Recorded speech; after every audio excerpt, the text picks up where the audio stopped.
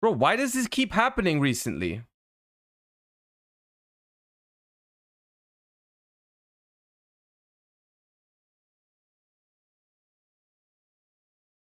Why does this keep happening recently? I don't understand.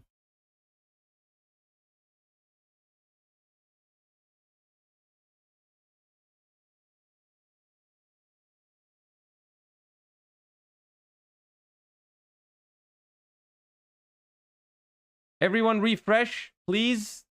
Do me a favor and refresh. What happened? Nothing. My PC didn't die. My PC didn't die. My internet is here. It was just my freaking OBS like froze.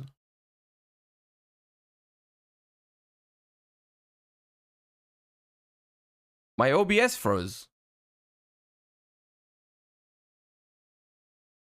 I don't know why.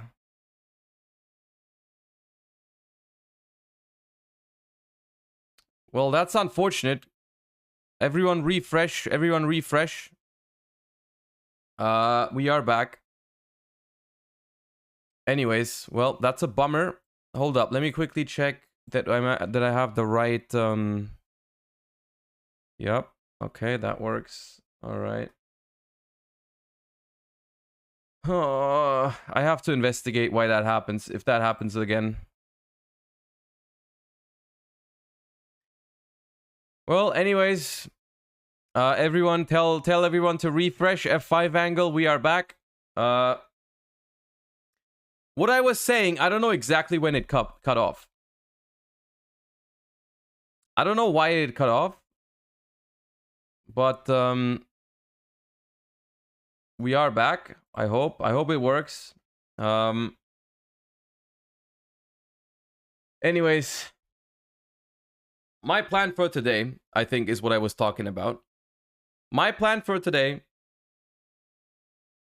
was that I want to look at YCS Las Vegas results. I want to talk about why Kashtira won and whatnot. Although I will say I already did make a video about this on YouTube. It's not uploaded yet. But I recorded it before I went live this morning. I record a little bit of like my take on YCS Las Vegas, why it won the event, what's the deal with Kashtira moving forward. So if you are not subscribed to the YouTube channel yet, shameless plug, ! YouTube, and subscribe to the YouTube, because that will be up probably today or tomorrow morning. I'm gonna post it as soon as possible. Basically, my first reaction to YCS Las Vegas results and whatnot has already been recorded. It's already here. I will have to see. I'll post it. It depends on the editor. The editor will go over it and make it ready. It depends if I don't know if they can do it today or tomorrow morning. It'll be up soon. It will be up soon. Does anyone know if they posted a top cut breakdown of decks? We do not have everything yet, I think. Skrelp said he has everything, but we're gonna look at everything. That's a good segue. Before we hop in, I want to do two fun things, though. I wanted to do two fun things.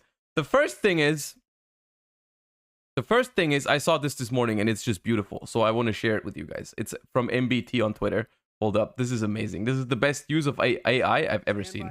You think I play shifter? This is the best use of AI I've ever seen in my life. Hold up.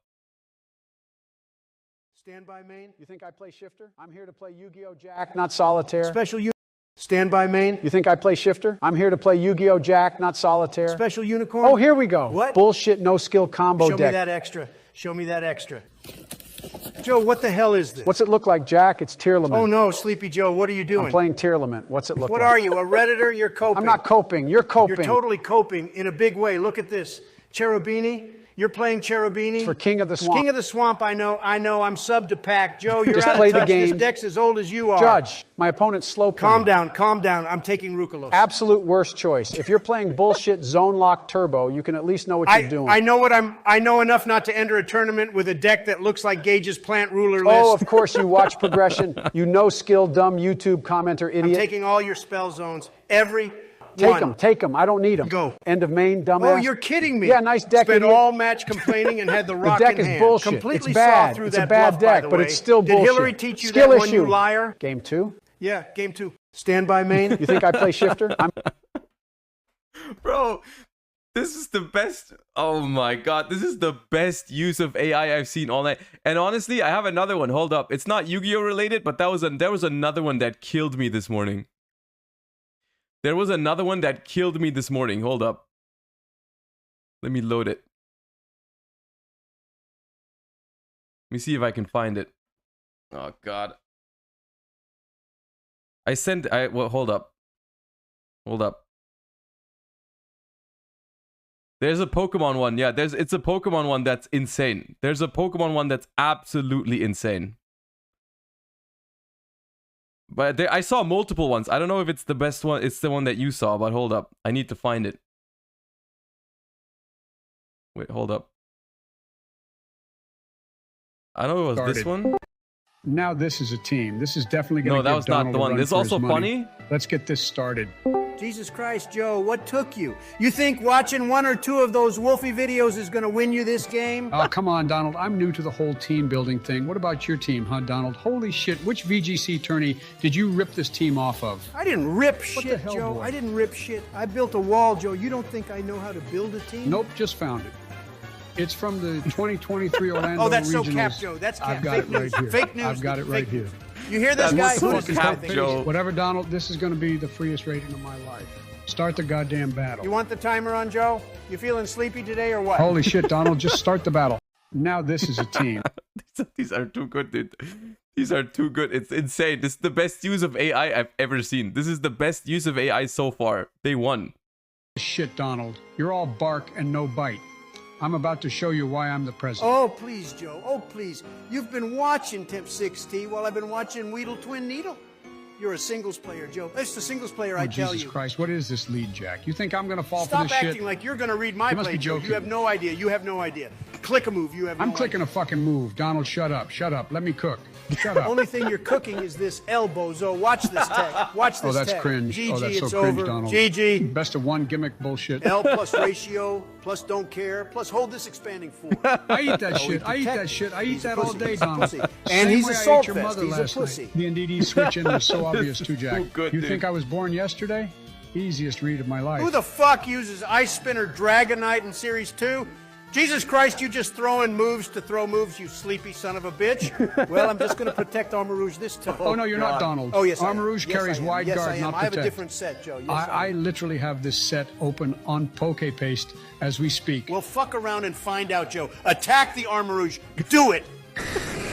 Why in the fuck would you actually double the Armor Rouge? Are you brain dead? You feeling sleepy, Easy Joe? read, easy read, easy read. Legendary Uber spammer cries salty tears on Pokemon Showdown. Too Jesus easy, Christ, easy this read. is why you're never winning a regional with brain This is dead the plays best like one, dude. these. This This is is what the happens best when one. you copy your Hold teams, this Donald. L. You're an open book. I'm pretty much playing open team sheet with your ass right now. Shut the fuck up, Joe. I still have 3 months left. Shut up. It don't say GG too early. Oh, Golden Go. So that is the type of player you are. Golden Go takes more skill to use than your brain dead team, Oh, Joe. that's I some don't want to cap, hear Donald. it. I'm about to read your ass on Tuesday. Make a play, Joe. Make one. Watch what happens. The game is over after this turn. All I have Oh, to sure say. it is. Sure it is. Rip Bozo, That's Rip bullshit. Bozo. That's bullshit. Freest You're rating stream of my life. sniping. GG, you're Sleepy free, soy Donald. stream GG, sniper easy. Joe. That's Go bullshit. Next, Donald. GG. Fuck this. I'm gonna go battle Barack. This is the best one. This is the best one, dude. You've been talking all this. Click a move. You have. I'm no clicking idea. a fucking move. Donald, shut up. Shut up. Let me cook. Shut up. Only thing you're cooking is this elbow, Zo. Watch this tech. Watch this Oh, that's tech. cringe. GG, Oh, that's so it's cringe, over. Donald. GG. Best of one gimmick bullshit. L plus ratio, plus don't care, plus hold this expanding force. I eat that shit. I eat that shit. I eat that. Oh, this is insane. This one is crazy, dude. Oh my god. Hold up. There's another one. The only thing you're holding is this elbow, so hold this expanding force. Oh my You asked for a god. best of 3, so you're getting it. This one's for all the marbles. Joe. Joe, you cheated in the last one, remember? What the fuck are you talking Oh, about? stop the cap, Junior. I know you stream snipe me. Too obvious, too obvious. Holy shit, Donald, you need more copium in your tank, pal?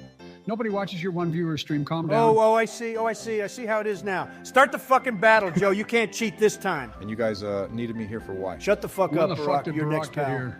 Oh, of course you brought the bozo. Of course you did. What do you mean, Donald? The only bozo here is you. Soy ass opening. Stop Fucking talking, golden Joe. gold Stop crutch. talking. Pick a move. Jesus Christ, Donald, calm down. We both know how this battle ends anyway. Here's what I'm going to do, Joe. I'm going to impeach your Dondozo. That's what I'm going to do. Of course you pop bomb. Impeach. Of course you pop bomb. Smoke. You already bombed the population And enough, roll. don't you think, Donald? Look at your bozo. Say bye-bye, Joe. Say bye-bye. Whatever, Donald. I don't need the done to win. Your free points, Jack. Just wait. Oh, really, Joe? Oh, really? I'd love to see you try. I'd love it. Really, Jesus, really. does this guy ever shut I'm up? too ahead, Joe. I'm too ahead, and you're on the back foot. There's literally no way you can defeat me. I'm making Showdown great again. What can You I say? feeling cocky because you got one good read. Whoop-de-fucking-do. Joe, holy shit. What? Oh, my God. Joe, holy shit. The fuck are you on about? Holy shit, Joe. I just gave your Pokemon a small loan of $1 million. That's hilarious. Hilarious, I tell you. Yeah, well, you're gonna need a small loan of $1 million ELO after this shit. Watch this, What? pal. Watch what? What are you talking about? Agency No, play. no. What the fuck is that? Agency. What is that, Joe? Agency. What would you have done if you crit yourself, you moron? Agency. Jesus Christ, I'm done. I'm done. Agency. Most brain dead play I have ever You seen. got fucking Shimoned on Donald. What No, can I say? I'm done with you, Joe. Have fun with Barack. Is it finally my turn? Fuck you, fuck Barack. you, Go play Barack. National Dex. Oh my god, these are insane. Oh my god. Oh god, this is too much for me this morning. This destroyed me this morning. This destroyed me this morning. It's insane. Oh god. Ugh. Yeah, we've watched the Yu-Gi-Oh one, but just because it was that good, let's go again. I don't like. Stand by main. You think I play shifter? I'm here to play Yu-Gi-Oh! Jack, not solitaire. We need Special more Yu-Gi-Oh unicorn. Oh, ones. here we go. What? Bullshit, no skill combo Show me deck. that extra. Show me that extra. Joe, what the hell is this? What's it look like, Jack? It's Tearlament. Oh no, Sleepy Joe, what are you doing? I'm playing Tearlament. What's it look What like? are you, a Redditor? You're coping. I'm not coping. You're coping. You're totally coping in a big way. Look at this. Cherubini. You're playing Cherubini. For King of the Swamp. King of the Swamp, I know. I'm sub to pack. Joe, you're Just out play of the touch. This game. deck's as old as you are. Judge, my opponent's slow playing. Calm down. I'm taking Rukalos. Absolute worst choice. If you're playing bullshit Zone Lock Turbo, you can at least know what you're doing. I know enough not to enter a tournament with a deck that looks like Gage's Plant Ruler list. Oh, of course you watch progression. You know skill, dumb YouTube commenter, I'm idiot. taking all your spell zones. Every Take them. I don't need them. Go. End of main, dumbass. Oh, you're kidding me. Yeah, nice deck, Spent idiot. all match complaining and had the rock The deck in is hand. bullshit. Completely It's bad. saw through It's that a bad bluff, deck, by the but way. it's still Did bullshit. Hillary teach you Skill that one, issue. you liar? Game 2. Yeah, game 2. Stand by. I'm sub to pack is crazy. Here you go. There's a link. Oh my god. Is there another one?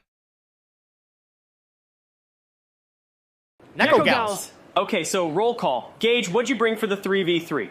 Oh, bro, I brought some heat. They're all gonna be scooping when they see the goo that I cooked, bro. Oh, you have no idea. Jesus, Gage. Haha, right, calm down. Gage, buddy, these are actually chaotic cards. Huh? Oh, wow, yeah, it's not even a good chaotic deck either.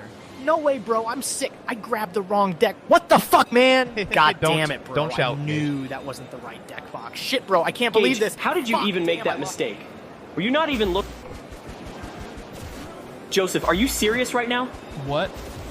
Are you seriously playing fucking Pizza Tower right now? Where the fuck did you even get that? Oh, yeah. I just realized that I also forgot my deck, so I'm just trying to get that pizza. He's about to get the P rank. Holy Jeez, Gage, shit. what the Gage, you messed fuck? up You my scared the route. shit out of me. Sorry about that, fellas. Nah, this one isn't good. This one is not funny. The other ones are crazy. This is my favorite one. This is my favorite one. L plus ratio plus tech. Watch this Oh, that's tech. cringe. GG, Oh, that's so it's cringe, over. Donald. GG. Best of one gimmick bullshit. L plus ratio plus don't care plus hold this expanding force. This is the best one. This one is insane. Anyways, hey.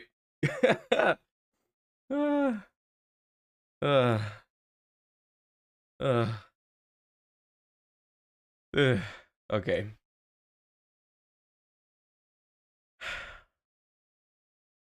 I want a regional with this list. I'm gonna look at it. I saw it. I have it open. I'm gonna look at it. Don't worry. Also, is it in the spreadsheet?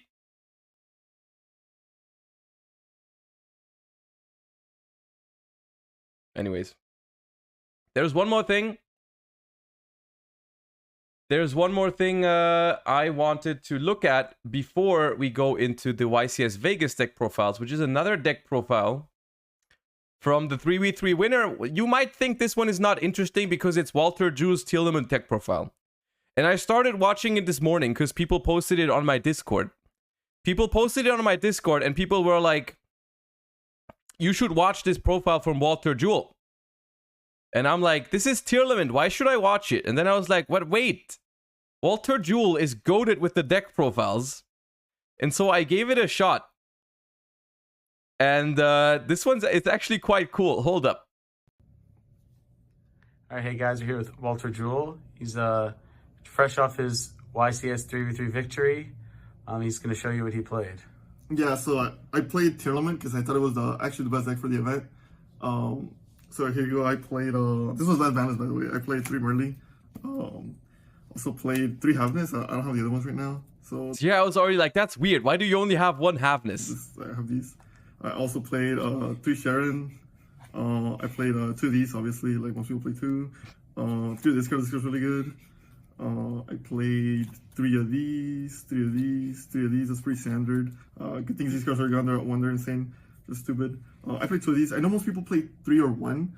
I don't know why I ended up playing 2. I thought that was kind of random. I just at the end I just had to play 2 of these. So instead of the monster. You know what the best part is? You know what the best part is? You still know what the cards are. It's a genius deck profile. That's the funniest Tielemans deck profile I've ever seen because you know what he's talking about. You know everything. So we can watch this profile and we can tell, like, and that's how it goes on. He doesn't show a single card and you still know what he's talking about. It's crazy. Look. I also played 3 Sharon. I played 2 of these, obviously. Like, so these are Rhino Hearts. People play 2. 3 of this card. This card's really good. I played 3 of these. Keldo, 3 of these, Mudora, 3 of these. That's pretty standard. Kelbeck. Good things these cards are gone. They're at 1. They're insane. They're stupid. I played 2 of these. I know most people play 3 or 1. Aguido. I don't know why I ended up playing 2. I thought that was kind of random. I just at the end I just had to play 2 of these. So instead of the monsters, let me put over here. For the spells, I have. My spell lineup was identical to everybody else's. It was 3 of these, 1 of these. Color Rhino, Terraforming. 2 of these. You want to Scream. Dump it sometimes. You don't want to always have It's really it. good going first. Yeah, it's really good going first. You just want to go second with it. So that was a problem. And sometimes you need to have 1 in the field, 1 in the grave. The attack modifier is important too. Yeah, the attack actually comes up so much. It's crazy, especially with your cash. It actually comes up a lot. 1 of these should have been discarded, but whatever. Instant Fusion. And those are the spells. Oh, there's more spells in my non-engine. I'll go over it later. For traps, 2 of these standard is better than like 1/1 or whatever. You just always want to know this one is the best one. For non-engine, I played 3, 3, 3. So no Bishops. I thought like there might be some cash or some rogue here, so I tried to play these because I thought they were more generic.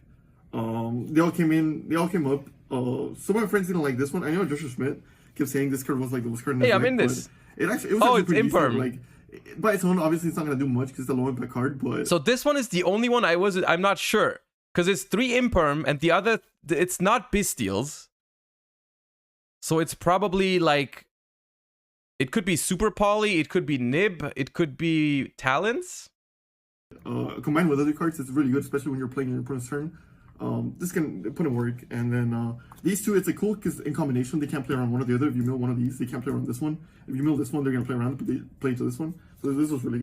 So it might be like I think it's Nib and Super Poly, because he said if they mill 1, you have to play around it. Because what it means is like if they play around Super Poly, they don't make Rule Kalos, so they play into Nib, or they play into Super Poly by making Rule Kalos plus Dweller if they try to play around Nibiru. So I think it's Nib and Super Poly. Good. This won me the finals in Top Cut. This is really good. I think it's Imperm, Nib, Super Poly. For my extra deck. 40 cards? No, it's 43 actually. I went over. Who cares? Lucky number. Mr. Dyer, thank you for the 3 months, and PMU Abyss also. Thank you for the 4. Appreciate you guys. Thank you. The math's not real. She has a shoe. Extra deck. 2 of these is bad. 1 of these, obviously. Okay, Kick Kalos, Rule Kalos, Kaleido Heart. 1 of these. Most of this very standard. 1 of these. Mud Dragon, Drago Stapelia. Okay, I mean standard extra deck. You ever afraid that card would get ripped by Unicorn? I decided that I didn't play two of anything except obviously this one. I decided that because I didn't play board pickers. I played like you saw them, right? Yeah, I saw. The cash ever comboed me, I was losing anyways because I was just not gonna be able to out the thing. So if they ever get to a point where they look at my extra deck, I'm probably scooping anyway, so I'm not gonna need multiples. So I thought that one of these was fine, and then the tech was this card. This card was insane. I saw nobody else playing it, but I thought it was crazy because in the mirror match, especially now that you have tiered cash, you're gonna start your turn with monsters, and even if you get dweller, you can like normal summon a monster, link 3 into this. And then you just kill one of the guys, make this 45. They have no out because they cannot be. So that's the BLS link. That's the BLS link, and it's actually a genius idea. I wish I played that too last at YCS Lyon, but that was a good idea. Target destroyed when it's made with a level 7 or higher. So this group was actually insane. They won me a couple games. Yeah, it was cool. Side deck. Yeah, that was a ghost rare too. That was crazy. Yeah, side deck. It's good. You're gonna see it. For my side I actually only sided 2 cards for the mirror match.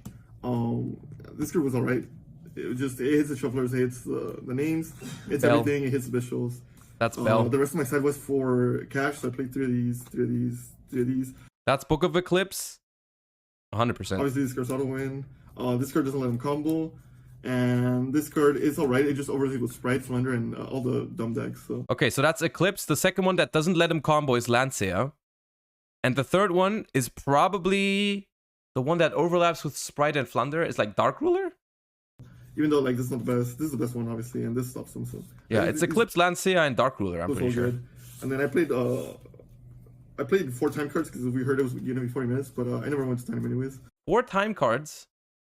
Oh, Dogwoods and Scattershot. And then my team would always just win. Like whenever one of us was close to getting to time, the other ones would win. So it didn't matter.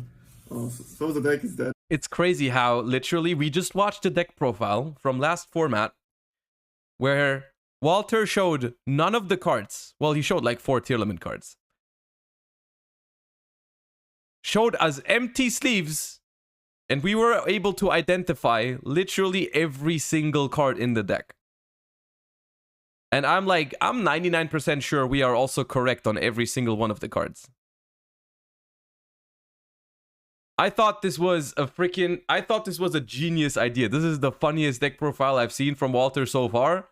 And this one wins the tier limit format. This was the best way to make a deck profile in tier limit format. Cause yeah.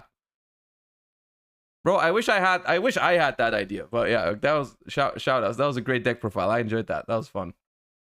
Alright, anyways. Back to real business. Back to real business. That was last format. Let's look at this format, okay? YCS Las Vegas is over.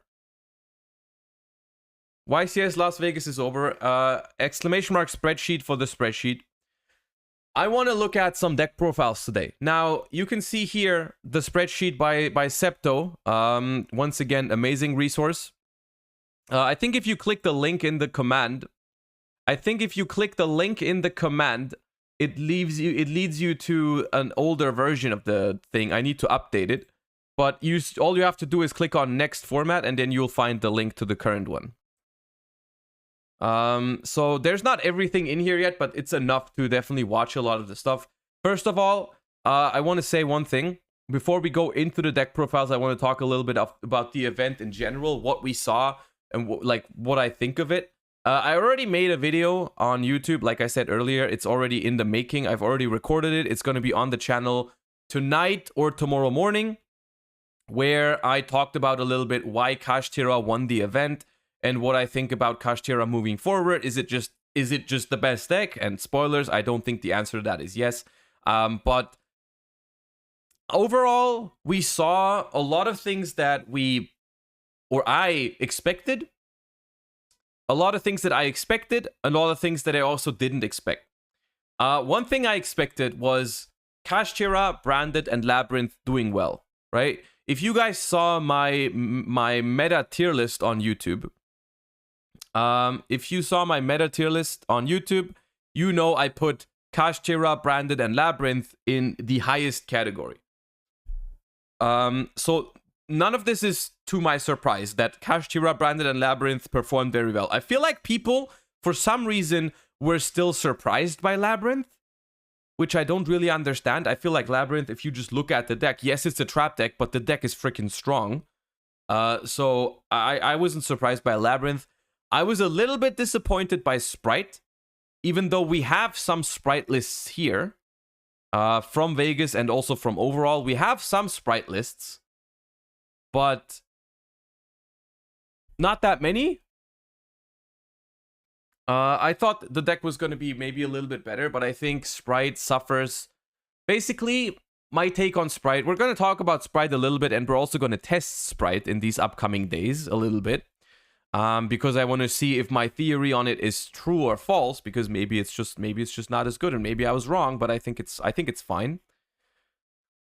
But Sprite, basically, Sprite's strength is that it can fit a lot of non-engine, and we're going to talk about why that's important today, why non-engine is important in this upcoming format.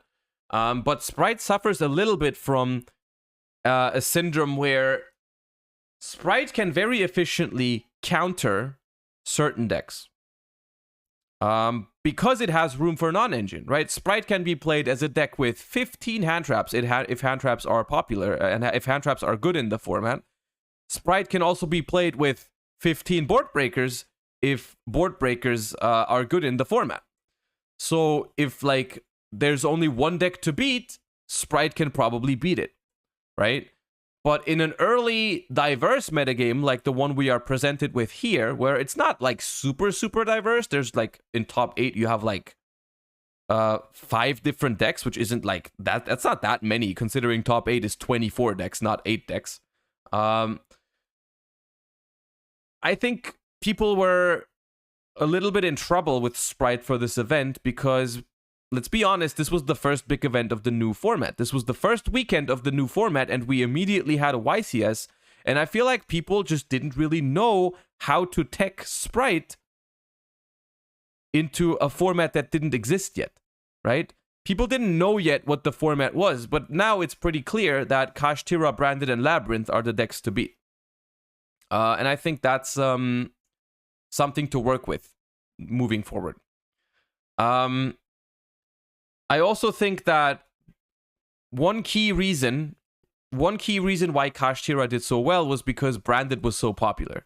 And I'm going to be honest, looking back at my testing with Branded and looking back at the YCS feature matches, I'm going to say one thing. I am super disappointed by Branded.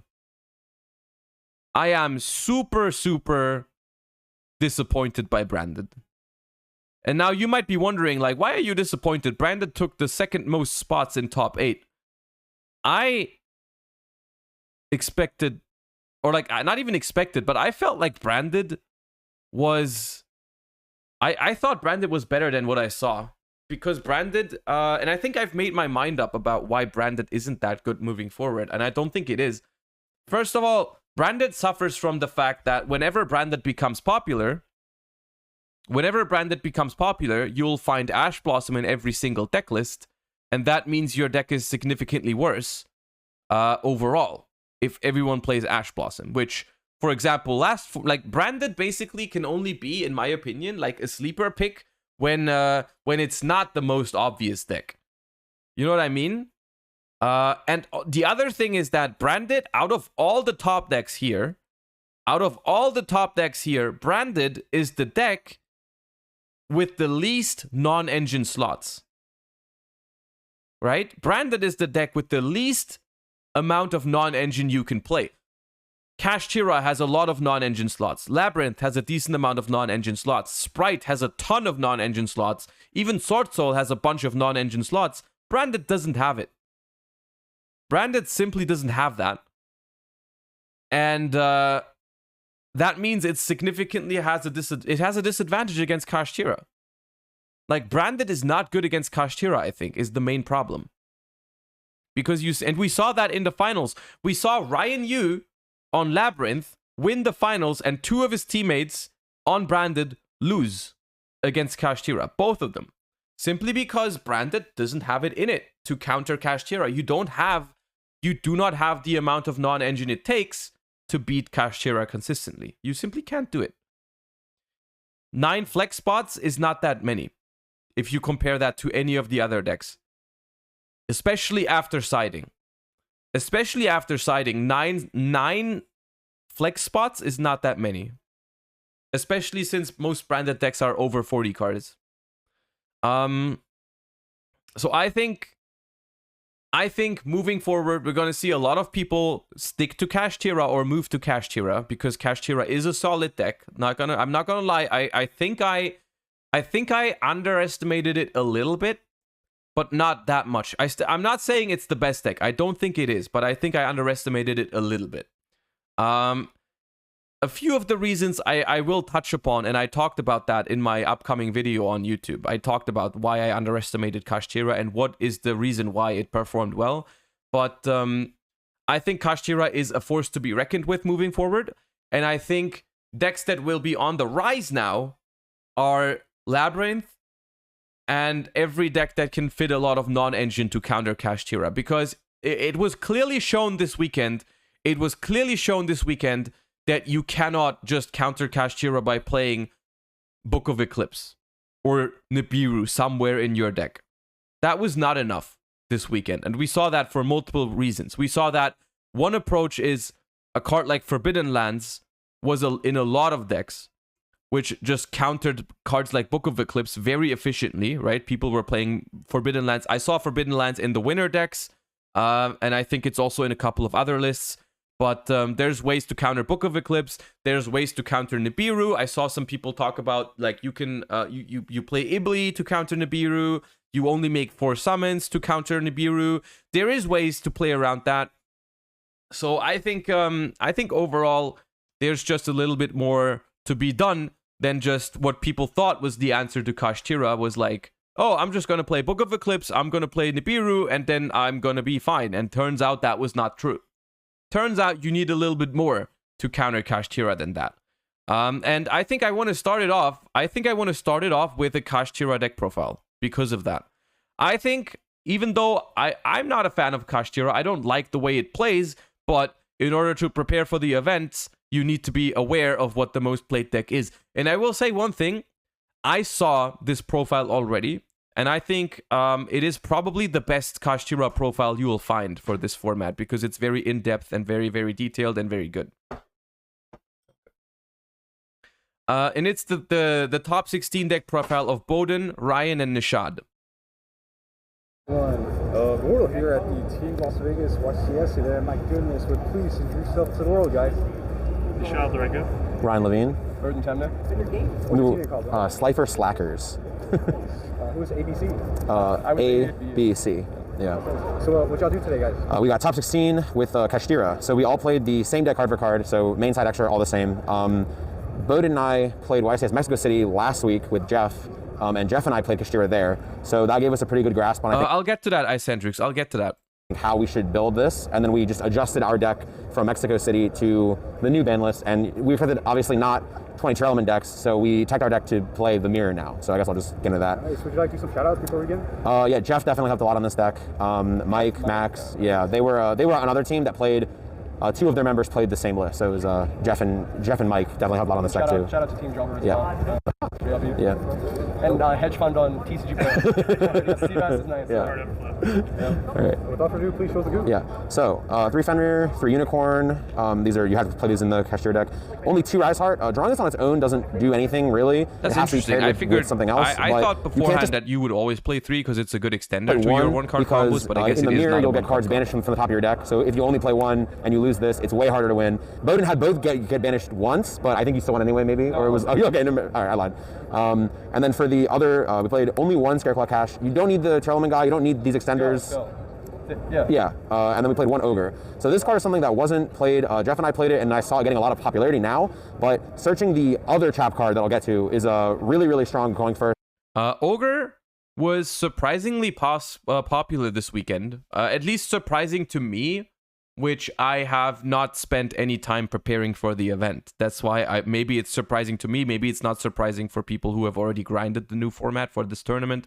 I personally didn't expect it, but looking at what it can do, I think it makes a little bit of sense because you can, like, we saw Dominic Couch use it in the finals because there's a combo with it where you can lock all the back row zones. I think with a 3-card combo, I'm not sure.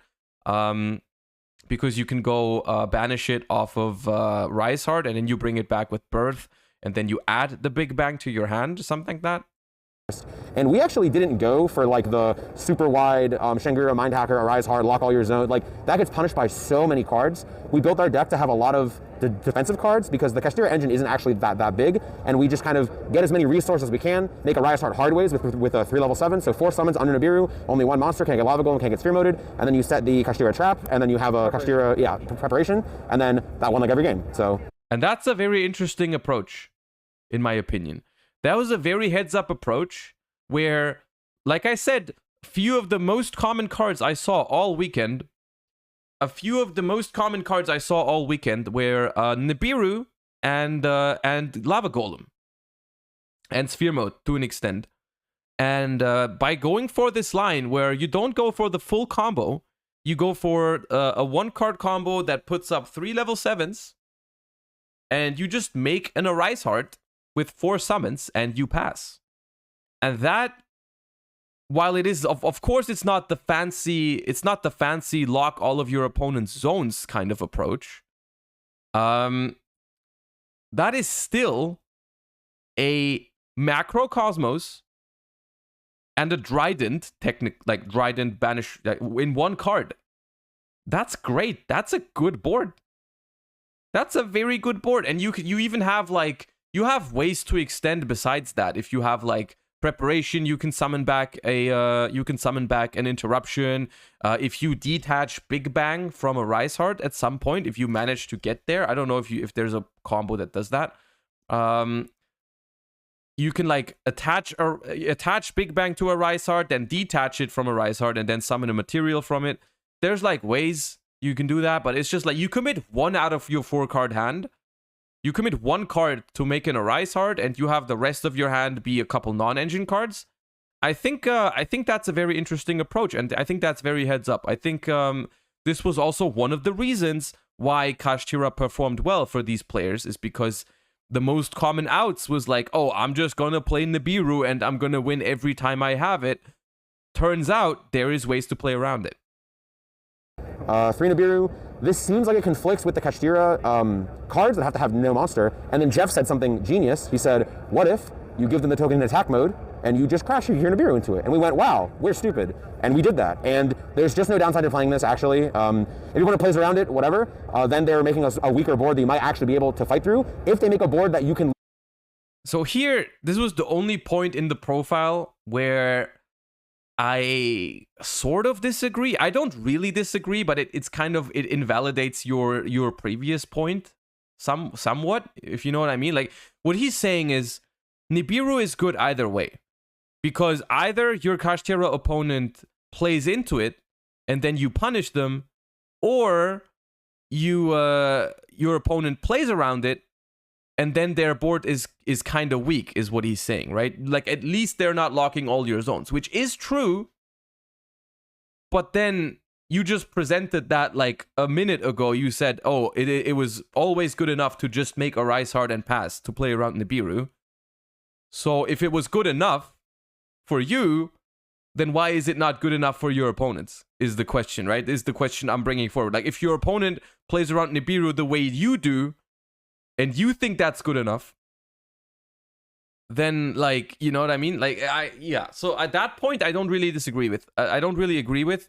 Like, you either think it's good enough to play around Nibiru, or you don't think it's good enough, I feel like.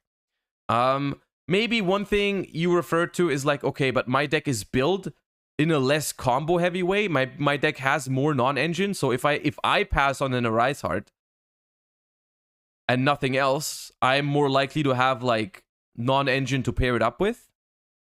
That could be an argument, but then again, like, if you're expecting your opponent to play around a Rise Heart, they should also be prepared like that. But you know, like, that's another point. Like, it is true that if the full combo Kashtira deck plays around Nibiru, it's probably gonna end up with a couple of Kashtira cards in hand that don't present any interruptions, right?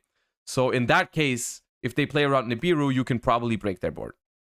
legally Nibiru them, this was probably the only way that you were clearing that whole board. Not the only way, but the consideration of playing more copies of Rise Hot and then maybe a second copy of Donner in your extra deck, and then that way when you Nibiru them, you can normals them and make Donner clear your board and play with your special summons.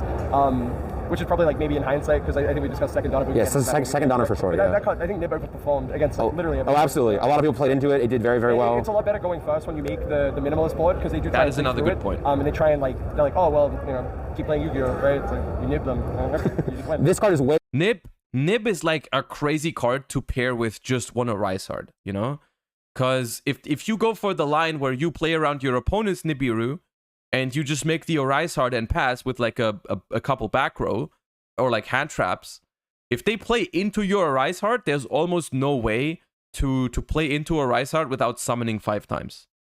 So that's, I think, a much more valid point than going second. Going second, you just have to hope they play into it, because if they play around it, it's probably pretty bad for you. Better going first than going second, which sounds crazy, but yeah, if you just get all your resources and make like the smallest board, they still have to commit into it, because a Rise Heart is a threat, and every turn it stays in the field, it's getting more and more materials, and it'll just eventually beat them. That we play, right? Like you big eye the token if it's big enough, and then we side deck Econ, and like that won us some games. Yes, big eyeing. I think I Nibiru'd and gave him like a 10,000 attack token, and then made big eye and took it, and I'm like, this is probably not how you should win, but 3 Ash. This is probably one of the weaker cards in the deck, but it solos the Despia deck, and it makes Baron. I didn't make Baron ever, but Ash is in a very weird spot moving forward. I can already tell you that. Ash, looking at this top cut spread, Ash is literally ass against everything that is not branded. Now, like, the thing is, Ash is never dead, which is probably why people still play it. Like, Ash is never dead.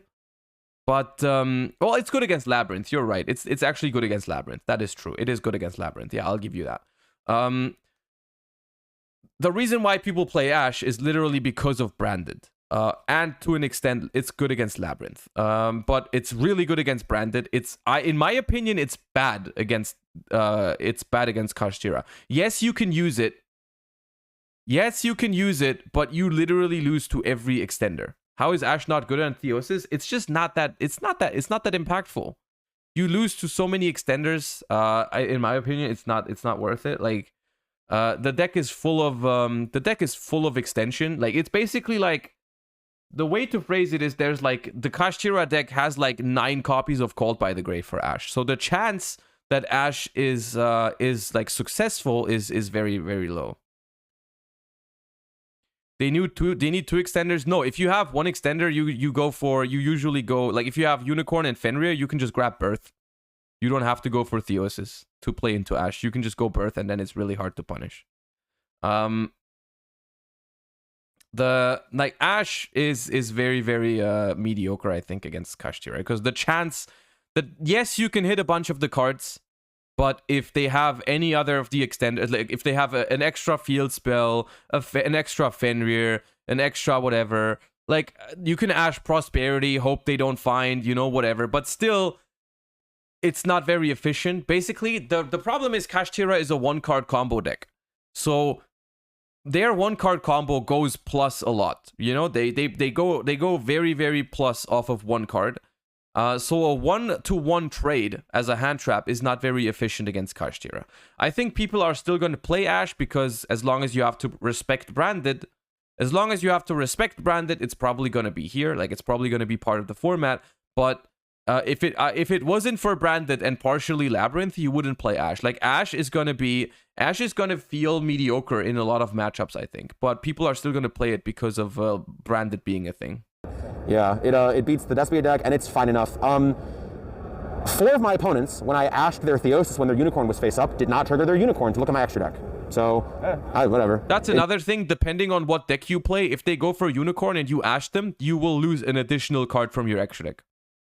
Which is a big deal for some decks, because some decks already play 2 copies of certain cards to avoid that being ripped off your extra deck. Now, if you ash their Theosis, if they have Unicorn, they will look at your extra deck, they will see, oh, he's playing 2 copies of Zeus. I'm gonna take one. And then if they have an extender, they can still play, and they can still make the Diablosis, and I'm gonna take your second Zeus. And that's fucked up. was a lot better when they don't do that, I guess. 3 Planet, 3 Theosis. This kind of falls in the same vein as Rise Heart in that on its own it doesn't really do anything, but I think its banish effect is still relevant enough that you actually go through 3 sometimes. So I'd still play 3. Terraforming, 3 Prosperity for consistency, 3 Birth. This is an insane card. I think some people cutting this to 2. Birth. I think this is one of the only cards that helps you when you draw too much engine, and then you actually just get to just win. Now for the funny stuff. 3 Forbidden Chalice, 3 Forbidden Lance, and 3 Book of Moon. This is 2023 Dino Rabbit. Dino Rabbit. Okay, so the Lance, I think, was a very good tech for this weekend. Lance, I think, was great because literally, I think the most played tech card, literally overall, was Book of Eclipse. You know, and to an extent, also some Book of Lunar Eclipse and Book of Moon, I'm sure. Like Lance helped them beat stuff like we saw it beat Skill Drain on stream. We saw it beat Book of Eclipse. It was a great card overall, I think. Lance was an amazing card.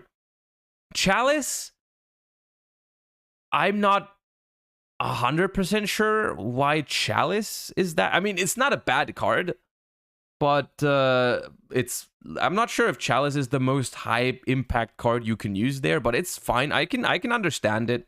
I can understand it. I think Chalice is good because you can literally just like negate a Rise Heart. Worst case, going second is like fine. Negate Mirror Jade is fine.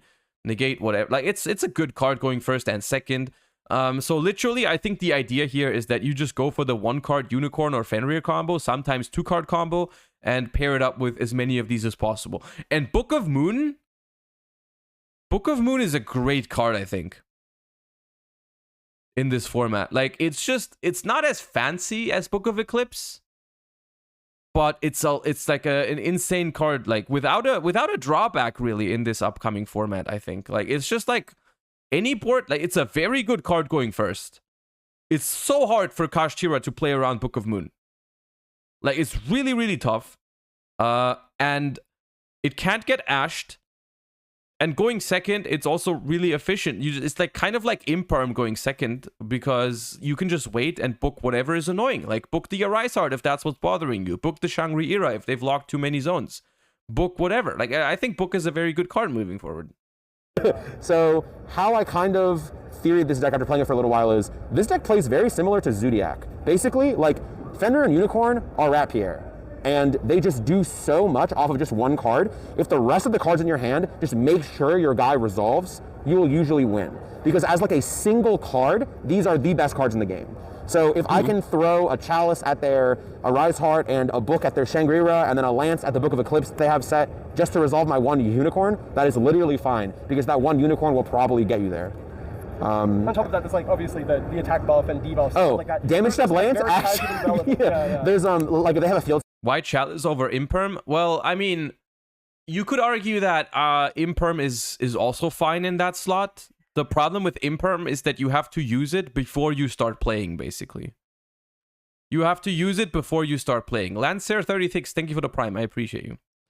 I think having to open with Imperm gives your opponent better information, right? You show them, okay, I'm going to start my turn by negating that card. And sometimes you don't want to do that. Sometimes you want to like play and then only show them that you have a negation later. Right? You can also Chalice some other cards. Like I think you can Chalice Ibli as well, I think. Spell up, and so the Alder board Kane's attack, and they like feel safe from you crashing or something. Attack damage step Lance actually came up many times. Like it's kind of gross. As well, where it's like almost you cannot Chalice. I know for a fact you cannot Chalice the Gimmick Puppet. The Gimmick Puppet doesn't activate. The Gimmick Puppet just is like Azathoth. It's pretty gross, actually. This card was just like, this was probably one of the best cards in my deck, which is sick to say, but everybody was playing Eclipse, everybody was playing Tactics or Thrust for Dark Hole or weird stuff, and just Defense Mode Rise Heart, set Lance, beat literally everyone. Like, it was very upsetting. And then... I want to say a few words about Thrusting as well. I think Thrusting is super overrated right now. It's still a good card, and it still sees play, I'm pretty sure, in a lot of decks. And it's a good card, but it's not that end-all, be-all tech that's crazy in every single deck in my opinion. Simply because Thrusting was so good for the singular reason that the Tearlament deck had hand traps that would put themselves onto the field. So thrusting was insane going first and second. So now thrusting is basically downgraded to like a card that you can only side going second. You can't side it going first anymore. Unless you want to grab a certain trap card, but people aren't even playing that many hand traps. So thrusting can only really work going second right now, which makes it still a good card, but it's not as insane as everyone thought it would be. Bang, and then preparations. So this is the one everyone's already playing. I think I use this. Contemplated not playing it at all, especially when you're doing 3 material. Having it floating is okay, but just having the option to go wide and do your board that locks out against like Labyrinth and stuff like that can be kind of relevant. Obviously, later in the tournament, we know what people are playing, so maybe game 1, we have information based on, you know, they can top cut, like you might have versed someone in Swiss, you're like, oh, he didn't main deck Nibiru, let's do full combo and lock 5. Yeah. You know, so that does come up. But I read the gimmick puppet might be mistranslated. You know something about this? I don't actually know anything about that. We can talk about it. We will watch the branded deck profile in a bit. Contemplate not playing it because we're just doing 3 material Rise Heart. We were playing really like minimalistically. But actually, probably. if you draw this when you do the one Arise Heart play, it's actually fine because your board is just Arise Heart. So this actually gets its like trap effect, which is really funny.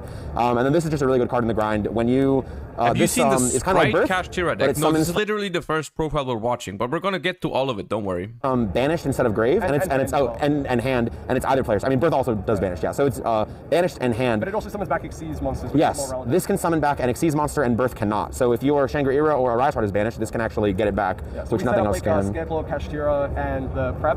So when you have the 3 material Rise Heart, if they answer it, you're able to banish it with the Scarecrow, Kashtira, and then summon it back with the preparation. It also has an effect that's relevant against Labyrinth, like kinda. As like when a trap is activated, you get the Ripper card from the hand, which is very funny. Yeah, it's very funny. Doesn't really come up. So. Yeah, I think it came up once for like Imperm, where my opponent Impermed me, and this was already up, and you get to look at their hand and banish a card face down, which is ridiculous. So What's the main deck count? 40 cards. Yeah. So Fast Trek, 2 Shangri-Ira, 2 Arise Heart. I actually think playing 3 of this it might be okay. There were times when my opponent's Unicorns or Diablosis could have banished my second Arise Heart, and I just went, wow, if they just ban my second Arise Heart, I think I don't have a win condition. Then they chose something else, which was probably a mistake, and then I just made Arise Heart and won, and I went, I should probably play 3 of this. It came up a lot. So 1 Diablosis, 1 Big Eye, 1 Dark Arm Dragon of Annihilation. You never made, well, we never made, I actually think I only made this twice the whole tournament, which is crazy because a week ago I would have said this card should be banned, this card's the only reason Kashtira is good. After playing 2 tournaments with it and adjusting how we play and adjusting our deck, if this card gets banned, I think our deck changes almost not at all. I actually think this card, like, I feel like it comes up in the mirror match sometimes when, like dictated by how they play the turn 1, and you might do the Diablosis because they have Prosperity or something. Yeah. So you just like put them on fewer cards and then try and take away, you know, a good chunk of their main deck. And then you just have backup cards like Book Lands, whatever. And that'll come up when it's just like, you can only make a 7, and Shangri-Ira is maybe not appropriate because you have to activate it, and then they could just summon a guy and make a Rise on top of it because you've activated Shangri-Ira. So Diablosis would come up in those situations. But going first, we very rarely made it, yeah. We just didn't do that. I actually think this is the best one. The first time I read this, I didn't realize it wasn't once per turn. So the fact that you can just do it twice is really strong. It pops a card on the field and then banishes a card from your graveyard. So you can pop an opponent's card, banish a Kashtira card from your grave, then pop another card on their field, and then banish the Theosis from your grave and get that card back. So this card was like super, super impactful. The problem with the rank 7 toolbox is none of them are like quick effects. So if they have a response, they'll just kill it, and then you go, oh, I didn't do anything.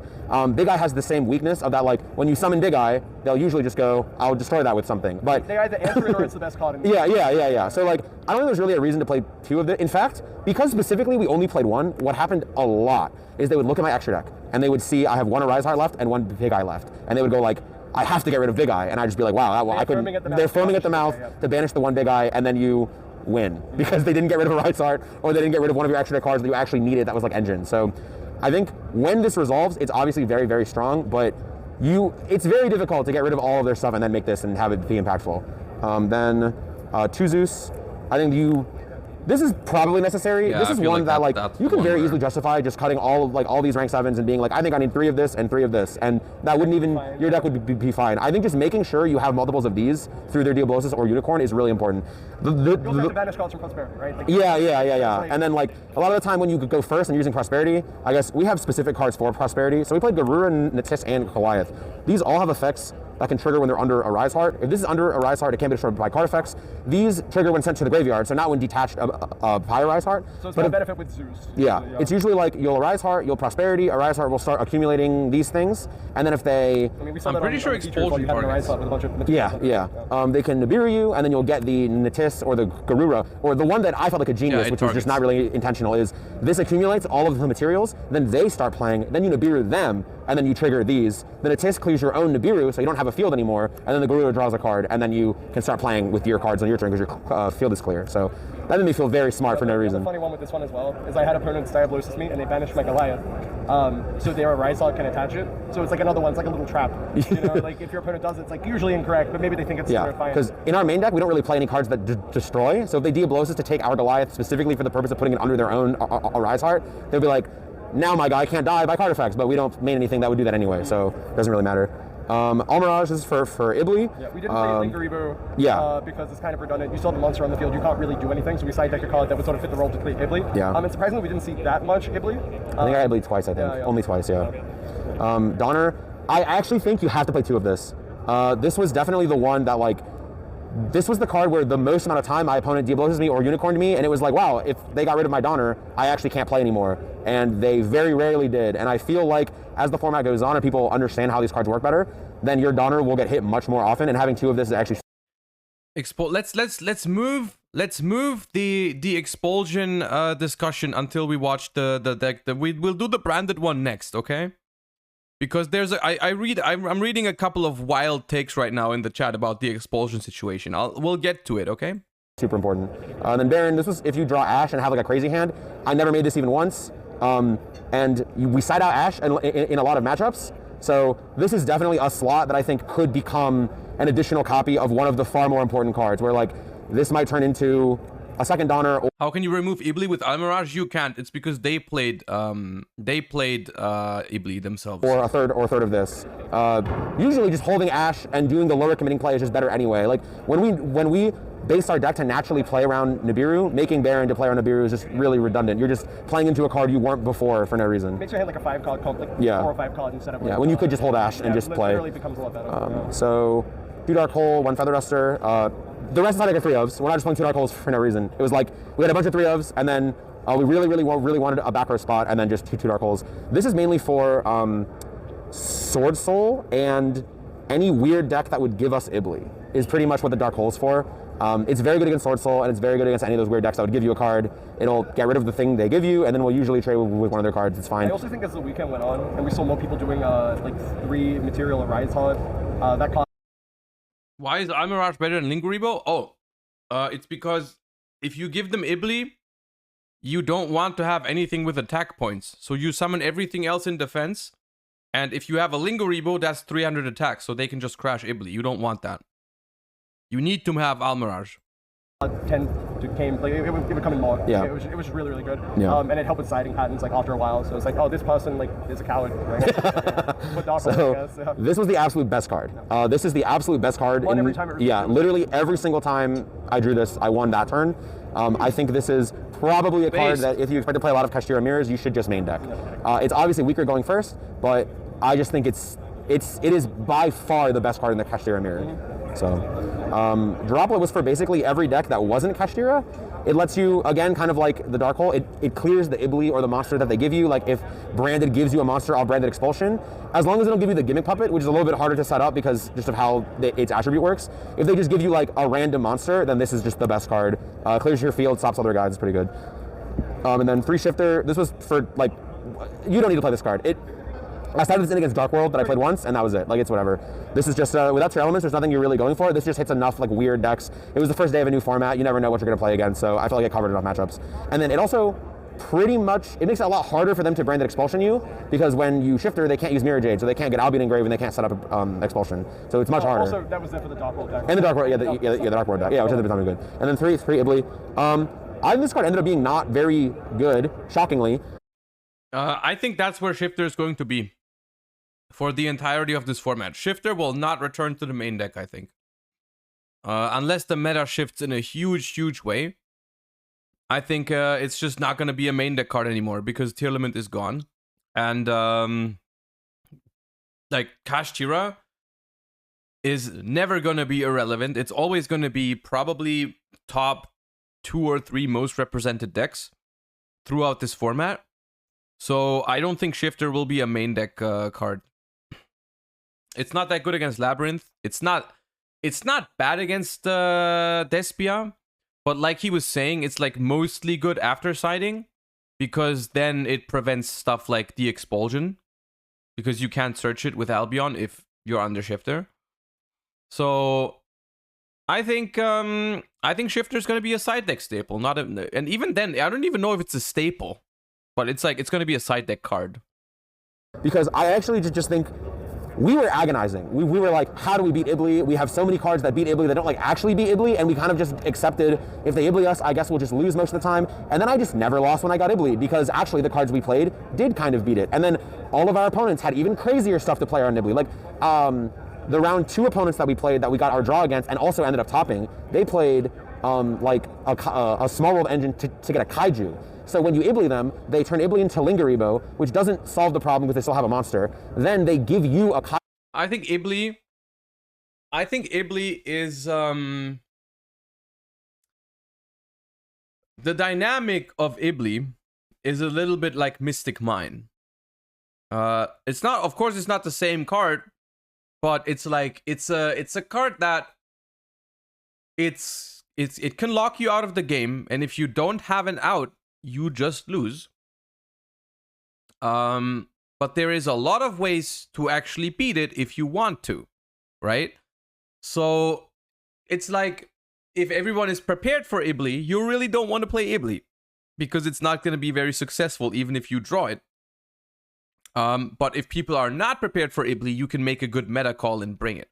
Currently, I feel like the majority of players are aware of Ibli, and they are playing outs to it. So currently, I feel like Ibli probably isn't the best call. Like, we didn't see it win any games on stream. We didn't see any, I don't think it had that much success overall over the weekend, even though people played it, but it felt like people were prepared overall. It really felt like people were prepared for Ibli this event. And so moving forward, I think it's going to be a situation similar to Mystic Mine. Like, people are gonna stop playing Ibli maybe for a little bit now, and then people are gonna drop the outs to Ibli, and then Ibli is gonna return, and so on and so forth. So this is like one of the things where you just gotta stay ahead of the curve. You just have to correctly identify what people are trying to do, and be ahead of the curve. Which is why, of course, Ibli is annoying. Like, the fact that you have to play outs to it is annoying. But overall, these types of meta development dynamics are one thing that makes deck building pretty interesting, in my opinion. So I'm kind of okay with it.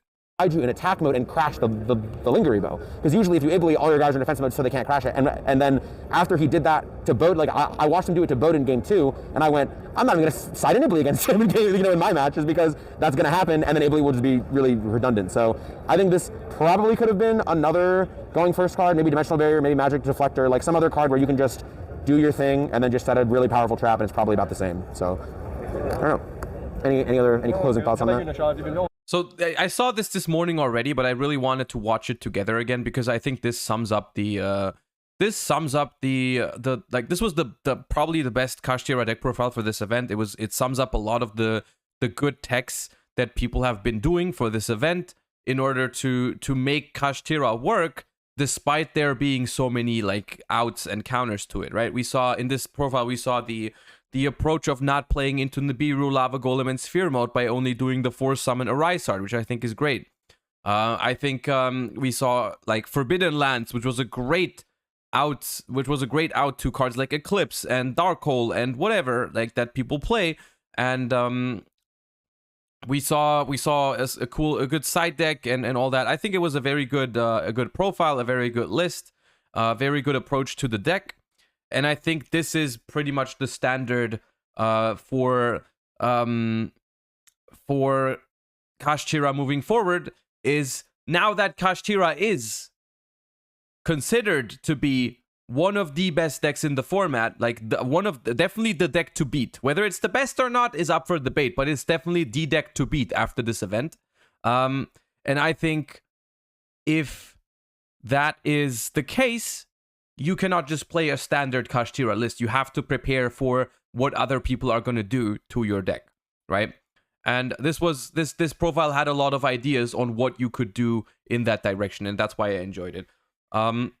But now, of course, this tournament, I think you can say this tournament was dominated by Kashtira, but it wasn't just Kashtira. So let's look at some other stuff. Steven Games, thank you for the Prime. I appreciate you. Thank you so much for the support. Very kind.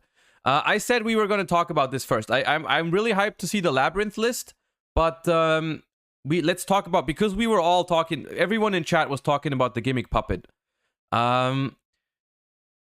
You wanted to talk about the power of Runic Sprite compared... No, I wanted to talk about that, but not now. But we will do that. We will do that. Don't worry. We'll get into Runic Sprite and test a little bit of Runic Sprite as well. Sam Not Samuel, thank you for the 3 months. Welcome back. Appreciate you. So this deck, I don't know the full list yet. I don't know the full list yet, but they did do the Expulsion Summon Nightmare, Gimmick Puppet Nightmare. So let's see what that's about. Bortle here with the finalist, John Wilkin. What's up, man? How are you? I'm doing good, man. I'm doing good. You know, we lost. It's whatever. I had a blast. It was an amazing weekend. Yeah, this deck was really fun. I got carried by Ryan Yu, who went 13-0. That guy's ridiculous. I carry my weight. I carry my weight most of it. I did what I could. I was the middle player, so I played against a lot of the best guys. But, you know, in the end, I am really happy with this performance. And I'm incredibly grateful to have Ryan and Charlie on my team, and you know, they're some amazing friends, so I'm glad that we did this. Okay, sweet. Any shots before we begin, man? There's some spice in this list, I think. I've heard about some spice here. Thank you so much to anybody who lent me cards, Studs Group Chat, DB Grinder, Austin, thank you. And yeah, again, the biggest shout outs in the world to my teammates, Ryan and Charlie. Okay, sweet. Without further ado, please show us the goo. Alright, so I played Brandon. I'll just kind of sort this out like this. Standard. Brandon engine. That 2 Cartesia. Okay, I like it. Kit, I'm not a huge fan of, but okay. I guess I'll explain this first. So the 2 Fallen Galbaz, you don't really need the 3rd. But you can't play 1. You need the 2nd. So obviously that's a perfect number. It's 2. So a lot of people are only playing 1 Cartesia. I played 1 Cartesia for a long time. But I found that if I drew Cartesia, then I can play through Ash a lot better a lot of the time, and I really kind of want to see this card in my hand, because the fact that it Confusion Summon means that you can do some really cool plays with like the Bestial and stuff. So I wanted to play the 2nd. It's also just kind of great for on your opponent's turn, because I Can you make the video louder? It's unfortunately it's max volume. I can't really. Let me see if I can. This kind of allowed you to. No, it's max volume. Really Unfortunately, cool extension plays on your opponent's turn, and made them seem. It makes it seem like, you know, oh, he doesn't Brandon red. What could he do? And then they're playing, like, a lot of the times my opponents thought they were winning, and I just flip this up, some of this, and like Albaz or stuff, or like Cartesia way into like a Mirror Jade or something. And then the 1 marker, if people play 2, if you play, we found this out that if you play it well, you don't need the 2nd one. You just have to like use it correctly. And the 2nd one never came up, so I'm very glad that I played the 1. The kit, I don't think I needed this, but it's there just in case. I can't cut it, but you know, because it's a Brand Fusion. I play 13 Brand Fusions in my deck. I can turn down my mic, and then you can turn up the stream a little bit more if that helps. It can come up happens, and then the one like this, because you need it for this. Like this. Now you should be able to turn up the stream, and it should work. Yeah, then 3 Aliber. This card is Brand Fusion, and 1 Strategy Adlib. You don't need any more Despias. The Despia cards are kind of bad. You send this a lot of the time just to get this set up, and then you don't need else than that, because you just on their turn like fuse with these guys and like grab this and summon back. So okay, like, now that was probably loud. Anymore. They're kind of bricks if you draw them in multiples. So that's it for kind of like the Branded and stuff.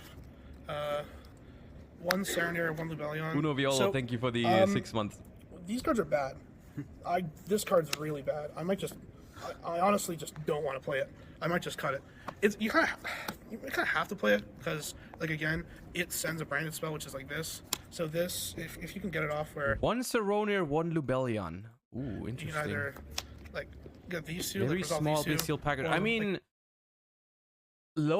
small bestial package, I guess makes sense in this format, because I mean, if the deck to beat is Kashtira, then yeah, I guess you really only want the minimal bestial package. Interesting. Cartesia. It hurts my soul a little bit because I love bestial so much, but it's probably a good idea. Very often, I will say one thing, and that probably applies to a lot of people, especially with Branded. I I sometimes tend to like certain cards only because I like the idea of what they represent, of what the gameplay is that they represent. Like, for example, the perfect example of this for me is Branded Beast and Branded Regained. Both of those cards are probably not that good in Branded, but I like to play them because I love the idea of what they represent. I love the grind game idea that they represent. You know what I mean? Like, it's like I don't think they are good. I just think I want them to be good a little bit too bad sometimes. And so, like, when I start testing Branded, I put them in because I want them to be good. But then at some point you have to realize, like, it's probably not the thing, right? Like, that's like something that is important to deal with. Like in locals or whatever, it doesn't really matter. Like, you can just be like, hey, I'm just gonna play it because I like it. But if you really try to prepare for a YCS and whatnot, you need to overcome these things. And it's just like, it's definitely something that it applies to Branded, I think, a lot. Because a lot of these cards, like Branded Beast, Branded Regained, like, sure, you can play them, but then you're gonna brick on them, or you can like go over 40 to make sure you don't see them that often, which people have been doing. And like, but then your deck is not as consistent anymore because you go over 40, and like, probably just don't play them, honestly, as much as it hurts, but probably just don't play it. But so yeah, you kind of have to play it, but I really don't like the card. This card's ridiculous. This card is why we made the finals, I think. So I want to give a huge shout out specifically to the people who helped make the deck and behind this idea, Anthony Zhu and Austin Calling, DB Grinder. They kind of helped build the foundation for it.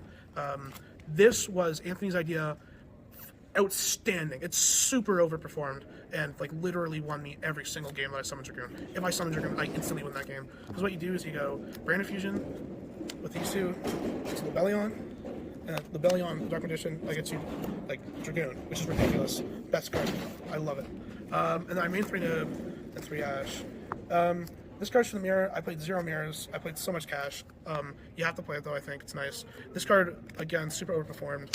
I wish I drew it game 3 in the finals, but you know, you win some, you lose some, so it did not happen. But yeah, I still find it crazy that Couch just committed to the play even though he knew they were playing Nib. That's crazy. This card's amazing. This card was alright, but it should be amazing. I just think I played a bit too much cash for it to be like overperformer. Just put the entire YCS win on like that. Also, like, it's actually, if you look back at it now, seeing that they main decked Nibiru, it's like overall he was actually not favored to win that finals with the way he played, because he did that twice. Game 1 and game 3, going first, he played into Nibiru for the full combo, and John didn't have it twice, which, like, if you dodge it once, okay, but if you dodge it twice, you're just lucky. Like, at that point, you just got very lucky. They main decked Nibiru to beat people exactly like you. You played into it twice, and they just didn't have it. Like, it's like, I think at that point it would have been deserved to be punished for it, at least in game 1 or game 3. Not both times, but resolves, once. I usually win. The issue is when I get ashed. My losses were to like debury your game 2. Maybe, okay, yeah, all right. Maybe you think that if you don't commit to it, you probably lose. If you like go for the Arise Heart with 3 materials, maybe that's not good enough against Branded. Maybe, but it happens. This deck it's was fine, a really good you know? game 1. My losses were like getting deburied game 2 and then getting Ash on this game 3, which I have some else on the side. But yeah, this card is ridiculous. It makes it's the whole deck basically. Very happy. Very happy when that card resolves. 3 opening. This card kind of sucks, but you need to play it at 3 because it's just like a consistency card. We were thinking about cutting it to like 2 or something, but like, I found myself signing one out a lot, but you kind of want to have it before going first so that you don't break. Because this deck can break, and when it breaks, you can't play. Like, there's some decks that, oh, you break, and then it's like, you still summon stuff. This deck breaks, you're doing nothing. It is bad. Like, you gotta have a way to Branded Fusion. But if you do have Branded Fusion, then you're just winning. 1 Branded in red and 1 loss. So this card is ridiculous. So, like, I don't really get Lebellion to it a lot of the time. Actually, I found myself, like, Alibering it, like war for this, because if you open Aliber Fusion, you search this, and this is ridiculous because it can search this, which gets you retribution. It can search this, which is a negate. It can search this, which is like a search. So it's just kind of crazy. It just opens a lot of roads for you. And this is this card's kind of crazy, but I wouldn't play more than one. It's just kind of there as the insane one of that you use just to win and play, make Chimera, do stuff in your opponent's turn, fuse. It's the only like other than Brand Fusion, it's the only fusion spell I play. So. And then for like the non-engine cards, Triple Eclipse, this card was ridiculous. Definitely a good card to put in the main deck. 3 fusion deployment. So this gets either this, but mostly this, which is why this card is sorry. This, which is why it's kind of insane. So it's like being able to summon Albaz off this is really nice. Going second, this is kind of like the going first, going second. What usually happens. So being able to summon this without normal summoning. I love fusion deployment. I love that they play 3. That card is crazy. And you just fuse your opponent's cards. Like they like a Rise card getting rid of this kind of sucks because then you like can't fuse because then you use this material. But being able to bait that out and then go fusion, just kind of like crap on them. It's nice. But this card was for sure like insane. And then consistency cards: Foolish, Gold Sark, Called by. Sorry, this isn't a consistent card. These are consistent cards. This is to stop FTK called Ash Blossom. I did this on a few Ashes and it was fantastic. And then 1 Expulsion, 1 Retribution. You gotta play this card. Oh, the Expulsion in the main deck? Really? It allows you to kind of extend through stuff. And then Expulsion. So, the reason this card's in my main deck is because a lot of the times you don't have the Despios. And if you don't have the Despios or Fall to Valbaz, this doesn't work. So you need a way to do something. And so what you do is you have these guys out by attributing something. This is confusion summon. So I was saying that earlier, like being able to summon that is just ridiculous because usually you have a Lost on field too, so you can just like that's an interesting approach. Respond to it, and you gotta search for the Mercurier, so you get a bunch of negates, and it's really nice. And a lot of the times you also like summon Albaz with it too, like you summon both of them, and if you attribute one with Albaz in the same, you can summon both of your field, which is kind of ridiculous. What's the main deck count, buddy? 40. Perfect. 40? Yeah, 100%. You need to draw. I like this list honestly. I don't know how I feel about the Dark Magician. I don't know how I feel about the Dark Magician, but this list feels like a very solid branded list for this tournament. I think that was a clean deck. I don't know if I like the Dark Magician. Maybe it's good, but it looks like a solid deck. Draw Brand Fusion and the Outstash. Double Mirror Jade, double Albion, double Rebellion. This has been standard forever. It still is. So this is the out to Contact C. So if they use Contact C, this uses Fallen Valbaz and effect monster summon this turn. It also can search you Fallen Valbaz in the end phase if it's in the grave, which is kind of nice. Or the Tri Brigade, which is cool. It's just like another utility for Kit. This is for to dump to search Mercurier or summon Valbaz, and this is for it's just nice because it can break the. Wait. Does Sprint search Merc? Because then why are you playing Brigand? I think he means this searches Kit, right? It searches the Springans, not the because he said Tri Brigade, right? I know it outs Contact C. I listened, but he said search the Tri Brigade. It searches the Springans, right? It doesn't search the. Because I was just questioning everything, like because I always used to run Brigand to search Merc. This one can't search Merc, I'm pretty sure. I'm pretty sure you misspoke. And then also play the Gungnall, obviously. This I think ties it all together because it sends the Albion. So if you have the Cartesia and don't have the Brand Fusion, you're still able to get to the Albion, which is kind of why you play a lot of that card. Just like because this makes it like a consistency card, just Cartesia, and just getting in for this. I played 2 Dragoon, so if they rip, they can't really rip one because I just summon the other. So they always rip this, but this is just double Dragoon even. Okay. 1 Predaplant and 1 Chimera. Yeah, these cards are nice. That's it for the extra side. Mr. Tiny Teddy, thank you for the tier 1. I appreciate it. Welcome to the stream. Okay, this is spicy. Yeah, this card was nice. Being able to just like rip Ash was really cool because like it just means that one question is fusion deployment revealing a card. Is that something that happens on activation? Like, do they know that you're gonna summon this?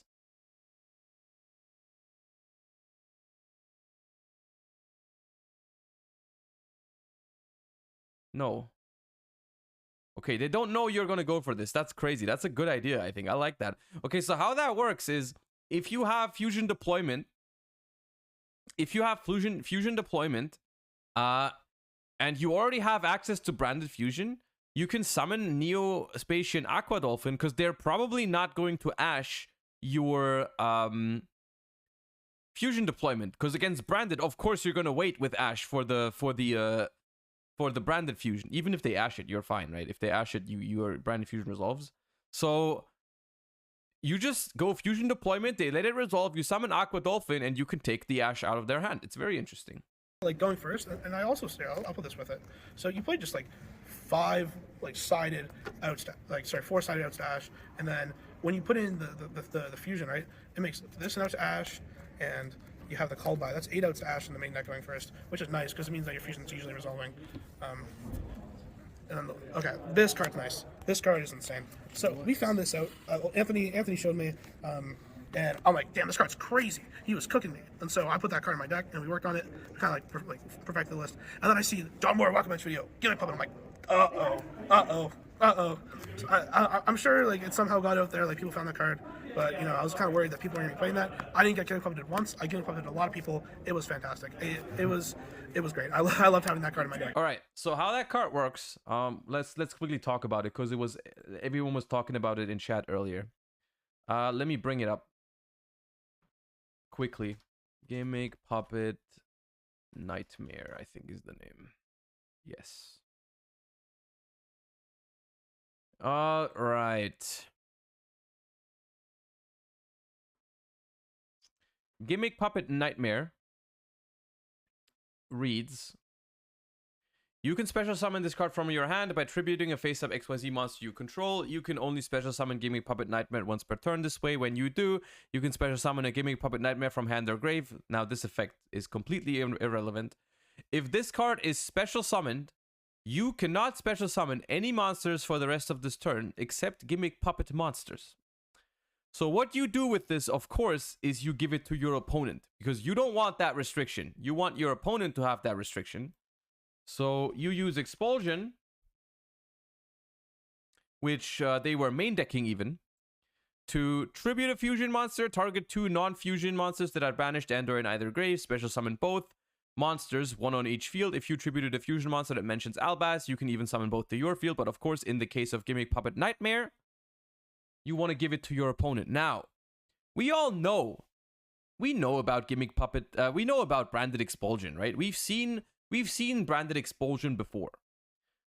People have been doing stuff like Raz Disciple with this.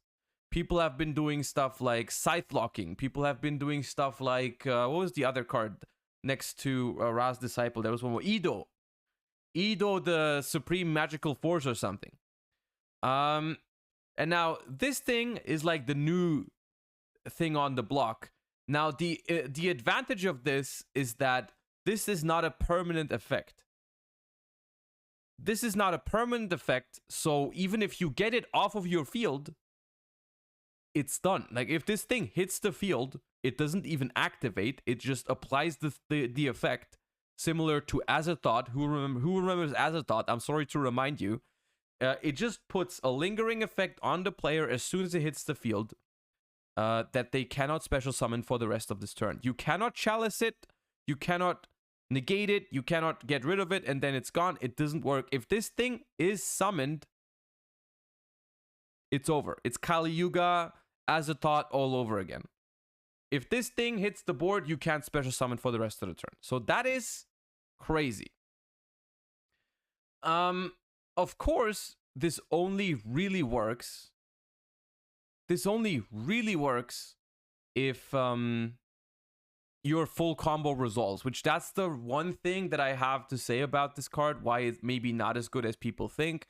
It's a kind of a win more thing because you have to go first for it and everything has to resolve. But if it does, you win the game no matter what. Now people have been thinking about outs to this card. I think one out to this card that is, or 2 outs that are very good against this card, that are also good against Branded in general. The first one I think is Ghost Bell, because you can Ghost Bell Branded Expulsion. And Ghost Bell is a good card against Branded because it also works on Branded in red. But it doesn't work on Branded in red if they have Branded lost. So that works. Another out, another engine that I think is solid is Bestials. Of course, you can play around Bell if you banish both targets, yes. But Bestials, I think, will always work against this. Because even if they banish their targets for expulsion, you can simply bestial. You can simply bestial the Albion, and then they cannot find expulsion. I feel like you can just bestial the Albion, and then they won't have expulsion ready. Even if they play around it by banishing the targets for expulsion.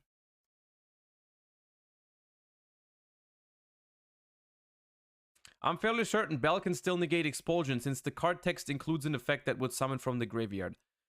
I was under the impression if they targeted 2 banished ones, you couldn't, but maybe I'm wrong. I feel like if they target 2 banished monsters, it doesn't include an effect that summons from graveyard. But that is not... don't take that for granted. I don't think... I think if both are banished, you can't use it, I think. Yeah, if they target 2... Okay, people in chat seem to agree.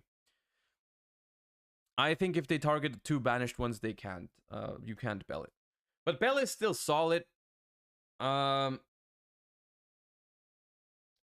think Bell is still solid overall, but Bestials are also pretty solid. And Bestials are just good against Bestials are just good against Branded in general, I think. It's not good enough. I think Bestials are not good enough to be main decked for Branded. But if people are worried about stuff like Branded Expulsion, I could definitely see people playing 3 to 6 to maybe 7 Bestials in the side deck, right? Like, you can definitely just go like Magnamut and whatever, and then that helps you a lot in the grind game against Bestial. Because if you hit their Albion with a Magnamut, they are sad. They are sad. Bell is also good against Runic and Labyrinth. Bell is a good card, I think. Bell also hits big welcome Labyrinth, yeah. Anyways, that's a few of the things, but like, yeah, let's hold up. Yeah. I didn't summon this card, but in theory it's really good. I just kept not drawing it. This card, all the good cards do not seem to be in my hand all the time. Like, I don't know. I just never summoned it. I wish I did. 3 Econ. This card overperformed. It won me my top 16. It won me. I love that Econ is popular, dude. I love Econ so much. Round 5, it won us. I think round one of the rounds. I forget. It won me three rounds, which is like insane. Being able to tribute like Ibli is ridiculous. So like it's just like ridiculous against Cash to be able to like take a Fenrir and a Rise Heart with this and just kind of push more than usual because they have a lot of need for that Arise Heart, and like just being able to take it and get rid of their board presence too is really nice. Super Super Poly, I didn't play anything branded, but you know it was for the mirror. I expected more of it because this format's undefined, right? So like I expected more of this deck because I thought it was crazy. And I played 1 D barrier for the cross out. I'm just trying to go first. That's crazy. Yeah, so that was it for the deck. But once again, that was a solid branded deck, I think. That was a solid list, I think. I am still off the... I still think branded is in a weird spot now because people are gonna be playing Ash. And that is always a big downside if you're playing branded because the deck is very, very good if there's no Ash in the format. But if there is Ash in the format, then I think it's like it just takes a hard hit from that. And I think honestly, we saw... Correct me if I'm wrong. Maybe I'm wrong. Maybe I'm misremembering. But I feel like we saw more people in the feature match pass on like Aluber than we saw people do the full combo. You know what I mean? When is there no Ash in the format? Like last format. There was no Ash in tier limit format because it wasn't good. Like people did not play Ash. People played Bestials. Napian, thank you for the 4 months. Appreciate you. Thank you. Anyways, that was a solid take on branded. And honestly, there's one thing I'm getting a little bit worried about, which is that you have to prepare for not so many different decks, but you have to worry about like so many different like cheese cards. Like, oh, I have to worry about Ibli. I have to worry about branded expulsion into this card. I have to worry about Gimmick Puppet Nightmare. I have to worry about, you know, it's like I don't know. There's probably a good solution to all of it, but still that's a little annoying. Okay. Now the one that I was looking forward to the most. Let's go, Ryan, you Labyrinth deck profile.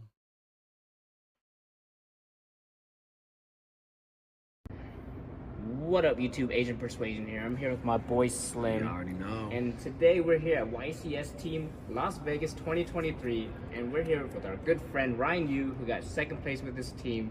Playing what deck, my friend? I played Labyrinth.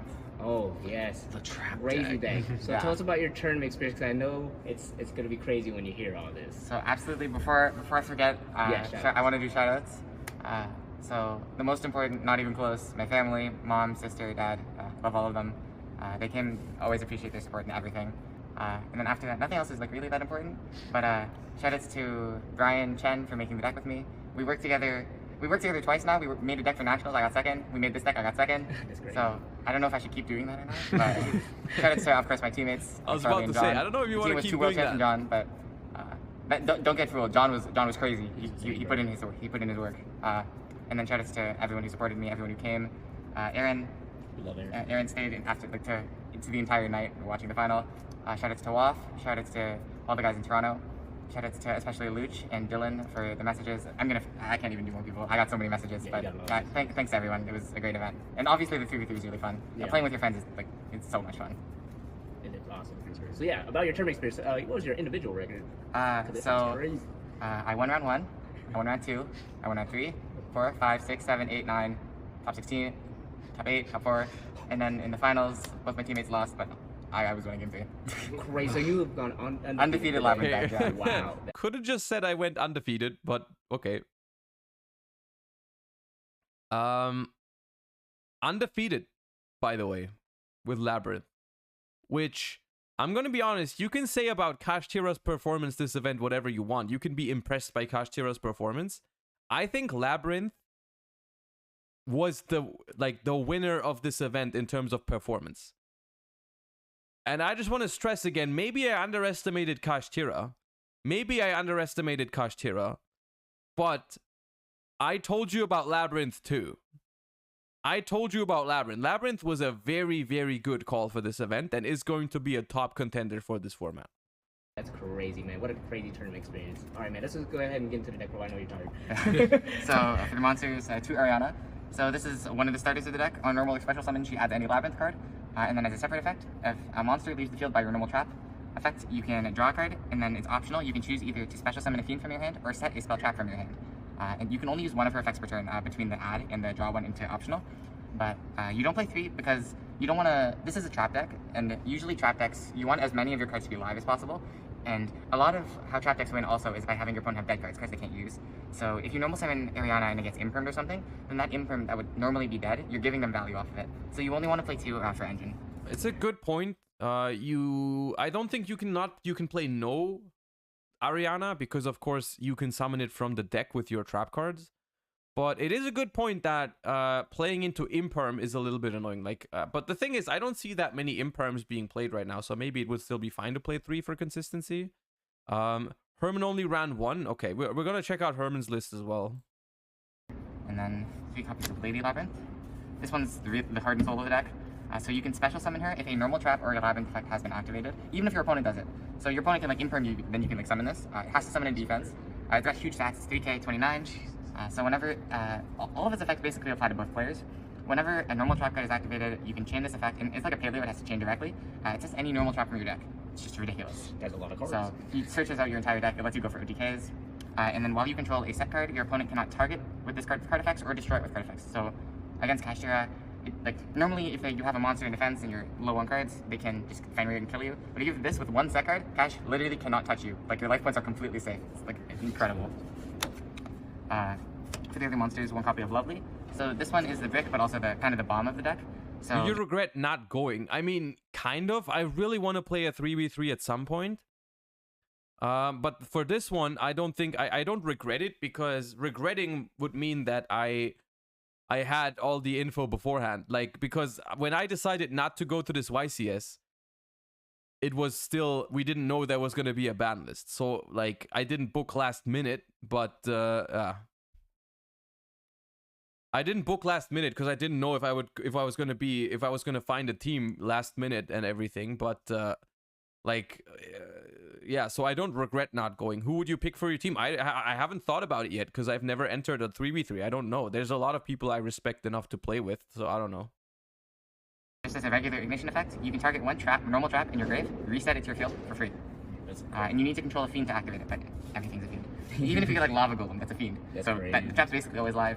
So this is how you're winning against a lot of decks. Like against Cash, you just set any. Can you turn? Oh, is the volume better now if I turn my mic up again? Because the video might be fine now. Yeah, the video is better. Chain monster effects your normal traps. You can't get ashed. You can't get like interrupted on anything. They can't negate your normal traps. And then, or at least with monster effects. And lastly, it has so many effects. If a normal trap effect of yours causes a monster to leave the field, I think Lovely needs to be played now because you can even summon it from your hand. Of course, it's a bad draw, but this can destroy a card on the field or your opponent's hand. Jesus Christ. It's ridiculous. So you can use it to like just deplete their hand. You can use it to pop any card in the field. It's so good. And then one copy of Lord of the Heavenly Prison. This just prevents you from getting dusted or anything. It also helps you set up for OTKs because it summons stuff. It's a 3K body, and then it summons. It sets any spell trap from your deck. And usually you're setting something that will summon a monster. Only one copy because it was just kind of how the side patterns worked out. And also this deck has a lot of one-ups because you go through your deck very fast. You also have the pot cards. So having one-up cards makes it so like late game or depending on if you know the matchup, you just have so many options with what to get. And yeah, this card's just very solid. Onto the spells. The best spell card, Modern Yu-Gi-Oh! And then Duality. Not really much to say. Duality conflicting with your special summons doesn't matter if you just manage your resources. One copy of the Field Spell. The Field Spell's very good. I don't think a lot of people play it. They don't. Yeah, but this card, you can search it with Ariana, or any of the pots, of course. And this card's broken. So it adds on to any of your Welcome Labyrinth traps. It literally just adds on to the fact you don't even need to declare this, but you have to say you're using it. But you don't have to declare it, it doesn't start a chain. You just destroy a card in the field for free. Every time you activate a Welcome Labyrinth normal trap. And then if you activate a normal trap card that's not a Labyrinth, on res, this summons any fiend from your hand or grave. So it helps you push your game. You can summon back Ariana to add cards. You play one because it's searchable, but in control matchups, especially like the mirror match, this is like absolutely essential. You will lose the mirror match if your opponent has this and you don't. I think I saw you do that to somebody. Yeah, I did that to Navarro. Sorry, traps. You're welcome. Be big welcome. These are your starters. They both summon an attack, very important to note. This card, except the turn that it's sent to the graveyard, if a normal trap card that you have causes your opponent's or any monster in the field to leave, you can reset it just for free. It doesn't even get banished or anything. So this one just summons from the deck. This summons from the hand, the deck, or the grave. And then on resolution, like in the same effect, it bounces any monster you control to your hand. So you can use it to, like there's some cute plays with it. You can use it to dodge thrust because you won't have a monster in field. You can use it to trigger the Lovely to destroy a card. So if you have like any monster in the field, or if you have Lovely, you just big welcome, summon, bounce, and then since this saw the bounce, you get to trigger.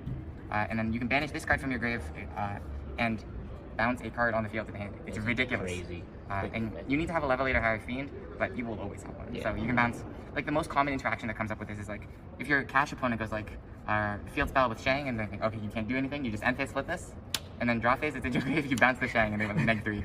That is insane. Yeah. For the other starters, 3 skill drain. One rivalry, one goes in. So these, once again, this might be my what's it called? My copium speaking, but I was not too impressed by these on the stream. I really wasn't that impressed by the floodgates. You need the floodgates? I don't agree. I don't think you need the floodgates. I think Labyrinth, if you ever get to the grind game, you win against every deck with Labyrinth right now. But maybe it's just too auto win to not use it. But I felt like especially, I mean, skill drain is really good against everything. But I feel like there's like, now that everyone is playing Book of Eclipse and even Forbidden Lands and Kashtira, there's like so many outs to it. And the one rivalry, one goes in match, while it might look weird, I think they have the merit. The idea here, he's probably going to explain it. But I'm guessing the idea is that you can find them with Prosperity. So we're in a 2-deck format right now. It's Cash and Despia. This is amazing against Despia. This is amazing against Cash. But they're not very usable against the other matchup. So we play 3 skill drain because it's good against both matchups, and it gives you infinite time to win, and all your bodies are huge. Yeah, and there's one of each of these, again, for the searchability, with Heavenly Prison with all the pots, and also this deck usually grinds a lot. Oh yeah, Heavenly Prison too, of course, but that's also just one. And you need it to be a trap, so you won't die next turn. And if you have multiples of the same trap, like especially like multiple goes and multiple rivalry, it's literally drawing a blank, because it's not even a normal trap. These are continuous, right? So they don't have synergy with the rest of your engine in the same way. So we just decided to main one of each, and it was great. Evenly. Helps the deck go second a lot.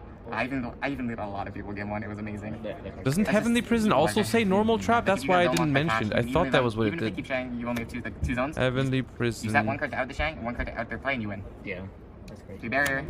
This is The new scythe. Yeah, it's a great medical against Despia. It's good against Cash too. You can call Xyz. Yeah, and then they can't even summon a Ice Outer Oh so yeah, it's that are smaller than yours. you can do it, but it's gonna get banished eventually. Compulse, Okay. do punishment, 2 terror of the overroot and 1 trap trick. So Compulse, absolutely insane. Yeah. Outs Shang better than any other card because you want to get around the destruction effect. You can also bounce around monsters, do some cool plays with that. So there's great punishment. This one's a little less popular. I think the reason is because a lot of Labyrinth players think that if you're playing against Kashtira and then they Diablosis you, they're going to see your extra deck. And if you're playing punishment, you need to play the punishment target so they'll know it's Labyrinth. Yeah. And then they can lock your spell trap zones. But the thing is that only comes up game 1 if you lose the die roll, and especially late in a tournament, people will know you're playing Labyrinth if you're doing well. So that is a good point. I mean, I brought up this idea of playing basically an extra deck from a different deck to just like not give any info. Went to Diablosis, but of course if it's later on in the tournament, depending on like if you're a well-known player or if you've been on the top tables, then they are gonna know what you're playing anyways. So like it only has so much utility until at some point in the tournament. Kind of just take the bullet of having Kashtira players maybe block my spell trap zones like earlier in the tournament, because this card is just like overall performs extremely well. There's a lot of great targets to send, and if you like aren't playing punishment, then there's only this much spot removal, and that's honestly not that much. Like especially late game, you need to be top decking into cards like punishment. Yeah. And then 2 Terrors of the Overroot. This one isn't as good because you have to give your opponent a card. It can be good because it interrupts Brandon Red, or if you give your cash opponent like an Ash stuck on the field, they just can't play. Yeah. So it's great. This outs any card. So I think Overroot is great in this format. You could easily still do the I think you could still do the thing with the extra deck, not play punishment, play a 3rd Overroot, find 2 other. Was there main deck barrier? I skipped over. I forgot. Was that barrier main deck over there? And it was great. Evenly helps the deck go second a lot. You get zone locked by Cash. You can evenly them. Even if they keep Shang, you only have 2 zones. You set 1 card to out the Shang and 1 card to out their play, and you win. Yeah, that's great. 3 barrier. 3 barrier main deck. Okay. The new scythe. Yeah, it's a great medical against Despia. It's good against Cash too. You can call Xyz. Yeah. And then they can't even summon a Ice Outer Shang, so they're passing on all these monsters. I'm gonna watch Herman's after. I'm really interested in Labyrinth. 3 Compulse, 3 Punishment, 2 Terror of the Overroot, and 1 Trap Trick. So Compulse, absolutely insane. It outs Shang better than any other card because you want to get around the destruction effect. You can also bounce around monsters, do some cool plays. Overall, performs extremely well. There's a lot of great targets to see good because it interrupts Brandon Red. Pass that phase, you go Lady, and then you set Trap Trick. And then on your turn, you want to trigger Lady again to set another trap for free cards. But a lot of these cards are cards that you want to use reactively, not proactively. So what you can do on your turn is activate Trap Trick, and that gives you the trigger for Lady, and you don't have to waste a card doing it. So I like the one-up Trap Trick idea. That's very cute. Extra deck. Is that 40 in the main? Yeah, 40, of course. Sealing Grebo, Ridley. 1 Muckracker. Never came out, but it's just 2 Fiend monsters. You can summon Lovely or any of the Fiends from your grave, so theoretically, it could be fine. This was probably the best card in the extra deck. 2 of the Tri Brigade guy. It's 3,500 attack, so it makes your punishment always live. And it sends Garura. Weird, draw so some cards. your punishment turns into a pop and a draw, and it's super important because, like I said, a lot of your games with this deck go down to the wire. Every card matters, so getting an extra draw off of a card is like absolutely ridiculous. 1 Skull Knight. You can send this against Kashtira if you want to play her Talons or Thrust, popping a Fenrir, because it's 2,400, and then it gives you an interrupt on your turn because you can just get rid of any monster for free. So it means they can't pass on a Rise High for free. Like it forces them to play really badly. 2 Entis. Don't really have to explain much. It's crazy. 1 Aggregator. This is a punishment target, 2,600 attack. When it goes to the grave, you just negate a card in the field, face a card in the field for the end of the turn. So I tried to say Yuchi for this one. The idea was if someone went normal Rabina, you chain punishment, send this. They summon Eglin. This negates Eglin. Pass. Jesus. Cheating Ursula, because the big guys are level 8. This Omega for punishment, because it's basically just Crow. Side deck.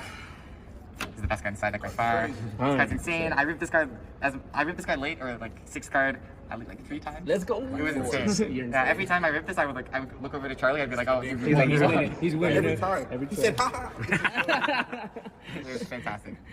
3 Ash. This is good for the mirror match because interrupting the traps with an Ash, you cut them off of engine. You cut them off of engine, and then since you're chaining something to the traps, they can't use Lady. So you're basically taking away 2 cards. You also put this in against Cash going second because you just don't want to get the zone locked for 5. So any card that interrupts them a bit is good. This is we had Onslaught, and it had to be something for the mirror. It could have been Heavy Storm Duster, but drawing Heavy Storm Duster honestly isn't that high impact in the mirror because a lot of the traps get value in the grave or they're chainable. So we figured you might as well just play this because if you resolve this, you win. Kugelmodus. That's more of a blowout. 3 Judgment for going first. the other two rivalries. For Despia, of course, other matchups too, maybe. One more goes in. So the reason there's not two goes in is because we, again, tried to... Is Rivalry even the best floodgate against Despia? Is it not Grave of the Super Ancient? I guess Grave of the Super Ancient Organism also blocks your own shit, so never mind. Brian, for this was just his idea. We played one Gozen, one Iron Wall for the cash matchup. It's really just the thing of, if you're playing Gozen, the problem is Rivalry against Despia, for example, it protects itself. Because they can't summon Chimera once you lock them under something. But Gozen, if they have a Fenrir, they just out the Gozen easily. And again, with the theory, we don't want to go multiples of the same card because we're going to lose. We decided to just diversify. And if you're able to find a card that fills the same role, but has a different name, it makes your deck just better. So it was 1-1 instead. You can also set this with Heavenly Prison, and Heavenly Prison won't banish it. Oh, that's true. So it just that's a neat forever. interaction. It definitely won me a couple games against Cash. And then last card in the side deck. The best card. Was Eradicator. Also it won me a mirror match on stream. It won me a couple matches against Cash. It's just insane. Yeah. You can set it with Lady, and then Lady is the tribute for this. Yo LD, thank you for the Prime. Appreciate the support. Welcome, welcome. So is Heavenly Prison, and then so is Lovely. It's just so easy to resolve. I don't know how I feel about one copy of Eradicator when you don't play the Ku Clock to immediately use it.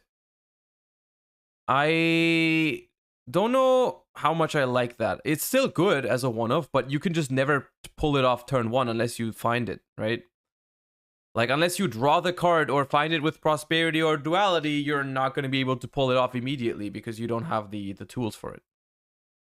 Yeah, that was the deck. Nice, bro. Could Eradicator be considered even in main deck? With the current format, I'm not sure if you want to use it as a one-of in the main deck, because, I mean, you can. It's worth a consideration. But I think without Ku Clock, it should be 3 rather than 1. But let's check Herman's. And then, where's Herman's? Herbert Hansen, let's go.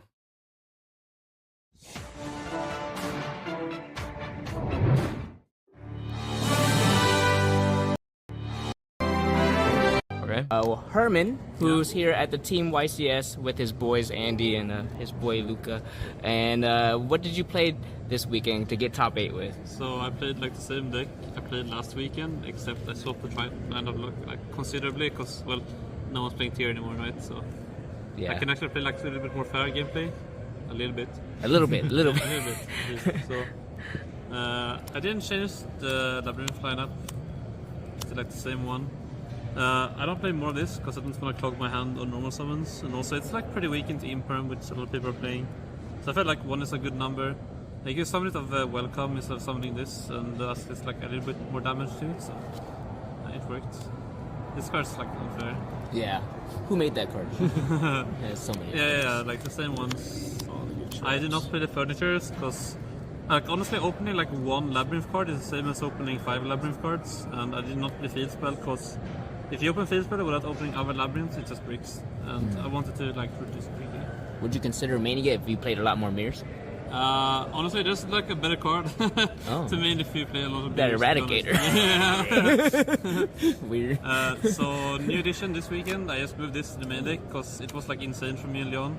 I like Lord the Heavenly Prison in this deck a lot, but once again, this card also becomes a lot better with Ku Clock. Like, being able to use the card immediately is also quite nice. So if you think about it, this is like the same thing as opening any Labyrinth card, except you can also set like, you know, anything else. So, and it like protects you against everything. It's like 3k beat on the skill drain.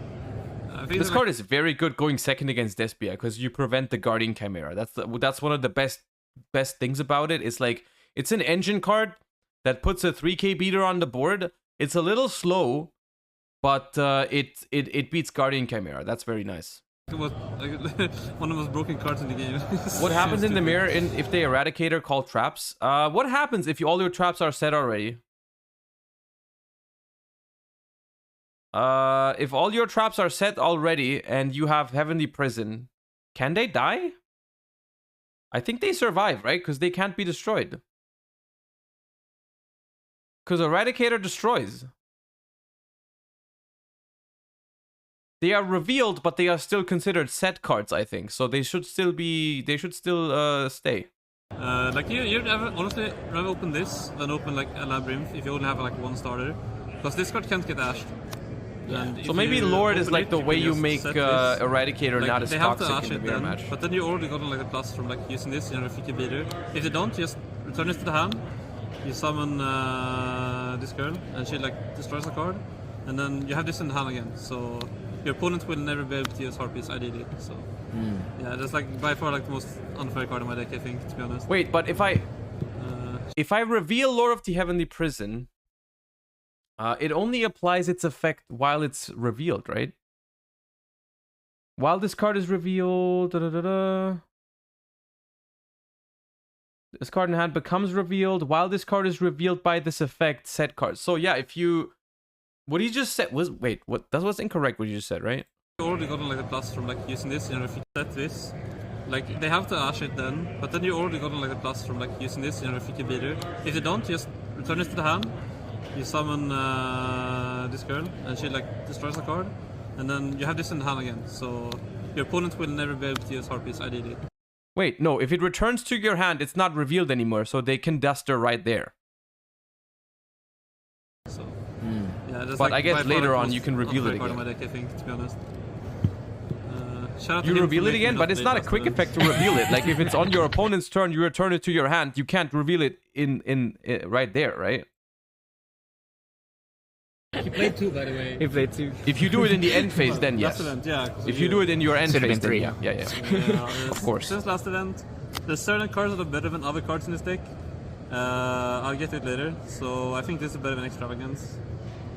So I don't like furniture, so I also don't Maybe need to, that's like, just have what he advantage meant. as Yeah, much. maybe that's just what So he like meant I'd from rather the have like beginning. specific cards than like random cards. Also, post side is really funny when you play this, because like you can hit this. Like I did like as one opponent, I went like I went Frost for 6 and I hit Sphere Mode. I tripped his entire sprite board. Oh my and god! I went Duality, hit evenly, and I hit all his back row. And then I set for activated skill drain. Oh my god! This deck is crazy. Yeah, bro. we can pretend Brandon gets to play. It's good against everything, to be honest. Like if you flip this against Kashtira, and you have Lady face up, they can't clear anything, so it's just funny. Yeah, deep. It's like good against everything too. If you like D-Bird Sprite, I D-Bird Sprite, and my opponent's Sprite Elmore is like 3 Sprite monsters in defense, a sprint, and a Pit Knight early. Oh yeah, you can deal with like that. Good one. Pretend that's good, you know. Normal traps. Like I played like a little bit more of a fair deck this time, so there's less floodgates. Like Ooh, more triple normal traps. This card is anything in your deck. Like it's barrier, it's these, it's also engine, so it felt correct to play this. I started out a lot of against Kashtira going second, because usually against Kashtira post side you have to play only like 2 back row zones, but they will only have like 1 monster usually, so you can never use Trap Trick against them, so it's like not ideal, to be honest. But it's good going first. Also, it's funny post side, I'll show you guys later. Yeah. For people that don't know what that card does, I had to figure it out last round. Yeah. How good was that for you? So this card is like a double interruption kinda, because it's both DD Crow, kinda, because it sets a card from opponent's grave to the field, and it sends a card from the field to the grave. So when you play this, there's actually scenarios when you need to set like spot removal out of Lady. Yeah. So therefore, I think this is like the best. I think Terrors might honestly be a 3 of how it performed in this stream. Spot removal. I know Ryan played Punishment. I did not play Punishment because that plays hard into tasking, which I was. Like one of my old ones in Swiss was like I played it to tasking for no reason and got like carpist from it. So. Oh no! Yeah, we try to not do that again. Oh, fair enough. You never learn. There's a lot of main deck evillies, and like it feels nice to be able to like protect your skill drain. Like I think in game 1 on stream, I think it was where I was like, yeah, I basically got flipped this and I got a double of this from the bots, and then I had like 6. So yeah, here's good on the spot. Yeah, like. Oh god, 3 mixed rarity skill drains. Why, Herbert? Why? The games get so simplified, and it's like single Mystic Mine in a way that like, it like protects itself basically, which Gozen doesn't do. And I got like destroyed by Brandon in playtesting, so I had to cut Gozen. Only like dedicated go second card in the main. Because you play like 6 spots, 0 seed is like most of the time. And it's almost. Does someone know off the top of their head what the odds are if I play a 3 of in 40 cards? I know the chance of seeing it is like 33%, and then going second it goes up by a bit. What's the odds if I add Prosperity and Duality to the mix? surely it becomes over 50%, right? 71 with just prosperity is 70%, and then plus yeah, I mean that's enough, dude.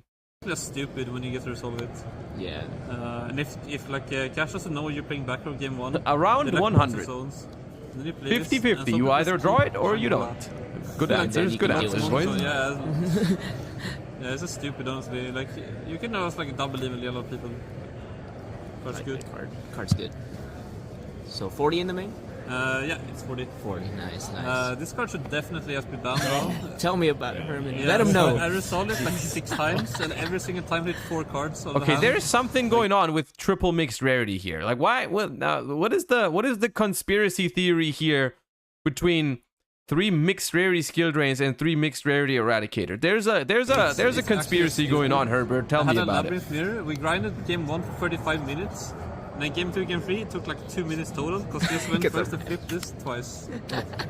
Eradicator. I have 6 of them because I have Trap Trick. Yes, you have a lot of confidence. I should definitely have to be banned because instead of Lady, and it's just overall stupid. I keep it going second against Cash, because after you lock them and you flip Floodgates, it's kind of nice, because you can like, it like permanently prevents them from ever outing anything, basically, so it's just stupid. I started this in like once, because my matchup for this event was 1 Labyrinth, 1 Branded, and like 9 Cash. No, 8 Cash, 1 Sprite. So yeah. 8 Cash. Yeah, so this didn't really put in, but like it's random stuff for like Dark World and stuff, I guess. Same thing here, like it hits random decks. People aren't really expecting this deck to hand drop you, like really. Like they expect like Shifter at most, so you can catch people off guard, but this card was really terrible, so don't play this. But there's so much where this is good. Like you can go second into Swordsword board, you flip this, and they can't win, so... Didn't play against Swordsword, but it's like good against most decks, just shit against Branded. This card's like broken. Yeah. For some reason, no one ashes your duality, and like no one hard negates your prosp. And then you're always gonna see a board break. You're just gonna see this. I don't get why people do it. Yeah, you take every free board break. Yeah. There's also like some neat thing you can do this, where you like you can. Okay, now tell me what bait extra deck you were using. You just go, or like Nibiru then. Show me what bait extra deck you played. And then you go Kashtira? like big welcome Labyrinth. And you bounce it. And you just bounce it back to your hand. Free hand trap. Yeah. So like furthers your engine like in a way, I guess. That is pretty cool. Extra deck. This is like the really important extra deck that I definitely summoned a lot this event. Summoned everything, right? Yeah, I just checked the tell room. Was like, does anyone have an extra deck? These cards are important. Yeah, those ones are. Yeah, because Ibli. Yeah. So it goes for Ibli and everything else, whatever. Put Zodiac monsters. Try literal extra deck. Please block my main. That's like not even believable, dude. Like no one's gonna believe you actually play that deck, dude. Why? No one's actually gonna believe you. That's like a literal labyrinth red flag. Yeah. Some weird Luris pile. For sure. So shout out you got, Herman. What you got? Shout out to you should also shout out shout out to Emilia. All those pieces of good opening hands. Shout out to Luxury. Okay. I think honestly those labyrinth decks were a great call.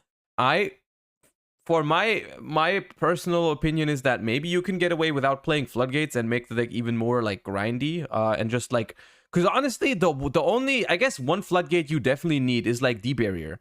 But the thing about D-Barrier in this deck is that it literally is completely busted in this deck because you can reset it every turn with the Lovely Lady. It's not called Lovely Lady. I don't know why I keep saying Lovely Lady. Well, yeah.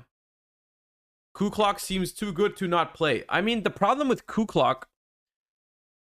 I like Coup Clock. Hold up. Let me pull it up. Coup Clock. I like Coup Clock as a card. But I do understand why Herman is not playing it.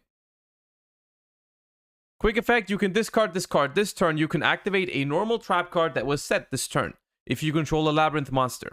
If a cards is sent from your hand to the grave to activate your normal trap card or your Labyrinth card effect, except Coup Clock, while this card's in your grave, you can add this card to your hand or special summon it. You can only use each effect of Coup Clock once per turn. Now, the thing about this card is I think it's great, but if in this current version that Herman and Ryan are playing, you have no way to get this back. You have no way to get this back because you don't play any trap cards that require you to discard a card effect. But to discard for cost, and you don't play any of the furnitures. So you have to play like Big Welcome summons it, but that doesn't really, like, you can summon and bounce it, but that's not that great. I guess it can work. I guess you're right. I guess that works. You can like summon it with Big Welcome and immediately bounce it. Fair, you can. You kind of need floodgates to break boards, do you? I don't know if you do.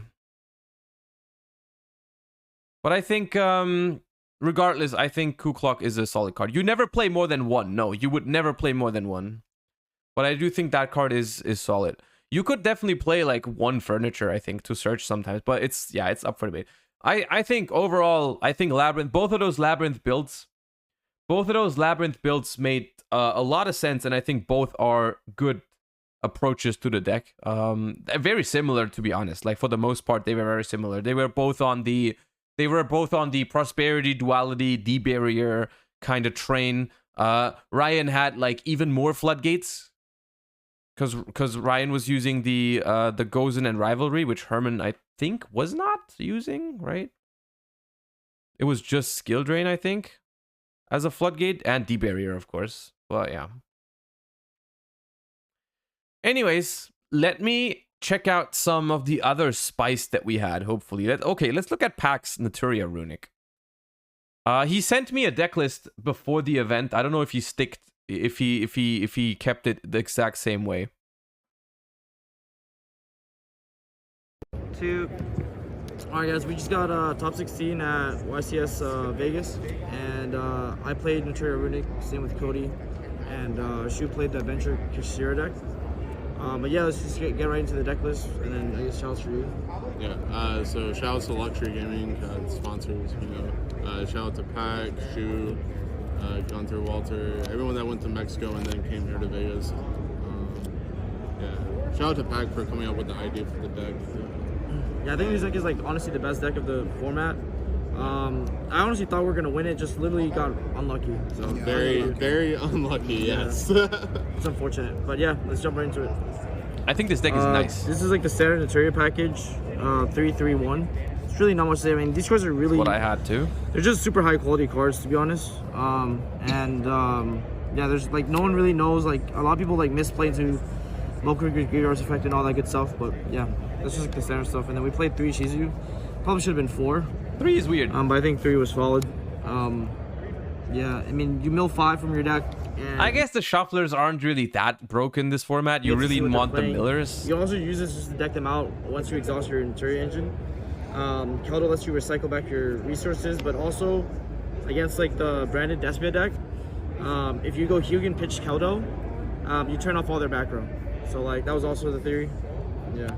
I barely saw Keldo this weekend. Yeah, I never saw it. I never saw it. Didn't Keldo pitch Kelback at some point? Yeah, he did. I did, but like I barely saw it. I saw it like twice. Yep. Kelback's really good. It's actually just. If anyone, I'm just throwing that out there. If anyone goes Keldo pitch Kelbeck on me in this format, we're beefing, okay? Like, if you go the one Keldo pitch the one Kelbeck, we stop talking. Good hand trap. Like this card is actually legitimately a good hand trap because I expected Despia in the room, and also like it's good against Sorcerer as well. So, and then the only hand trap we played was 3 Ash. It's just super generic, and when you're drawing a lot of cards off your Runic engine, Ash is pretty devastating to add on top of your interruptions. So that's pretty much it for the monsters. Yeah, the only thing like I think I would change is maybe play the Medora. Yeah, play the Medora. Right? Yeah. But like. Oh no, the reason why we didn't is because we didn't want to add more like dead draws into the deck, which was like the biggest problem. Like this deck really only loses to itself from what we were seeing, especially since people didn't really know like what the cards did. And we just wanted to make the deck as consistent as we possibly could within the amount of cards that was consistent enough. Yep. I played 3 Blessing, People play 2, but it's like the best card in the deck. Like, it lets you quick synchro into like Barkion and play on evenly. It's a non-target reborn, summon from hand as well. There's a combo we do with this card and like Mo Cricket, or no, is this with this and Camellia? You get to end on like Nappies plus like 2 monster negates for free, while giving you follow-up. So yeah, this card is really good. This was the best deck. I think one thing before we finish watching the deck, I think this deck in this format has the highest win rate going first. I think there is no deck in the format that beats this deck consistently when this deck goes first. The Naturia, in general, Runic decks are insane going first, but the Runic Naturia deck is crazy going first. 4 because of the shufflers, but I think you have to play 3 now because the shufflers are at 1. Also, it's just fine to open because it can summon from hand too. Exactly, yep. And then probably the most busted part, these cards are just crazy. Like, these cards are just like really good into any mid-range deck because you're drawing so much, you get so much advantage, and then you use out resource them. Like, you just literally win. The reason why the Trade Engine is so good is because you need to protect Fountain, and the cards that beat your Fountain loses to Nappies and Barkion. And so those are the cards that you make. Obviously Baron as well, but you protect Fountain so that your Runic Engine just basically resolves and you basically win the game from there. But yeah, 17 Runics, or 15 technically. 15 and 2 Fountain. Yeah, 15 2 Fountain. Little low, but... And for non-engine slots, 3 Book of Eclipse, 3 Evenly Match. Back in Minneapolis, I played Runic Sprite, and it's like the same theory. The deck is already so good at going first, so you can just play cards like Evenly Match for going second, and it's like fine. And then we played triple Book of Eclipse because... So my theory on this card was that like you can also just deck them out.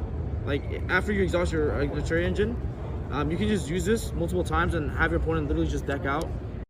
We watched Walter's deck profile, Gunther. Tell me if I was right. I said the 9 non-engine was Super Poly, Nibiru, and Imperm.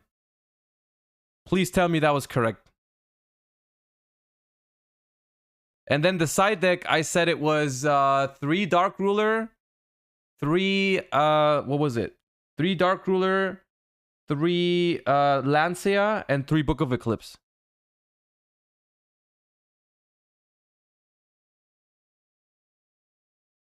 Easy. And you can use Kelbeck and Agito as well. They draw like 15 cards if you use all 3 of them. Kelbeck, Agito, then use your Runic Engine. You actually just deck them out. It's also just like really good into like the cash boards because we can excite it after or whatever. That card was good. I liked it. I think Evenly was like the best non-engine card because no decks right now are putting up Omni Negates. Yeah. Like I don't think I saw any deck putting up Omni Negates except for us, right? Yeah.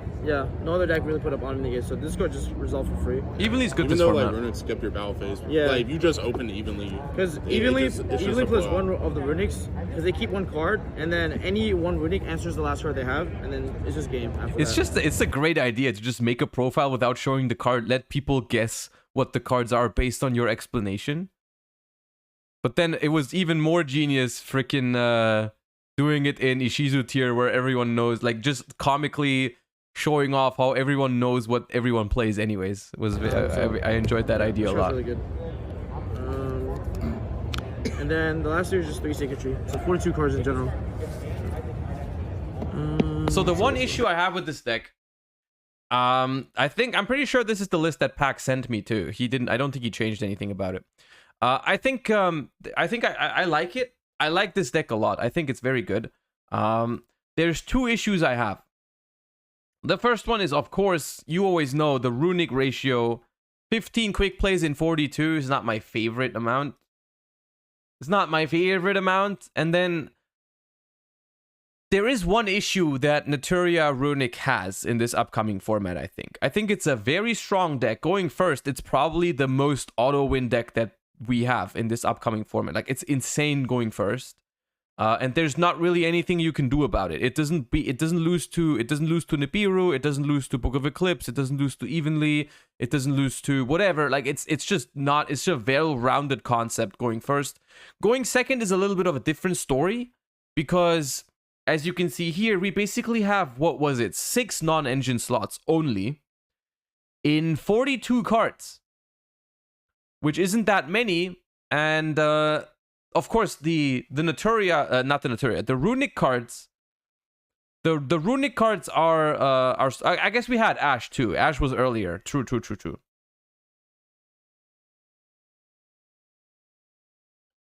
Yo, thank you for the 10 months, Victor. I appreciate that. Welcome back. We will talk about Sprite in a little bit. I think good ways are Runic Sprite and Life Twin Sprite, but we'll talk about that in a second when we watch the Sprite profiles. Okay, yeah, we had 9 non-engine. I confused it because he showed the Ash way earlier. So 9 in 42 isn't that bad, but I don't like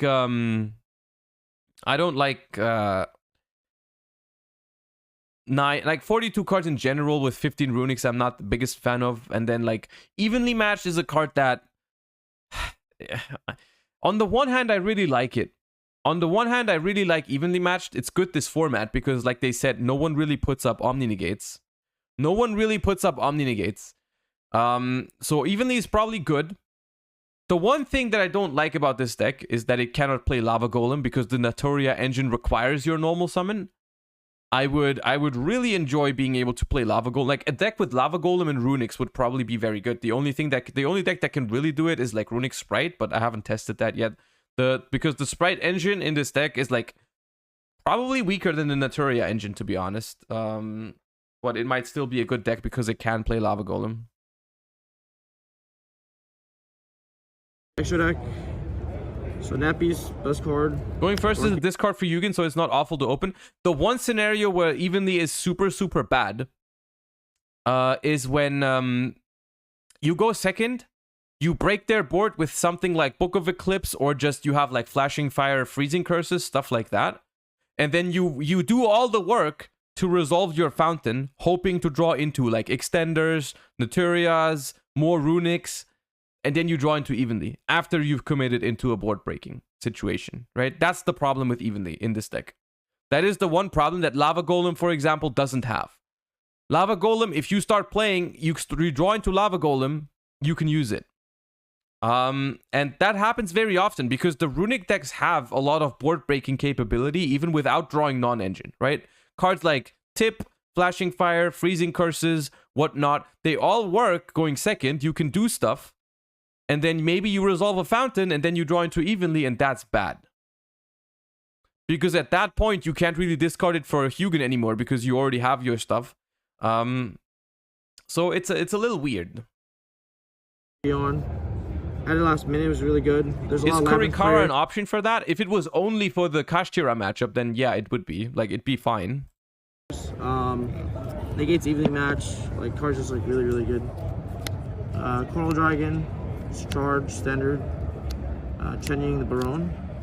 We added this card in for time, Scarlight, but it's also just like the effect to remove all your opponent's monsters is actually just relevant because you don't have your battle phase. Yeah, Scarlight feels like a good card, honestly. Your extract to nuke your opponent's board is actually won me a game. Like Scarlight without a battle phase just seems very nice.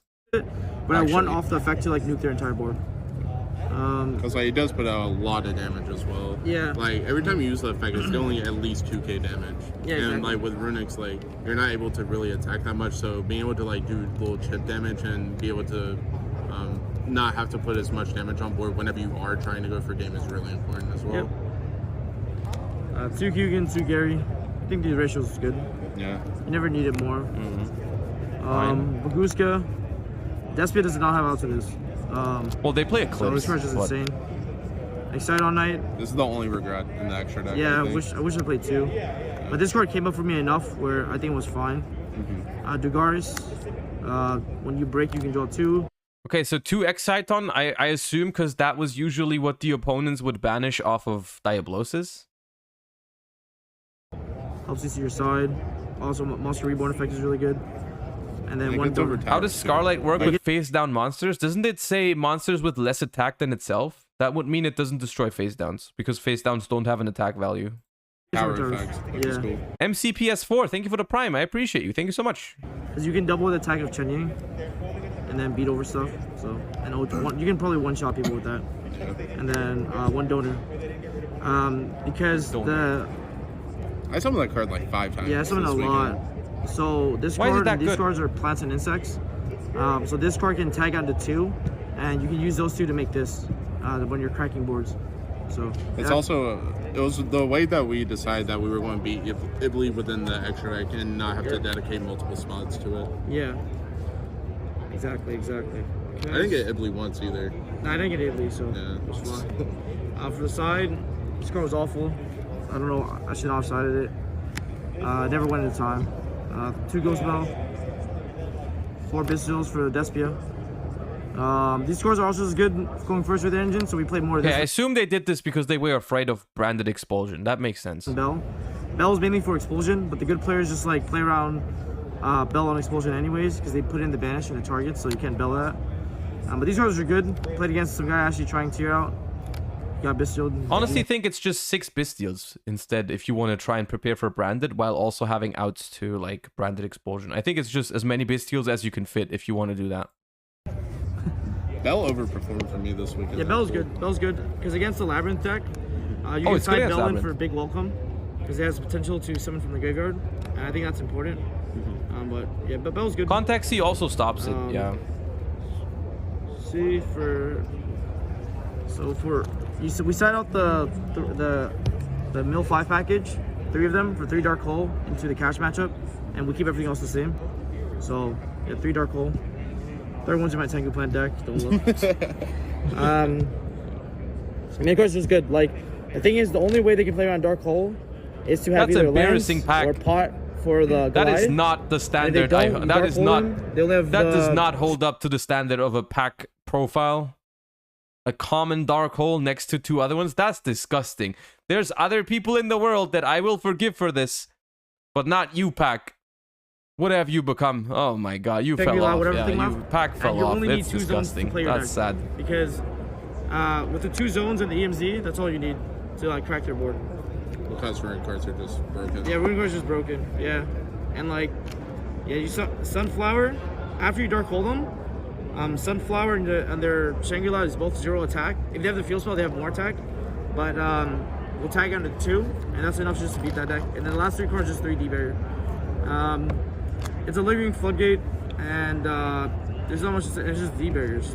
Yeah, it's good against literally every deck right now. Yeah, every deck. So I think that's pretty much it for the deck we follow. Okay, that was a good deck. I think Naturia Runic is something to be experimented with in the upcoming format. There's only so much you can do, to be honest. There's like, you need to play the 15 Runic quick plays. You need to play 2 fountains, so that's 17 cards you need to play. And then there's like for Naturia, you need to play like, what is it? 3 Mole Cricket, 3 Camellia, 3 Blessing, 3 Tree, and 1 Sunflower. So that's 13 cards you need to play. So it's like 30 cards in this deck are set. And then what was the 12 other cards? There was Ash Eclipse. Am I forgetting 1 card? What am I forgetting? Oh, the Ishizu cards. There was 3 more Ishizus. Okay. There was the Ishizus. Now the Evenlies are not mandatory, right? I was counting like the engine mandatory pieces. If you consider the Ishizus mandatory, it's like 33 to 44 cards. 33 to 34 cards that are mandatory. And then you have room for, if you are willing to go over 40, I guess you can fit 9 non-engine like this. I personally wouldn't. In a Runic deck, I wouldn't go over 40 to fit non-engine. I think that's like, basically the way I see it is if you need non-engine to win with Runic, you probably, like, if you need a lot of non-engine rather, you probably shouldn't be playing the Runic deck in the first place. Like, you should play the Runic deck only if the Runic engine can actually break boards, if that makes sense. Like, if you are relying on a lot of non-engine to break, the Runic deck isn't the deck of choice, in my opinion. Like, you should rather play a deck like, I don't know, Pure Sprite or whatever, because that deck synergizes very well with high non-engine counts. Whereas Runic is a deck that synergizes really well with low non-engine counts. Because, like, basically, the ideal Runic hand is like 3 Runic cards, 1 Naturia card, and 1 non-engine. Whereas, like, the ideal Sprite hand is like 1 or 2 engine cards and 3 non-engine. And so if you want to play a lot of non-engine, you shouldn't be playing the Runic deck, in my opinion. we are looking at sprites soon. Maybe now. Let me see. Is there a sprite deck here? The Live Twin sprite didn't make a deck profile. Where's a... Oh, this thing. Uh-oh. I'm scared of this thing because it's 47 cards. I'm genuinely scared of this one, but let's get into sprite. Go ahead. There's Cash Tira sprite? Oh, what? Guys, Okay. Kenny here. Got top 16 at the 3v3 YCS playing Runic Sprite. I was on stream twice, so you guys probably saw a little bit of my deck, but I'll go over the deck, go over some of the card choices. And Oh, that's the one you need me to explain. Okay. Shout out to my stream at Kenny YGO. I'm uploading a deck profile from the YCS, and it's going to be on my own channel, so it's kind of funny. So before the video starts, I'd like to give a few shout outs. One to Sunny Hobbies, my sponsor, one to Jackie right here. And yeah, let's get into it. Alright, so for the sprites, I played Big Blue, Big Jet, Carrot. Yeah. So just these amount, I don't play pixies or anything because these things are kind of like bricks, and like you want to use them one time, want to leave them on the field, and then kind of protect them with your runic cards. So I don't want to play too many of them, and like you draw a lot post side because I side more runic cards. We'll go over that later. But you really So just far, want to so play good. minimum amount because you're drawing through your deck a lot. And I was playing these at 2, but because you don't have alpha anymore, the grind game's kind of dead. So you really need all of them in rotation. To keep The thing is, I already know I'm going to disagree with this list. I just don't know what exactly I'm going to disagree with yet. So that's for the sprites, kind of standard. Next up, the Beaver package, play Beaver, play 2 Angler. This is very... Now that's crazy. The fact that you played Runics and only played 2 Angler is already crazy. Like, you're telling me in 47 cards you didn't have room for the 3rd Angler? Like the best discard for Hugin? Like a real target to send. You can't just Like send if you play Nimble and Runic, I'm not saying you should, but I feel like if you play Nimble and Runic, you play 3 Anglers. Whatever. If you send like a real card, you actually get bodies and this can like swarm the field. Most of the times I like going through my full combo, and if I resolve full combo, I end on like 5 monsters on field, smashers, fountain on field. They usually just scoop anyways. So like this is probably just the best thing. Like going first is just so broken because most people would just scoop against me whenever like I resolve full combo anyways. Except for my future match, if you guys saw that one, that was kind of do not. Alright, and then 2 frogs. Still playing the frogs because I didn't like this at first. I didn't play it at first, but then I kept losing the evenly match. So I had to play this just to like stop it. And people playing. Bro, just put up Carrot. Too, so you still need Toad for like all the board breaking negates. It's pretty good. And then for my go second cards, I played Nibiru, Ash, and Permanence. And I also play 2 Sphere Mode of Talents and 3 Evil Match. So these are the ones that these are probably the best hand traps around the game. This is really That.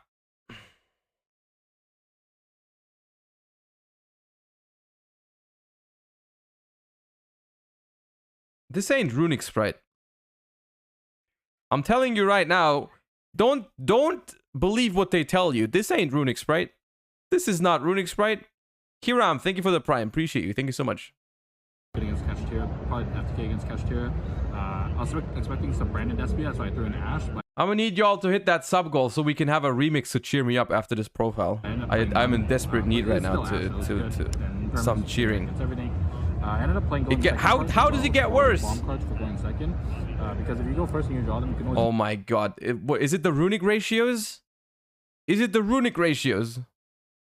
Discard them off Hugin, so drawing, going second. Why is there 1 talents? Is there thrusting at least? Is there thrusting? Okay, hold up. Hold up. Thank you, Traco Predator. That was important. Coming in clutch. Appreciate you. Hold up. Let me calm down. Let me calm down right now.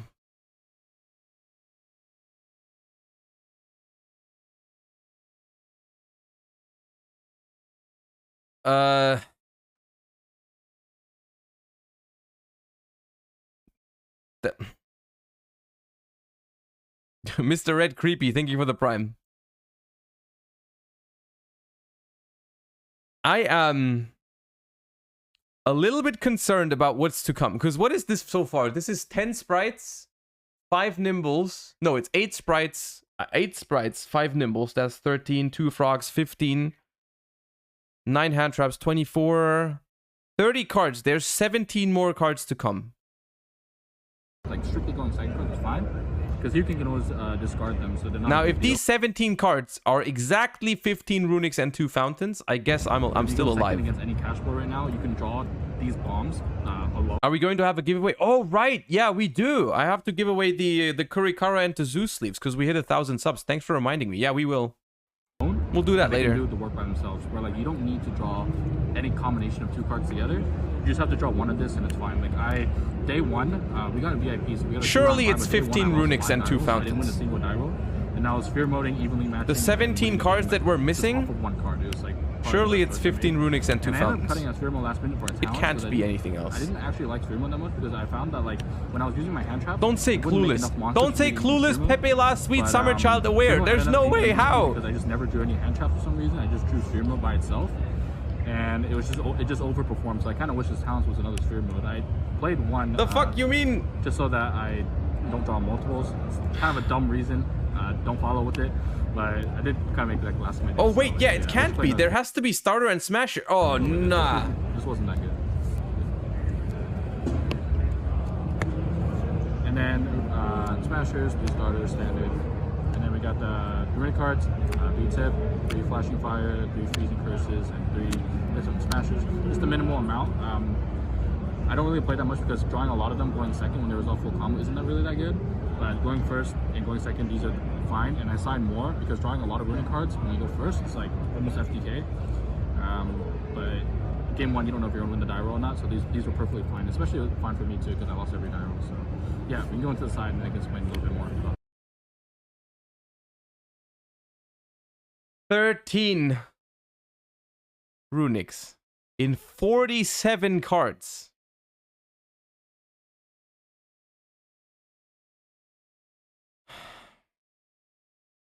Okay, now I know why we didn't see him draw like any runic cards in the feature matches.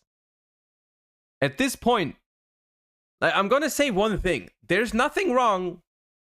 Oh, no. Okay, I need to phrase this carefully. At some point in your deck building process, you need to make a decision. You need to either play Runic Sprite or Hand Trap Sprite. You can't do both like that. That doesn't work. That don't work. You're gonna see one Runic card, it's awful. You're gonna see one Runic card, it sucks. You're not gonna... This deck doesn't draw enough non-engine. This deck doesn't draw enough Runics. This deck doesn't do anything. Like, it's not... Like, either play Runic Sprite and then play Runic Sprite, or play Hand Trap Sprite and then play Hand Trap Sprite. It's not... You can't just throw everything together and be like, ah, my deck can just do everything, right? Runics are cool, hand traps are cool, board breakers are cool, sprites are cool. I'm gonna throw all of them in one deck, and surely I'm gonna draw the perfect ratios every time. It's for the main deck. It's funny 47 cards. Never played a deck funny. this big. But the reason why I played 47 because a lot of people ask is because the runic cards they kind of act the same. They're all like the same. Don't tell me the reason why you played 47. There's no reason you played 47. I played more 10 cards because I really value the non-ending cards. I think they're like the best part of Sprite. Like I don't think anyone will say Sprite is broken. It's like always Sprite is broken because they drew Nib, Imperm, Beaver. Like yeah, okay, then play non-engine, play non-engine, but don't play Runics. Nib, Imperm, the Beaver doesn't do anything, right? So like I value the non-engine. Right, and then go for the extra first inside. 3 Hugin. I burned through them a lot. When you're doing the... You did not burn through 3 Hugins a single time. You never drew three runic cards. Don't lie to me. Draw a million combo with all your runic cards. You cycle through a lot of them. What do you mean all your runic? So I ended up summoning 3 every time. A lot of people ask me why I don't want to play Jerry. Jerry's the one where it adds back Fountain. But I figured for this event, people wouldn't play things to destroy my Fountain. My Fountain never got Cosmic. It never got destroyed. Because people were worried about like Cashtira playing Book Clips and stuff. So people were playing like Sphere Mode, Lava Golem, Book Clips, and Nibiru, and my Fountain never died. So I didn't think I need Jerry, so it's fine. And I wanted extra deck space too. Because The thing is a lot of cards. That after all this, the deck still isn't terrible, right? The deck is still capable of... clearly is still capable of topping the event, but it could just be so much better.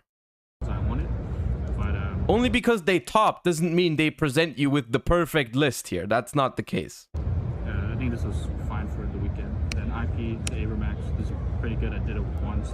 Access code to pop stuff because you don't have battle phase, just to make a Toad sprint. I only play one because play Zeus also, which you can kind of make because you play a lot of sprites. Oh, you can kind of make it. But anytime they look at my extra deck, they just take away the Zeus by default. So I didn't even think I needed a second sprint. Phoenix, it was okay. You can ditch anglers and stuff. It's pretty good. And sometimes you want to get rid of Birth, which is really important in the Grangy. So I ended up playing that. Unicorns, IB target, Toad, Sweeper, and then 2 Gigantics. Okay, the extra is I don't have any complaints about the extra deck. That's fine. Got the second smash. I guess. You should put it in when you go first. A lot of times, if they try to grind against you, you'll need a second one once you use your sprites. Because once you use the first one, it's actually really hard to No Gin Buster is weird, I agree. So I like a second one when I go first. 3 Lightning Storm and this. I didn't want to lose the Labyrinth. I ended up playing none, but it was there in case. This because of the tuner. Then I played 3 Barrier for Sword Soul. I thought I was going to play Despia. And I didn't play any, so I didn't decide to send at all. And then I saw this too late against the 1 Sword Soul on stream. That would have helped.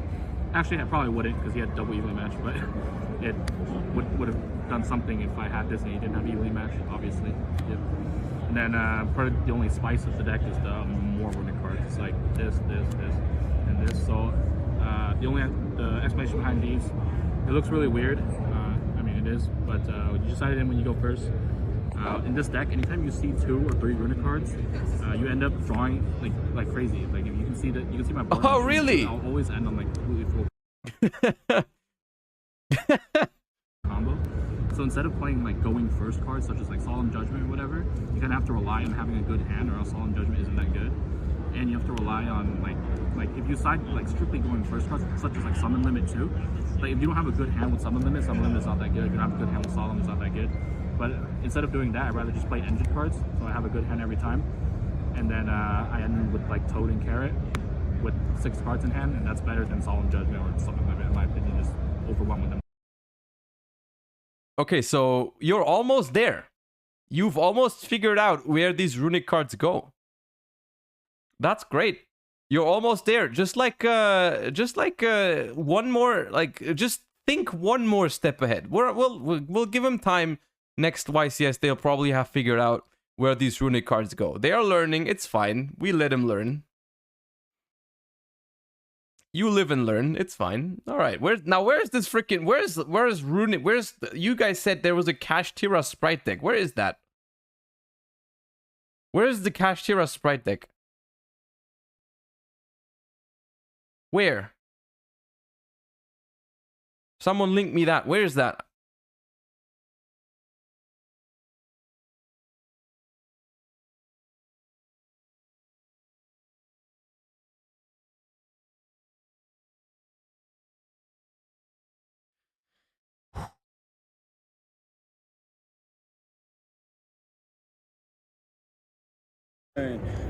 Brutal here at the YCS Team Vegas event. My goodness, with top 16. Yes, Please introduce yourselves to the world, guys. I'm Zachary Rodriguez. Hector O. Let's go. Face 2332. Thank you for the 2 months. Appreciate that. D-Boys. This isn't the exact order we played in. It's actually A, B, C, but I just wanted to share a lot of thoughts about the deck. But yeah, it was a crazy tournament. I don't know if I can do my shout-outs first. Yeah. Letting me stay at their place for a couple. Always taking care of us. Shout out to my boy Carlos. You know, I pretty much used all his. Shout out Dan, obviously, in our Discord. If I'm forgetting anybody, I'm sorry. All of Houston, thank you for all your support. It was a good tournament. Nice. And guys, this is identical decks. Everyone played the same deck. Actually, we have 2 teams play the exact same deck, card for card. Yeah. Okay. But yeah, without further ado, we'll get started. Show us the goo, man. Yeah, so it's Kashtira Sprite. So we played the 6 of the 1 card starters and just one of the other extenders, which is a Scareclaw because it was actually it's an extender that's proactive against your opponent whenever you need to out stuff. So this is the best card in that slot, and that's it for the Kashtira lineup. I think we didn't play the other one. Not for the Sprite cards. It's kind of like the best cards in the deck. My goodness. Yeah, 2 blues, 2 jet, 1/1. So what these cards all they did for the deck is just. I respect the ultis though. I'm kind of in a predicament right now. About the ulti blues, because do I get ulti blues because they look so good, or do I keep the ones that I played at the YCS? But ulti looks better. I don't know. The issue of like how does the deck play through like hand traps, or how does the deck the sheer deck, how does it play through hand traps, or how could it set up an interruption through like an eclipse? And it was almost always these cards.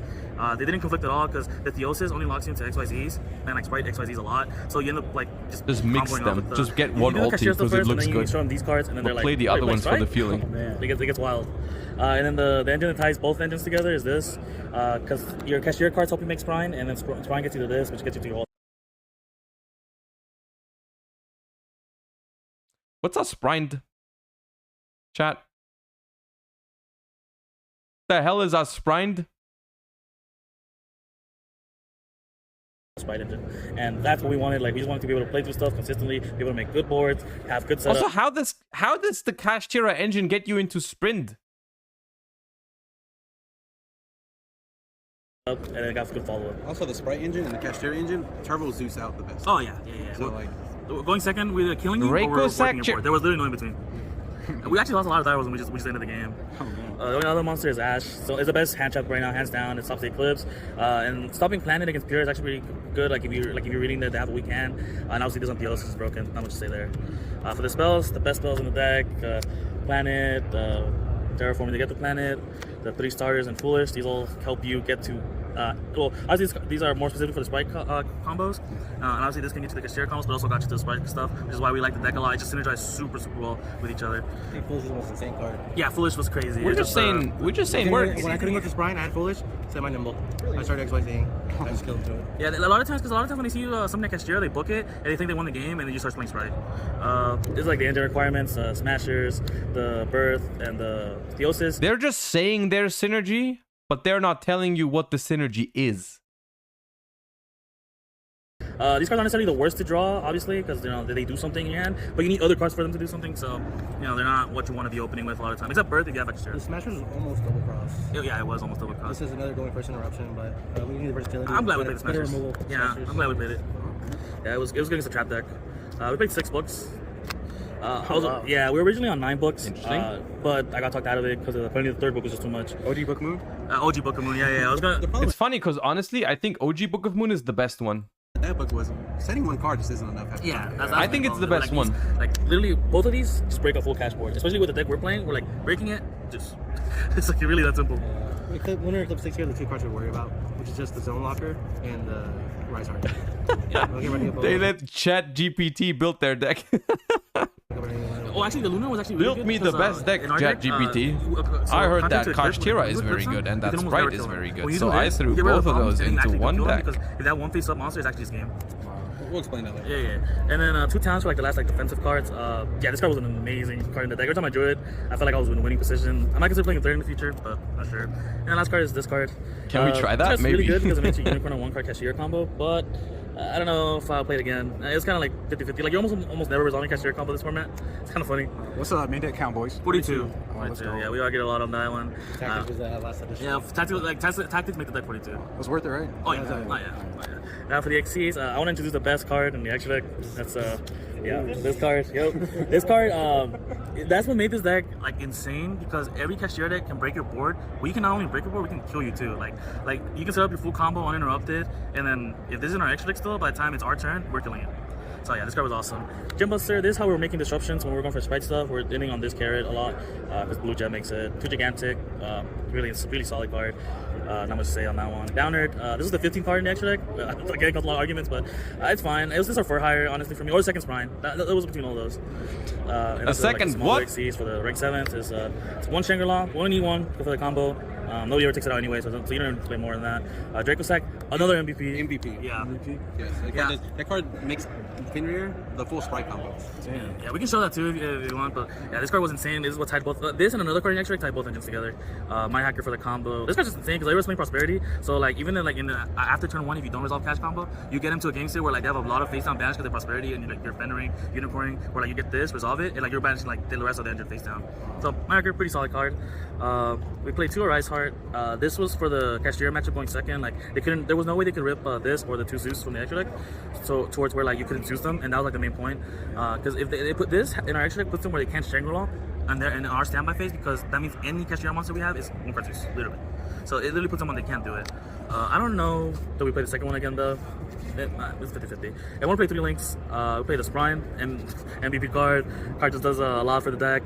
We played Barricade Board Blocker. This was to combo off with the Draco Sack to make our Sprine combos because obviously some of the tokens. They double down, triple down. Just hope you make this into Sprine. And the best link we played was this one.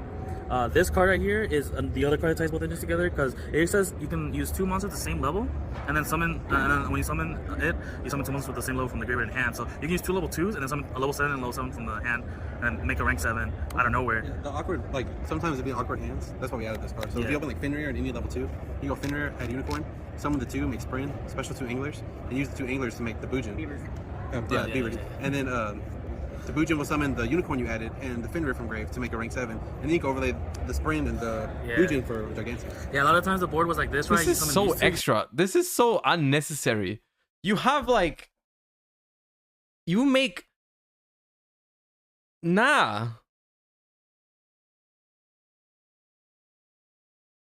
like... Yes, it's synergy. But it's so unnecessary and extra. It's like...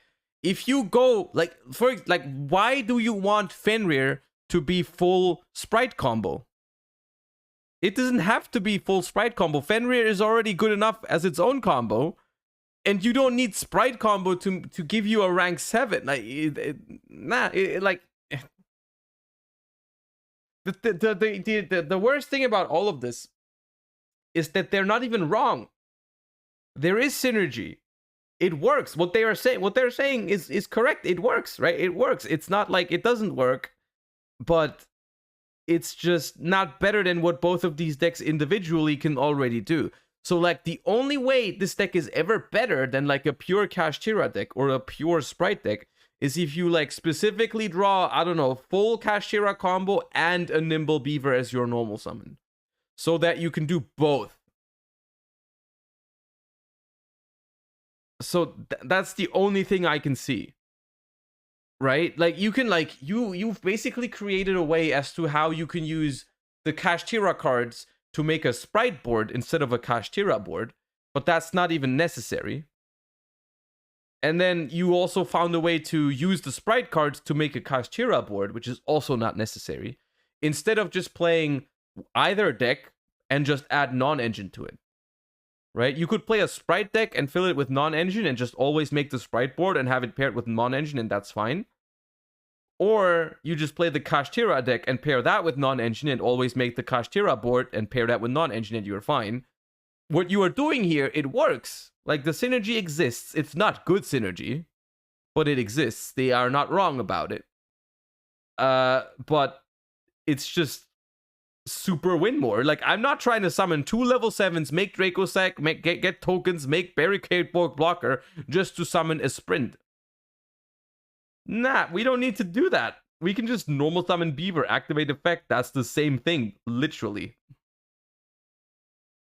It's the same thing.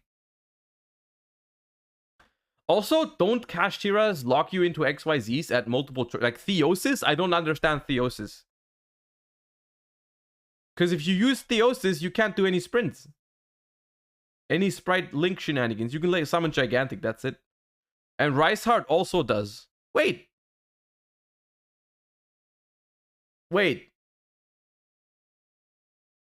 No, wait, it doesn't even work. What's a line that makes Draco Sack into Sprint?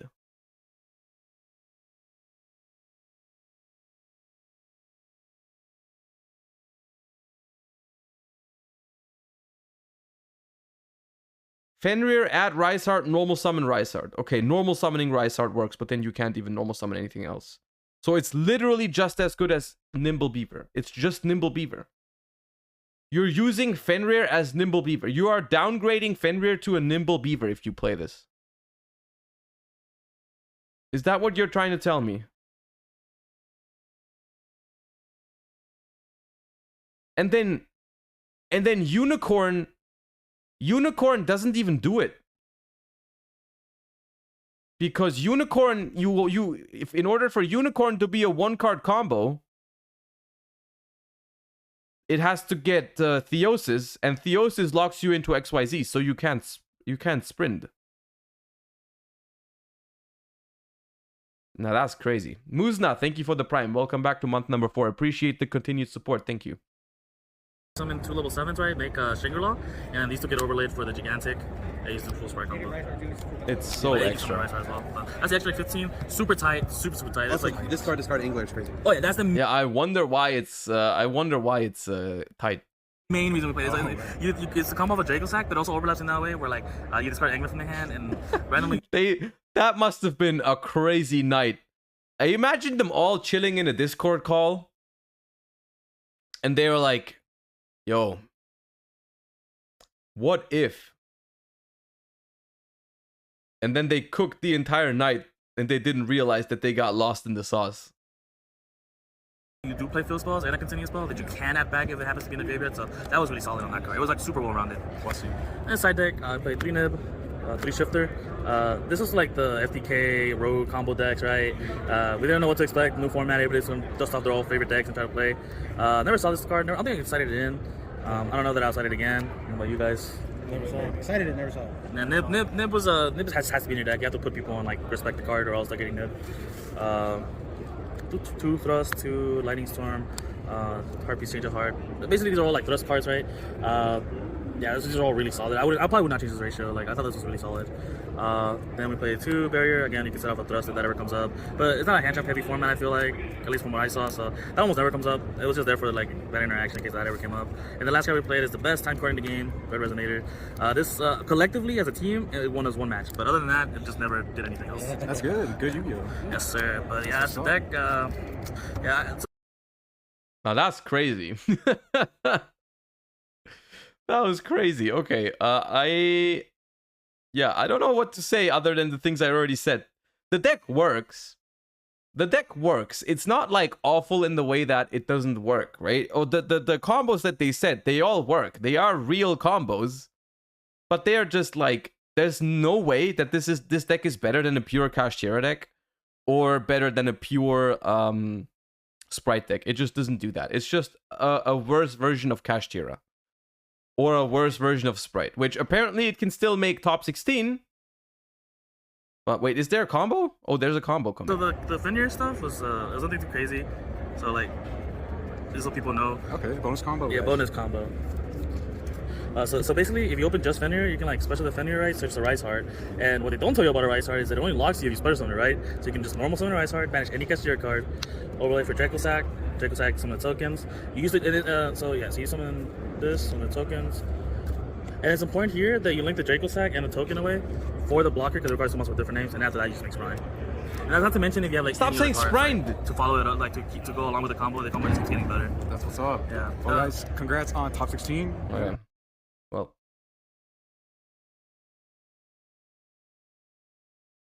let's just move on.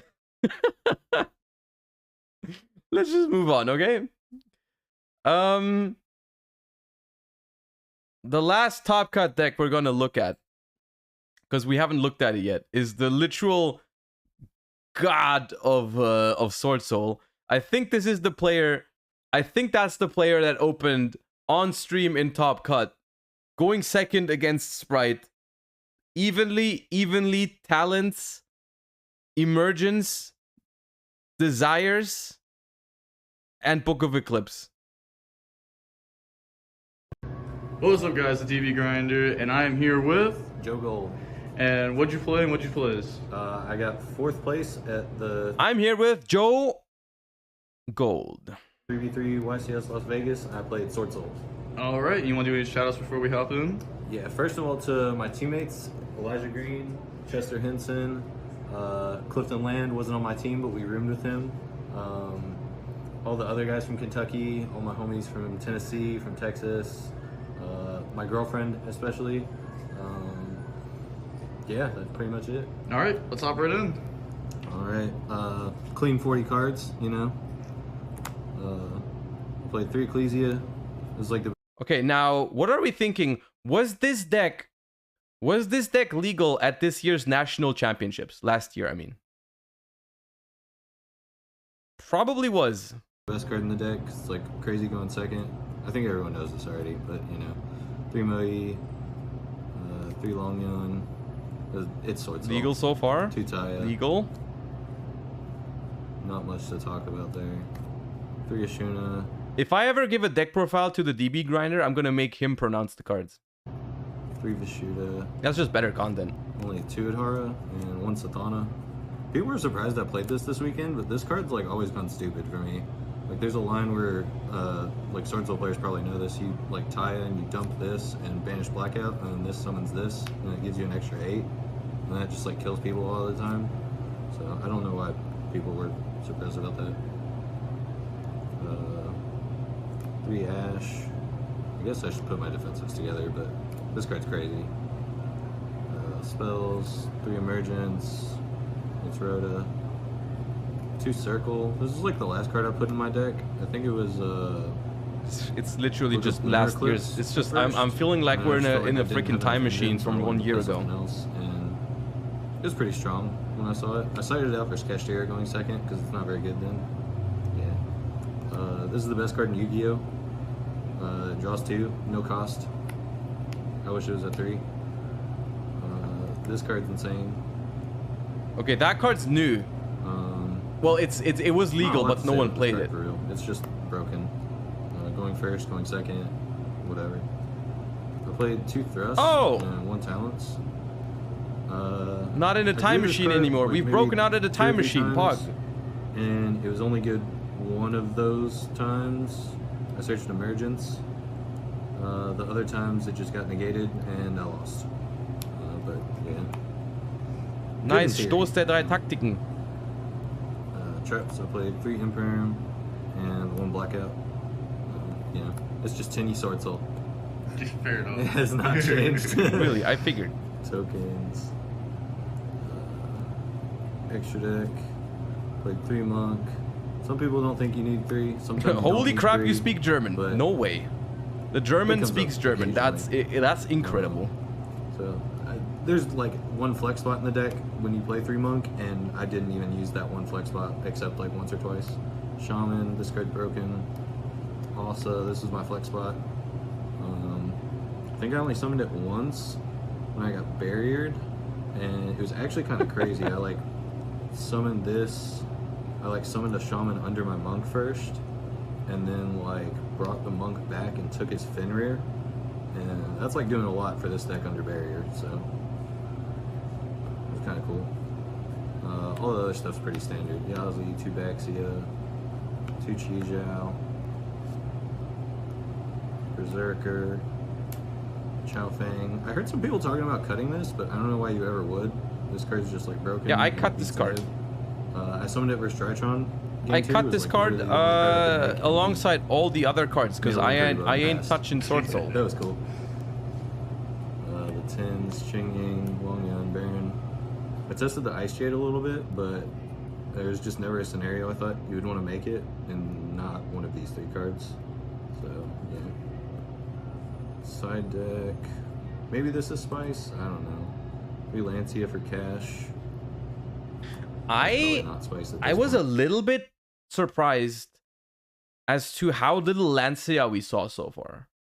Like I played that at YCS Lyon in tournament, and I felt like it was just so good against Kashtira, because it would basically just make them pass their turn on a Fenrir or something, or a Unicorn, or sometimes depending on when you do it, like it could even be better. I don't really understand how people haven't been doing it still. Like it's like it works against Kashtira, but it doesn't care about like zone locks. It doesn't care about like whatever. Like it doesn't care about forbidden lands. It feels like such a it feels like such a unconditionally good card. Like if I open that card going second, I'm heavily limiting what you can do with your deck. This card's really good. Is this card Spice? I don't know. You'll tell me. I drew it once or twice. It was like pretty good. Book of Eclipse is just better. I just wanted 2 more cards. For the deck breakdown, should I count Kashtira Sprite as Sprite or Kashtira? I'm confused. That's a good question. I'd say just count it as both, dude. I don't know.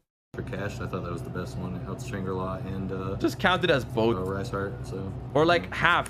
Just yeah, let's count it half of each. Count it half of each. make it half Sprite, half Kashira. Count like if it's 8 others, or could put it under Unholy Abomination. Yeah, okay, put it under Unholy Abomination. That's fine. Yeah, that's fair enough. Never played it. 3 evenly. Shout out, Kenny. This card went down. That was mean. that was mean that you just did that. This card went dummy.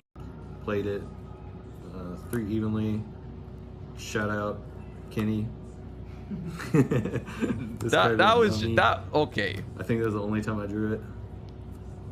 3 rivalry and 3 barrier for my going first cards. Yeah, not really much. Bro, this is a Sword Soul deck from 1 year ago. You put in 2 thrusting, and that's it. Oh my god, I hate Sword Soul.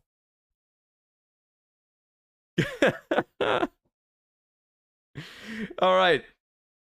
Very quickly, let us finish the game that we did during before the YCS. Let's see who was correct. Skrelp, hit me with the breakdown. Let's do this.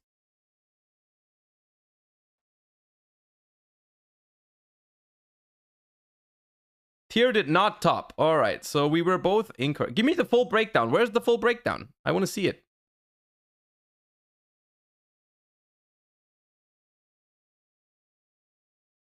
I'm going 1 by 1. No, fuck you. Okay, fair enough. Well then. Kashira, most represented deck in Top Cut. Cass was the most represented. All right, that is a win for the house. Plunder will top. Probably not, right?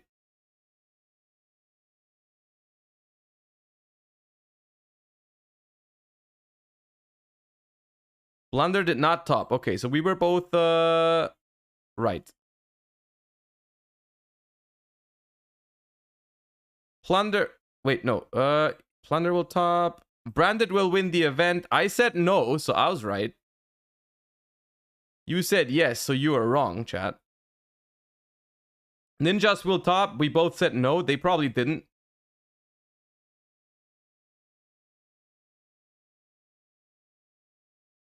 They did not sweep. All right, so we both were right about that one.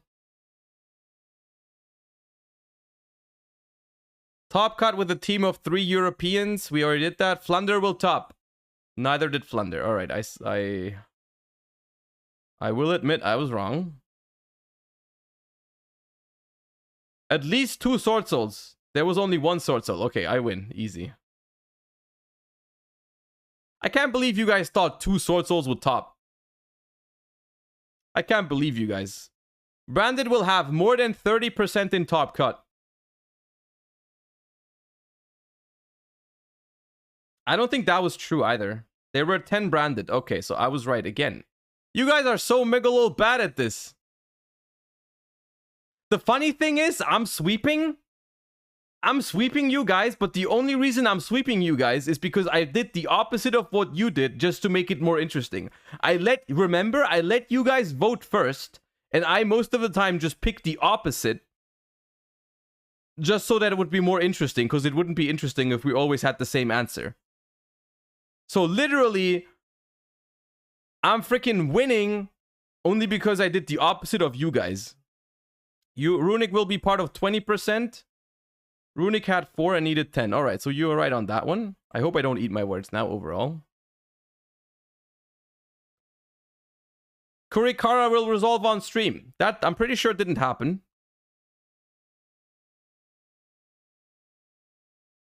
Kurikara did not resolve on stream, Pog. It's Freelo. You guys are Freelo. Thrusting in a winner list. We both said yes, but I don't know. It doesn't matter because we gave the same answer on this one.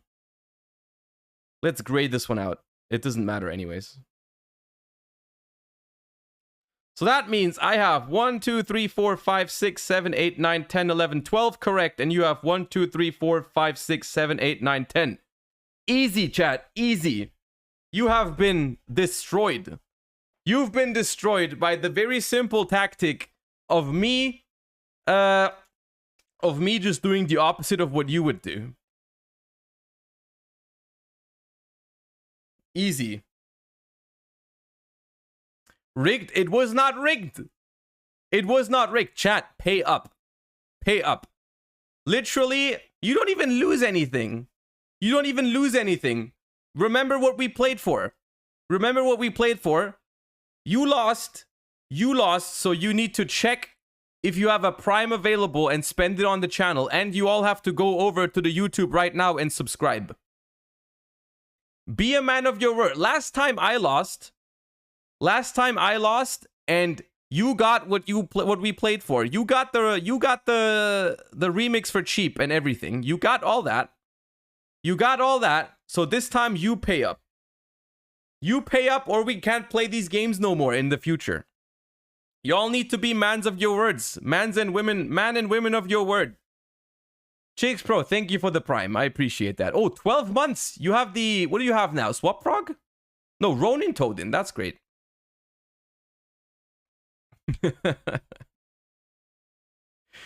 When my Prime will renew, I'll subscribe again. All right, I'll take that. I'll take that. All right, Waver, thank you for the gift sub. That was not part of the deal. I appreciate that, but you didn't have to spend money. I didn't want you to spend money for this. You don't have to spend money for that. But I appreciate you regardless. Man of your word, Waver, thank you. All right.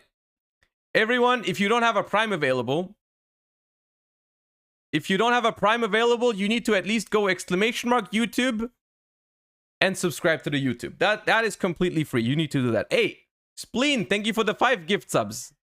That's not what I wanted. I didn't want to take your money, but I appreciate you for standing up your word and giving 5 subs. Appreciate you. Thank you so much. Zaza, thank you for the Prime. Dr. Klotz, thank you for the Prime. And Gentleben, thank you for the 6 months. Appreciate you guys. That's how it works. You missed the joke? What was the joke? Oh, Waver gifted a sub to you lost, lol. Okay, I see. I see how it is.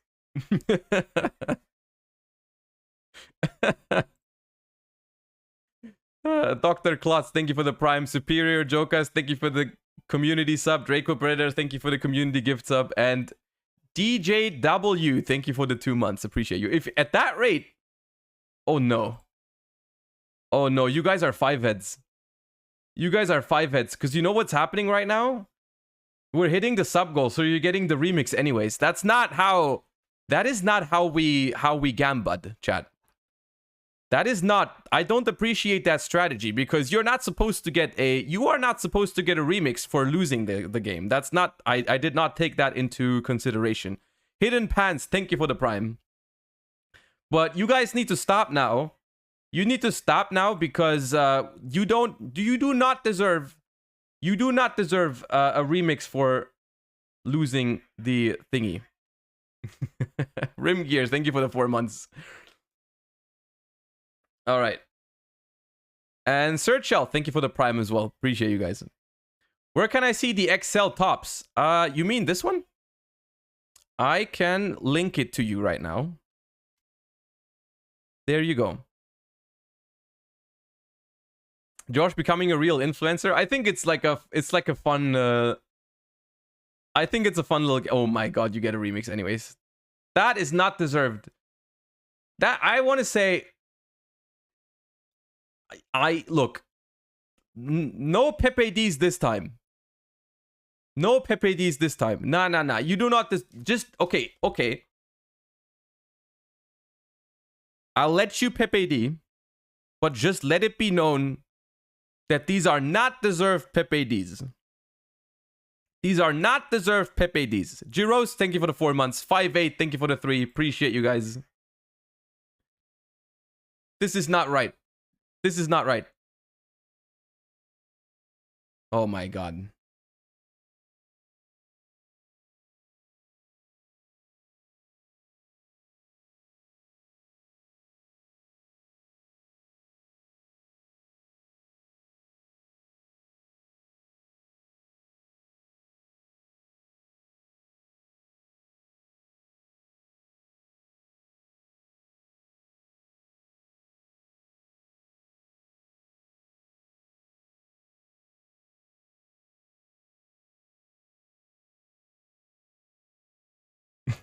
This is your gift for being right? Okay, I guess.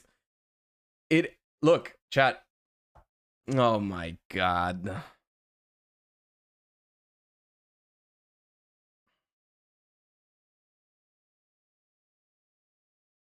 There is no way. There's actually no way that I'm gonna have to increase the price from 100k. Is this how we're... Nah. Let's not talk about it. Waver, thank you for the 4 gift subs. Biscuit, thank you for the tier 1. I appreciate you. Thank you so much. There's no shot, dude.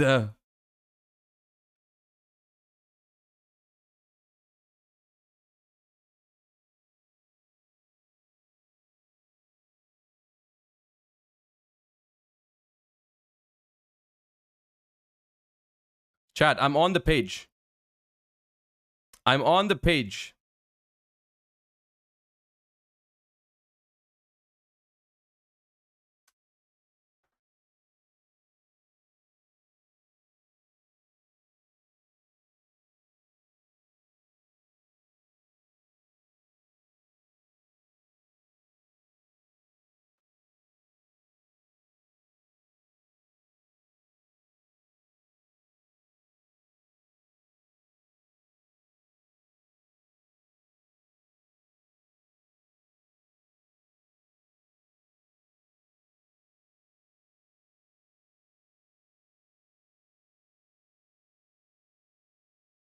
I'll give you one chance and one opportunity to seize everything you ever wanted, okay?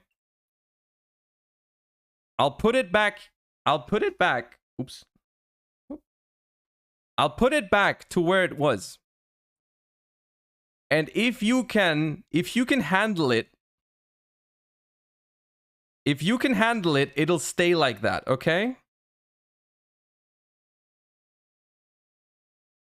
If you cannot be trusted with it, I'll leave this open. I am F2P, please. All right. Put a cooldown? Where can I do that? Cooldown and limits.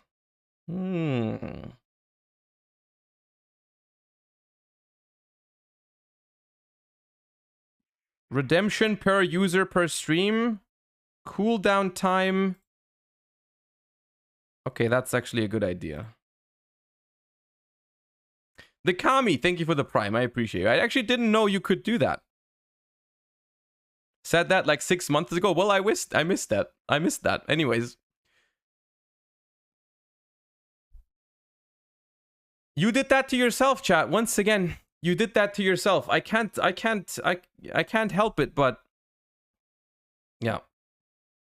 It is what it is. You guys have repeatedly shown that you cannot be trusted. You know? Would you be a nice Twitch streamer and answer my question? I paid exactly 0. What was your question? I was lost in the sauce.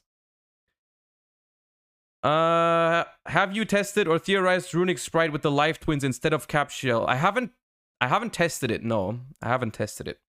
But I'm looking into Runic Sprite soon on the stream. Maybe not today, but probably tomorrow at the latest. Okay. No, everyone, calm down. I appreciate all of you being owning up to your words. You've lost the Gamba, so we've got a wave of new subscribers. I appreciate you. Thank you. Do you have a sample list of Sprite Life Twin? I don't remember if I do, but let me first... We will talk about Sprite in a bit. Probably, I think I want to do tomorrow. I want to do a few things. I'm going to upload a Sprite deck profile. I'm going to upload a Sprite deck profile this week. I'm just waiting for some of the cards to arrive. And we're going to test for that tomorrow on stream because I have not figured out the list yet.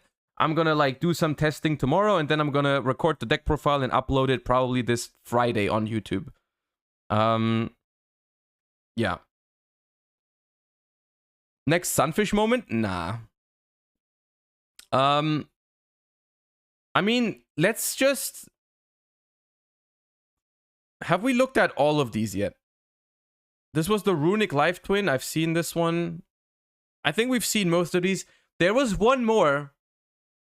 There was one deck that, I mean, I don't know if this is true, but they said, they posted this earlier this morning in the Twitch chat, and they said this was they won a regional with it. That's what they said. I'm not sure if it's 100% true. Maybe it's not. The sources kind of trust me, bro. But I have no info on how big that regional was. I don't know. The thing is, it doesn't look that bad, to be honest. It doesn't really look that bad. Like Runic Tearlament with Samishizu's Diviner, King of the Swamp, it doesn't look like a bad deck. Try it? I mean, hold up. We can run this by. Okay, we will simply base our judgment on whether we believe them or not on this first test hand. If this first test hand is insane, we believe them.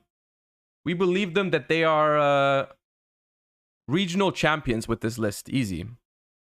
No Pearl or Rhino? I mean, it conflicts with the Runic field spell, so I guess that's the reason. No, you know what? We go ranked. We go ranked.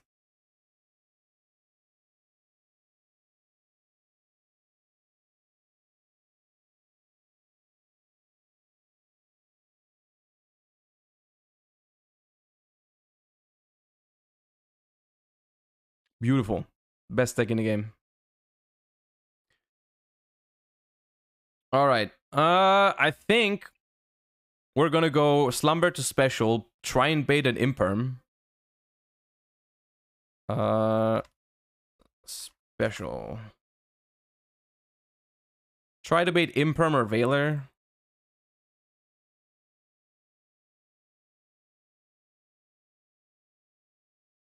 Or Ash. Okay. This hand is completely busted, by the way. This hand is completely unreasonable.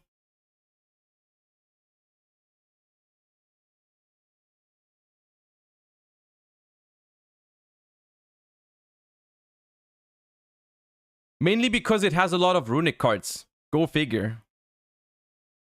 Okay, you didn't have to show me what that was before I searched. I was just waiting for you to okay it. Grab a Flashing Fire.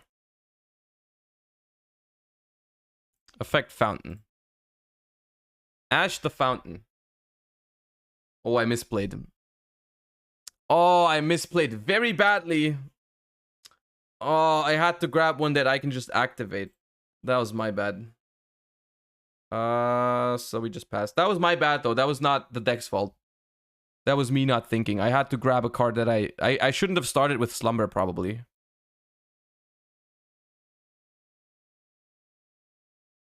Misplaying with Runic Impossible? Yeah, it's... I was just... I was zoned out. YCS champ with Runic, by the way. Look, it happens. We all make mistakes.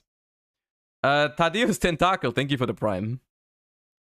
Let me think about this. Do I negate that or do I just pop away the token? I kind of feel like... How good is negating Moyi, really? I feel like it's okay.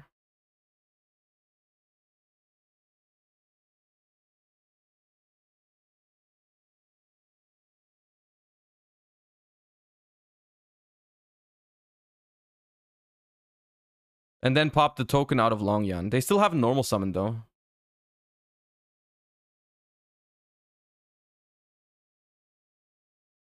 Deck's busted. Deck can't be stopped. I guess we go second. We need these. I don't feel like we need Shaddolls going second. I don't know what I'm doing. Do we need Gamma Seals? Maybe not.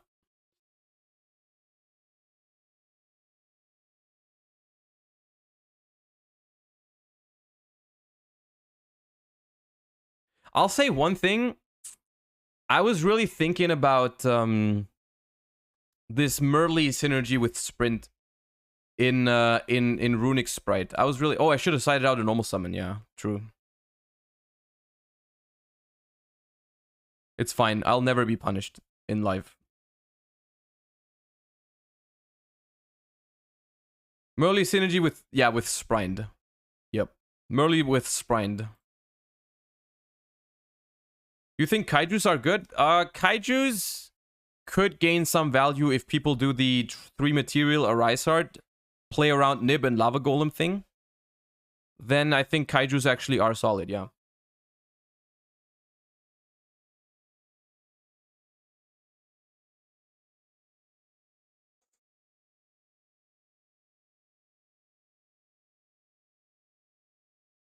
Oh, Dragite. Interesting. That's fine, I guess. Oh, nah. Oh, nah. They just rip Desires off the top.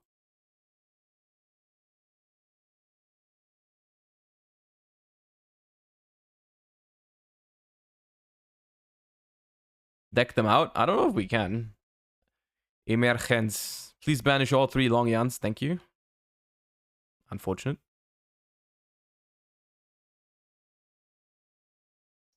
This is the exact same hand as game 1, but we had a fountain instead of the tip. That's true.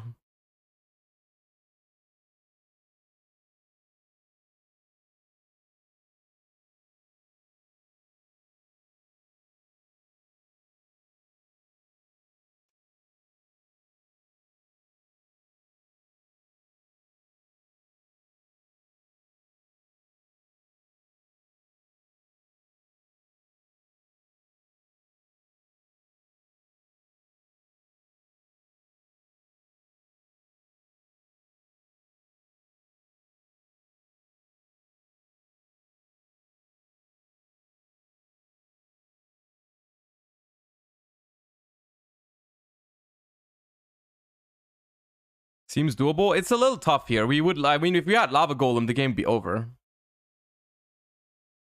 Honestly, a Kaiju would also be pretty sick. Discard the second Slumber.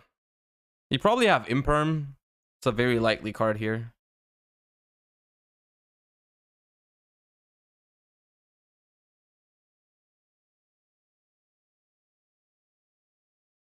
Baron negate Hugin.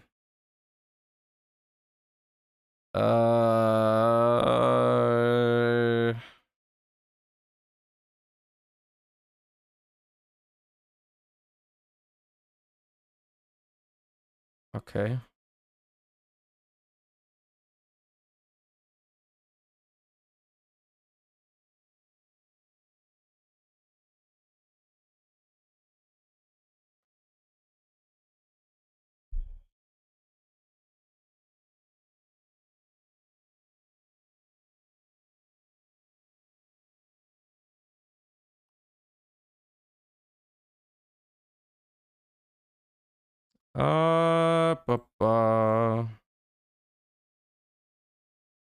Wait, why this?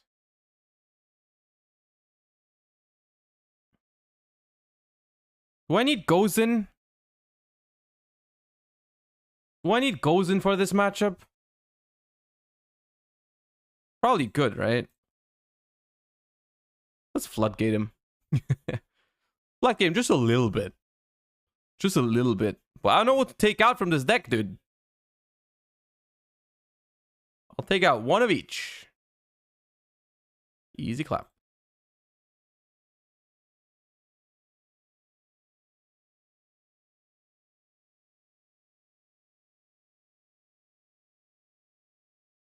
This is not ideal.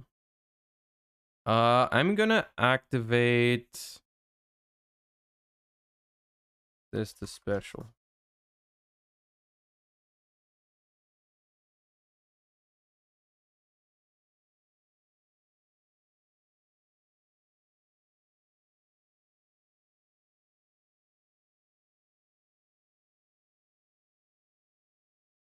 Please don't imperm this time.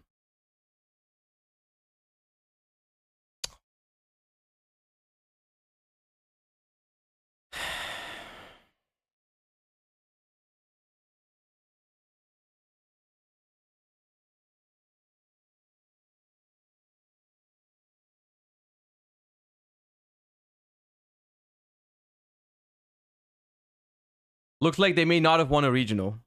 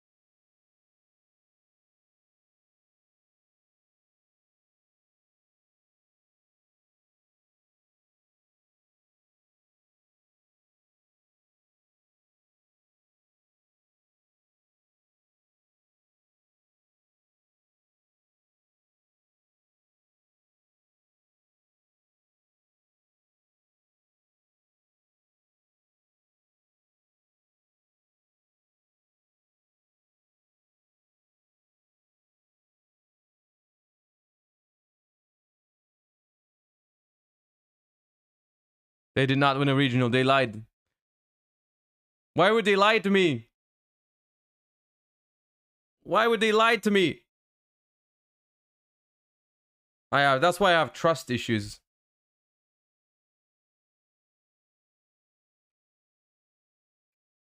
That's why I have trust issues.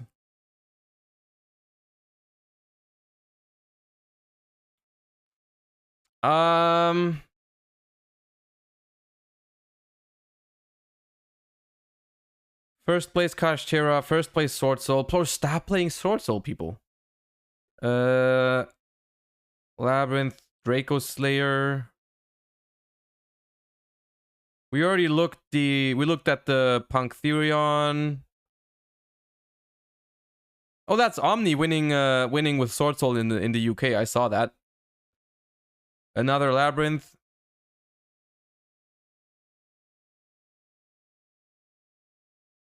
Can Draco Slayer play if you remove their pendulum zones? No.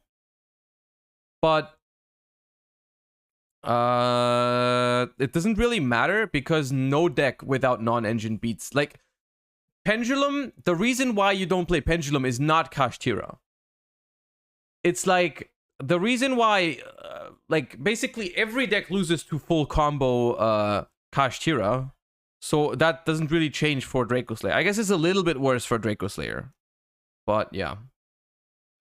Why does Josh hate on Sword Soul so much? I don't really hate on Sword Soul. It's the wrong word. I don't hate Sword Soul. I just don't think it's very good. That's the only thing.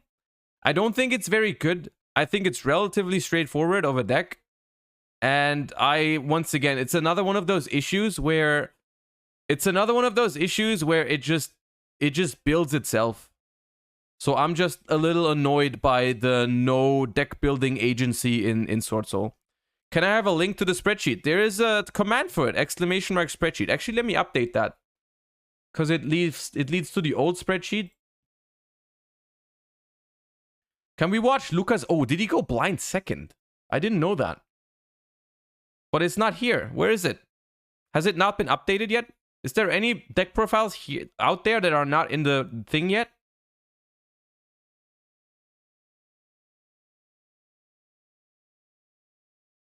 Hold up, let me update the spreadsheet command first, real quick.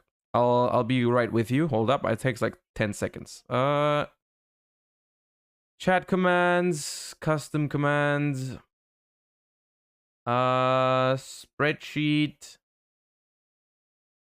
Pop. Save. All right, it should be update now.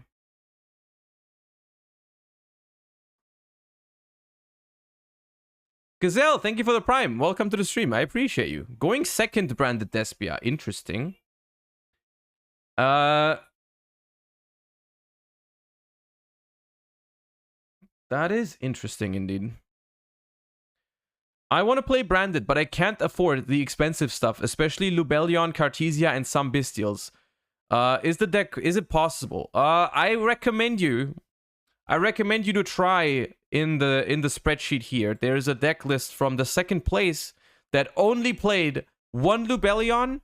They played 2 Cartesia, but you can probably play 1. So they played 1 Lubellion, you can play 1 Cartesia, and they played no other Bestials except for Magnamut. So maybe that's inside your budget, right? That's like, what is that? The 1 Lubellion and the 1 Cartesia is like put together like $80 maybe. Maybe if that's in your, if that's on your in your budget, then maybe you try that.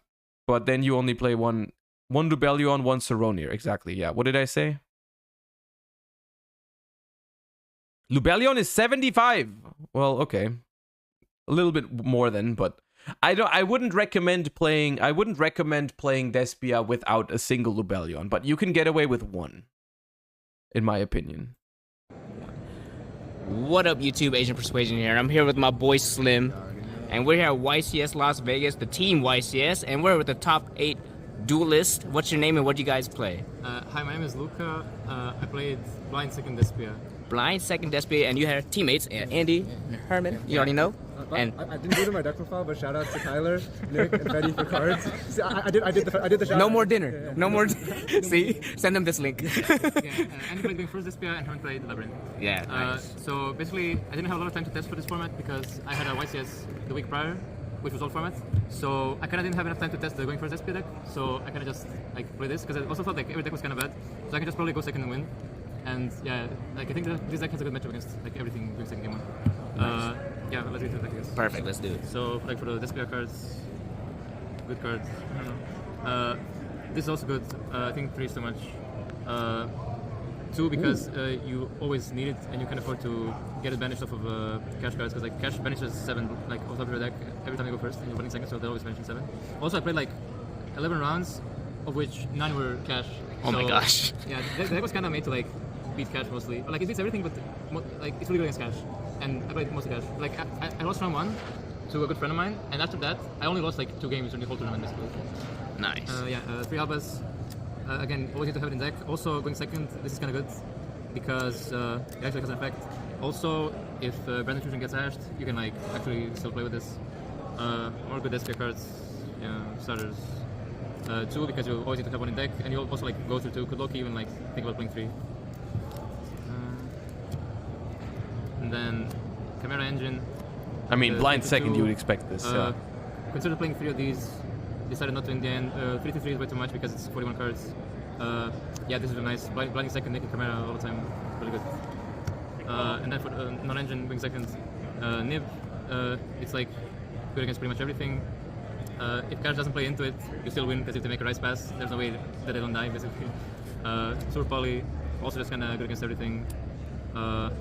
Clips, kind of same thing. Evenly, still kind of same thing. And the only new card, 3 Desking. This was originally 3 Fusion deployment, but then it turned out the Fusion deployment is just bad.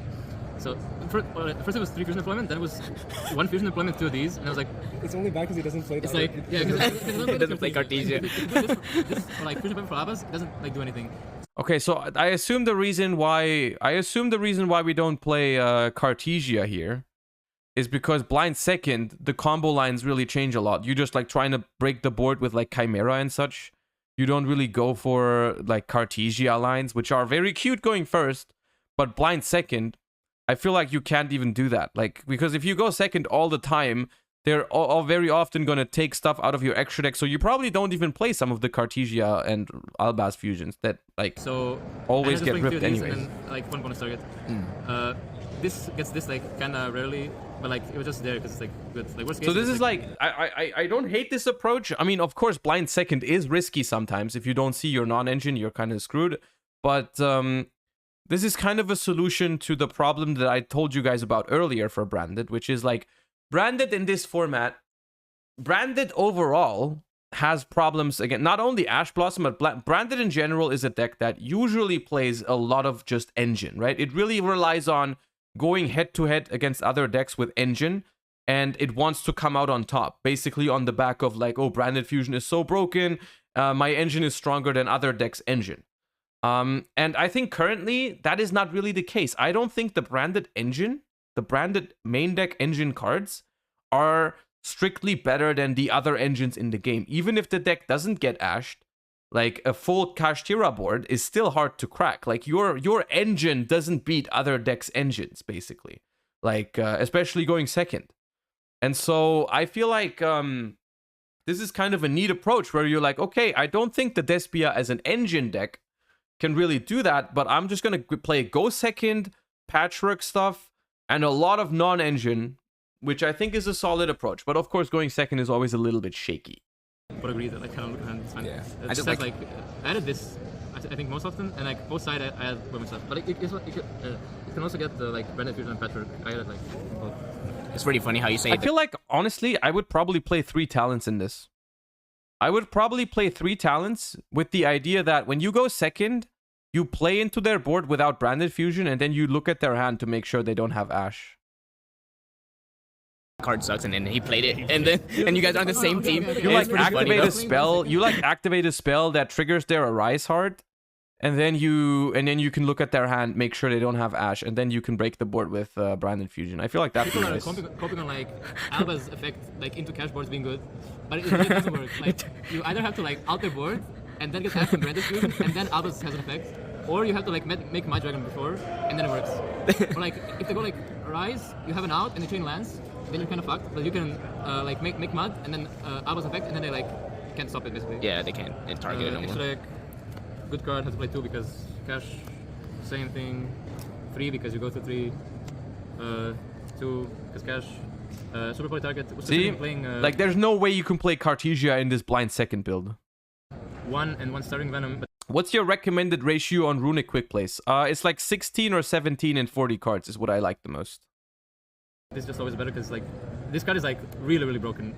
How can you go second in a deck like Branded game 2 and 3 when people side in cards like D-Beer? Well, you don't know that. Like they might go first after siding.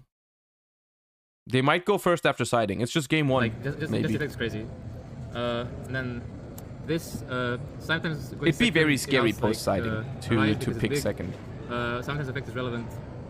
And also unless you think of course like your opponent might think that you like, so when you lose a game and then your opponent is siding, you don't know that they're always going to side in D-Barrier. Even if they have it in their side deck, they might not know that you are blind second because they might have won the dice roll in game 1. So they might expect you to go first still, and so they won't put D-Barrier, maybe. This, like, in the mirror, you're supposed to make this on the collab deck if you can kill them, so then they just, like, cannot play after. Also make it in, like, random situations, in, like, time, I guess. I went to time once and I made it. It's good with Super Poly, and also you just sometimes make it, it's good. And from an ace card... The ace card. Furious Dragon, really base card, won me, like, at least 2 games by itself. This is basically, like, second Mirror Jade. Like, when you have Mirror Jade in the field, you make this, and then, like, I don't know, you just win. Like, Cash cannot play from this. Or, like, it's just good against, like, in, like, really random scenarios. Goes in. Goes like, in match, yeah. Yeah, I don't know. It's, like, most of the time it's better Stabelia. Against Cash and against other decks, it's just, like, I don't know, it's really broken against Lab, I guess. Side. Okay, side was kind of weird, because I was considering siding into, like, basically his deck for, like, going first. But I, again, didn't get to test it enough, so I just started, like, cards. This was legal for Nationals last year? Except for thrusting, I think you're right. Because there was no Cartesia. There was no new fusions. Yeah, this was last year. This was legal last year. So I sided 3 Ash for the mirror, because I wanted to have something else for the mirror. And also sided 3 crossouts, because it's really good in the mirror. And also, like, because I'm playing blind second, sometimes they're gonna make me start. And I want to have this in the deck. Ever since I've seen Prismatic Secret Rare crossout, I can't go back. This is so ugly to me. The Prismatic Secret looks so like, good. If they make me start, this has Ash as a target. This, like, if I go second, this has 2 targets. In the mirror has infinite targets. This is a target because you kind of lose to this, like, some of the time, I guess. I kind of just accepted that I'm losing to Anti-Spell. Yeah. Like, it's not possible to beat Anti-Spell, basically. And I didn't get Anti-Spell, so it was fine. That's cool. Also, you can set this with tasking going first. So, like, I could set... Not trying to be a doomsayer, but I think Anti-Spell is on the come up again. I think Anti-Spell will come back. I think the only thing that's holding Anti-Spell back is Evenly Matched. Like, Evenly Matched is really good against Anti-Spell, but everything else is super duper weak to Anti-Spell right now. Like, Kashtira can, like, summon Fenrir sometimes and out it, but if they don't have Fenrir, they pretty much have no way to play. Branded dies to anti-spell. It's not good against Labyrinth. People are not going to main deck it, right? People are not going to main deck it. People are going to side deck anti-spell for like Kashtira and it's good against Kashtira and Branded, and those are the biggest 2 decks in Top Cut right now. So I think anti-spell is going to come back. Like siding when I don't even want to go first or second, and then 3 Dark Hole. So both sides, we thought Cash were gonna side Evelyn, and then your Evelyn is kind of dead. So I would just side this instead of Evelyn's, like out the cash boards and out Evelyn, so I wouldn't have to make these. Yeah, no, anti-spell's very good. You can also get this with tasking, but yeah, I had the space for these. I don't know if I like this. Like, I mean, I get it. I understand it. The problem in Branded is you still can't use Branded Fusion. So what do you do after? You know what I mean? I feel that feels weird to me. I think I made it like once. But maybe Chimera is enough. Maybe Chimera is enough. Maybe. Also, like when I side this in, I don't know. I think some of my opponents just like put Ibli back in their side. They put Ibli. Like, when I start re-sleeving, they're just like, oh yeah, maybe I'm not gonna like try to Ibli him. Yeah, Ibli's a party back. Yeah, and this. I think that is basically what he was just describing. It might happen because that is another thing. When you side deck extra deck cards, if your opponent pays attention during siding, they can definitely tell that you're switching between side deck and extra deck. So they might not side in the Ibli, but I think in this case, you should definitely still side the Ibli, because if you draw Ibli against this list, 3 things. You beat Nibiru. You beat evenly matched. And if they make Lingoribo, they can't use Branded Fusion, so it's kind of like you preemptively ash the Branded Fusion by using Ibli, right? Like, you lose a card from your hand, they can't brand... It's still really good. It's still really, really good, so I personally think if you play against Branded and you play Ibli, you always side it. Even if you know they play Lingoribo, even if you saw it like in their game 1 extra deck, because for some reason they main decked it, even then I would still side Ibli. Because it counters, like I said, Nibiru, Evenly, and Branded Fusion. Like, that's huge. Those are huge cards to counter. Plays to like anti-spell and D-barrier, but mostly it's for mirror because it's really broken in the mirror. Also, you can set it with tasking, like go first. This good card plus tasking target. Plus ratio. This is like really random. Also just tasking target. Yeah, for me, like need to out like Arise basically. Yeah, under Eagle Booster. Under Eagle Booster, yeah, because people are playing like Eagle Booster and Lance and stuff. Oh my god, Eagle Booster. Oh, Eagle Booster! Why did you have to say that word? I didn't think of that yet. I saw Forbidden Lands. Bro, what about Eagle Booster? Eagle Booster is also nice. Isn't it? If you go for... Oh my god. If you go for triple material Arise art in the extra monster zone, and you just play Eagle Booster and Forbidden Lands, that seems so hard to out, dude. Oh my god. And that just outs a monster non-targeting, right? Yeah, if I remember right. They can't, like, it forces the opponent to... Kashtira is just 2023 Zodiac. It's literally just 2023 Zodiac. Nothing else. So I get rid of them, yeah. So like under Lance and Eagle Booster. I don't know if that's a good thing or a bad thing, because Zodiac format was actually pretty good. It still has to go to grave. Get rid of it. Cool. Yeah, that's it. Shoutouts. Shoutouts to everyone playing cards. Okay. I mean, nice.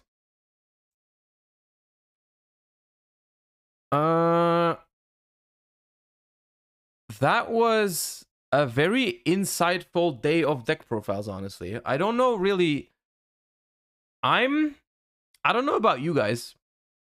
But I personally am looking forward to this format. I know it sounds weird. I know it sounds weird after seeing like Kashtira perform so well, and Kashtira plays like a lot of stupid cards.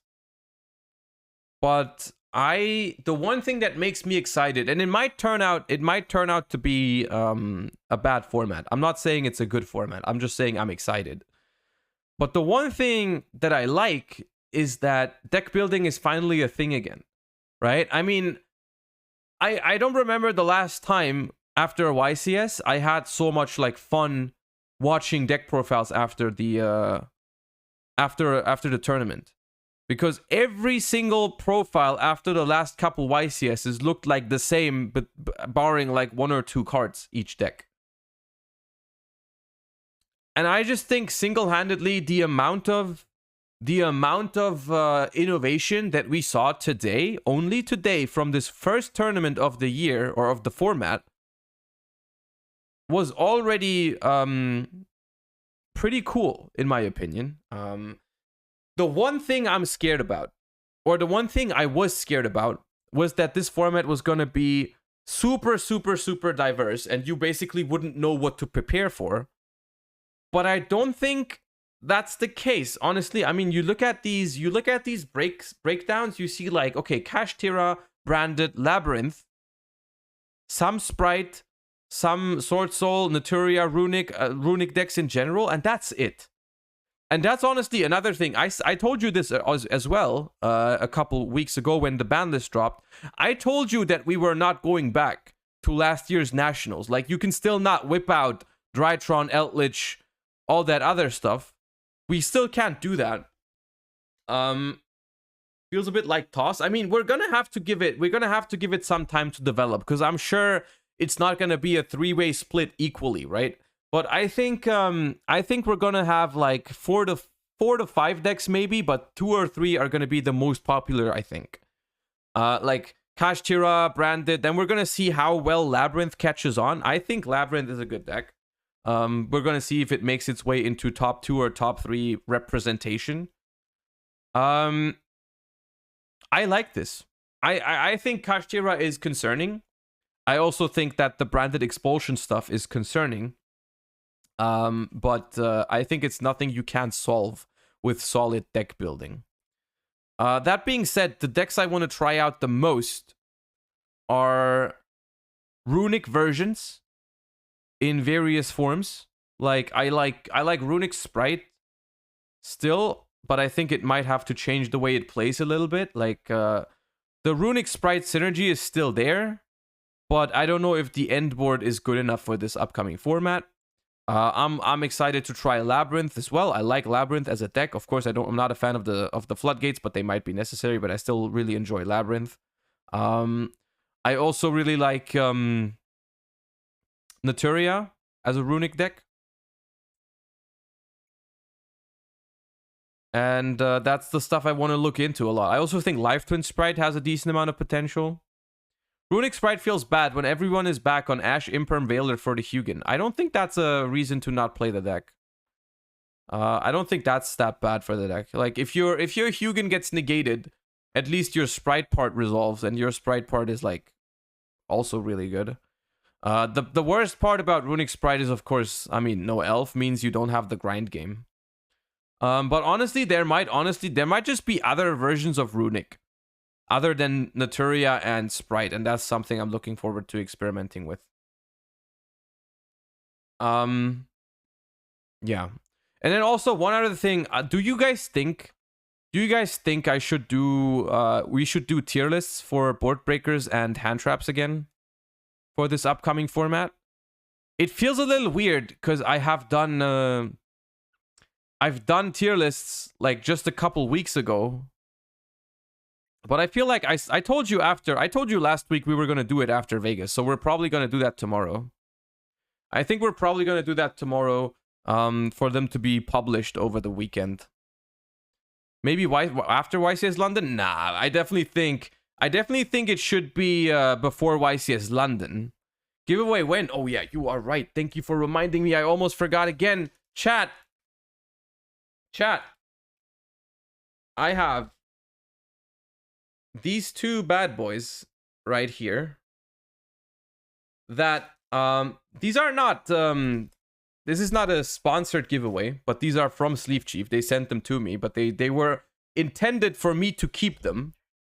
Like, they asked me, hey, do you want any of these to use? And I was like, yeah, I would like these 2 to use them. But then I showed them to you on the weekend, and I told you that if we hit 1,000 subs during the weekend, I will give them away to you guys. And we did hit 1,000 subs. I didn't think it was possible, but you guys did make it possible. Da Vegan, thank you for the Prime. Appreciate you. And I'm a man of my word, so I'm gonna give these away. I'm gonna give these away right now. Hold up, let me open up. Where did I do? How did I do giveaways? It was Nightbot, right? Okay, let me set it up on Nightbot, and then we're gonna give away the sleeves. Hold up.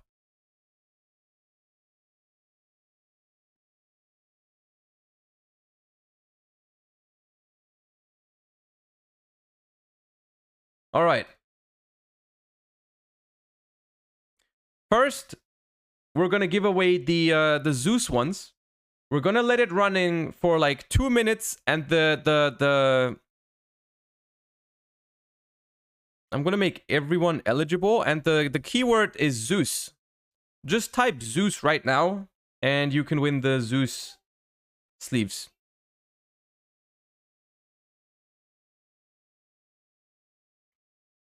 Skyhook Hidari, thank you for the Prime. Jackie, thank you for the Prime. Appreciate you. How are you doing?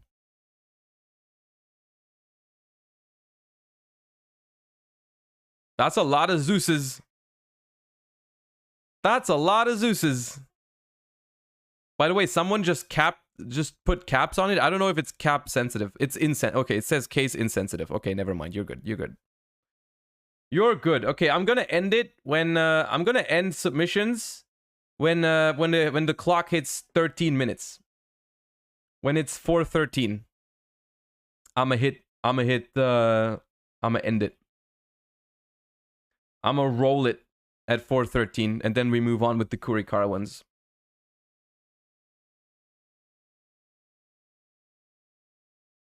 Don't rig it? I never rig it. It's never rigged.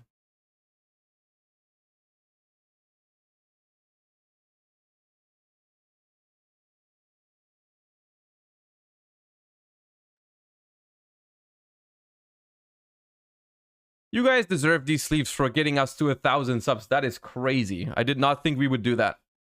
All right, it is 13. Roll it. Delmons 2799. Delmons 2799. I'ma write your name down.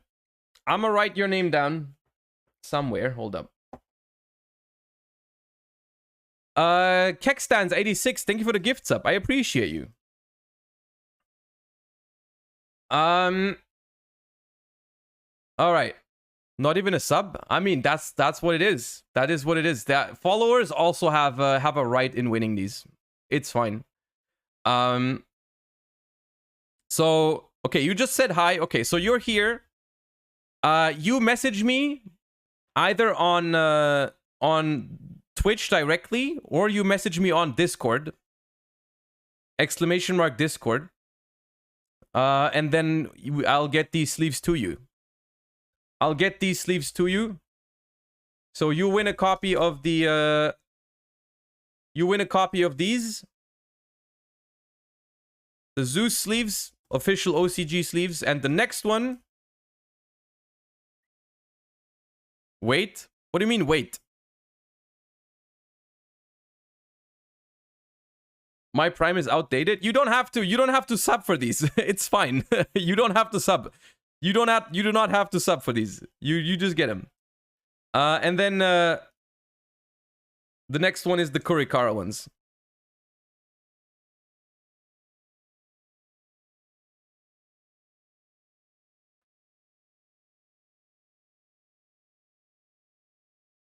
I wonder who can guess.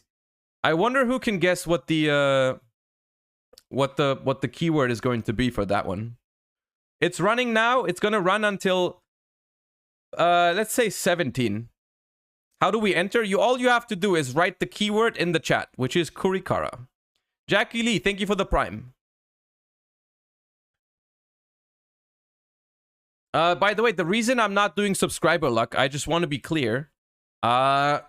I think it would be nice to do subscriber extra luck on these. There is this option, but I've been made aware that that might not be legal in Germany, because it might incentivize people to have a better chance at winning something by spending money, basically, and I don't think that's legal in Germany. That's why I love giveaways to the subscribers who are supporting the channel, but I don't think giving them more luck in this, basically incentivizing people to pay for better chances, is not. I don't think it's legal in Germany. So this is why we are giving everyone the same chance on these ones. Of course, if you are, and honestly, it's also, I think it's fine. Like, I don't want people to subscribe so they can occasionally win a giveaway. That's not really, I want people to subscribe to the channel because they want to support the channel, like because they enjoy the content. You know, it's like it's giving people the wrong reasons to subscribe. Like if people subscribe, that's great. I appreciate the support, but I don't want, like, the incentive for that should not be, you know, oh, I'm gonna win the giveaway. So if you enjoy the stream, feel free to subscribe, but it's unfortunately not gonna give you a higher chance at winning in the giveaway.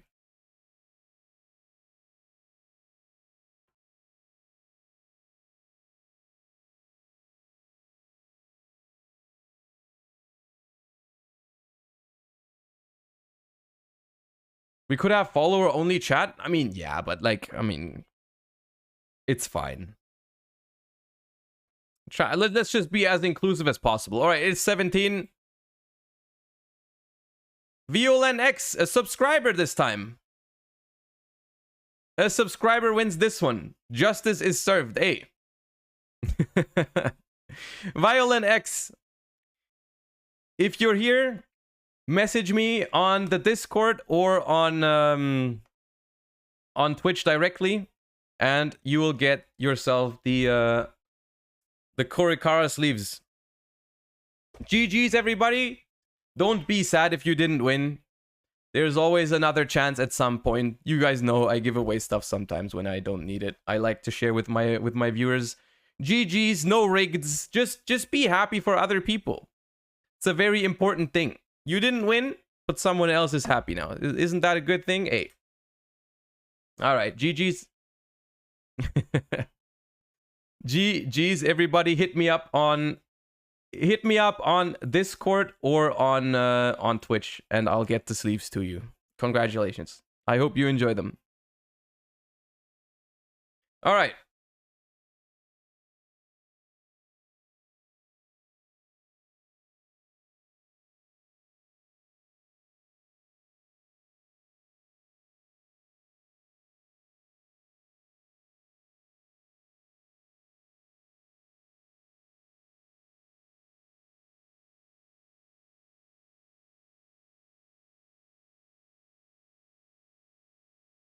This is, by the way, Skrelp sent this to me. Thank you, Skrelp. Sent it to me earlier.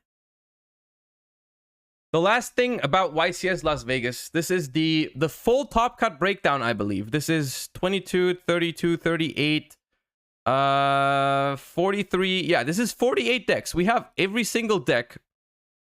We have the breakdown from YCS Las Vegas. 22 Kashtira decks.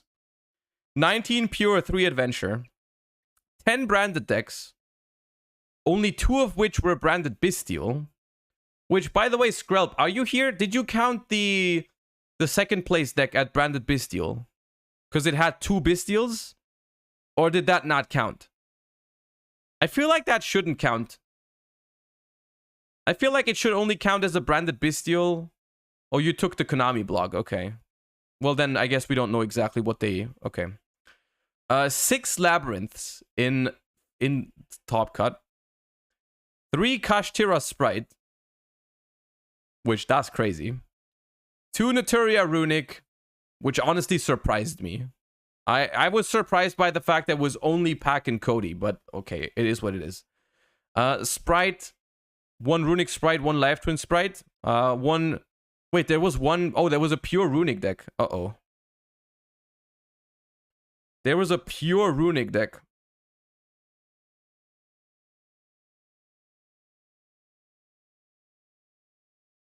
So that means there was only 4 Runic decks in total. That's crazy. And then we have 1 Sword Soul, 1 Marincess, which I don't know how the Marincess got there.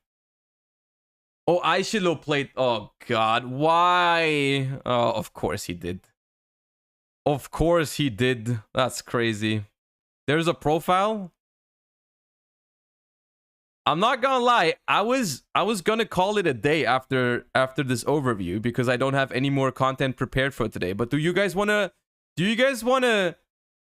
watch Aishilo's runic deck as the climax for the stream?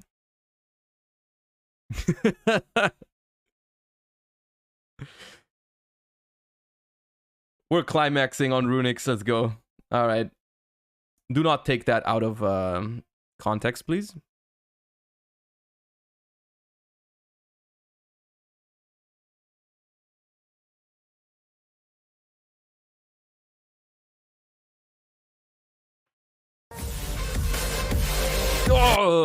That seemed very loud.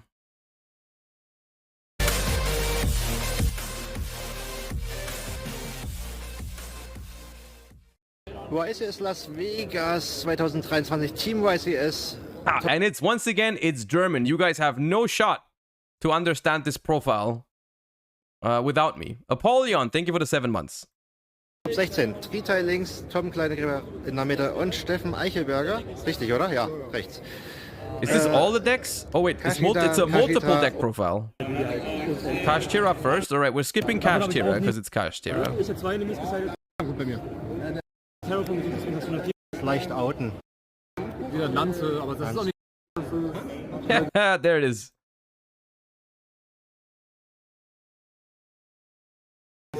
Ja. Ich habe mich für die Kugelmodus entschieden und gegen Lavagolem, weil es halt Karten gibt, die mich aus Special Summons rauslocken. Also war es perfekte Play.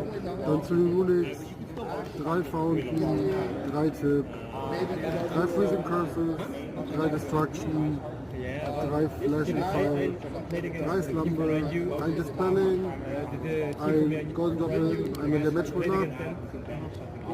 Kann man eigentlich nicht viel zu sagen. Man muss so far based.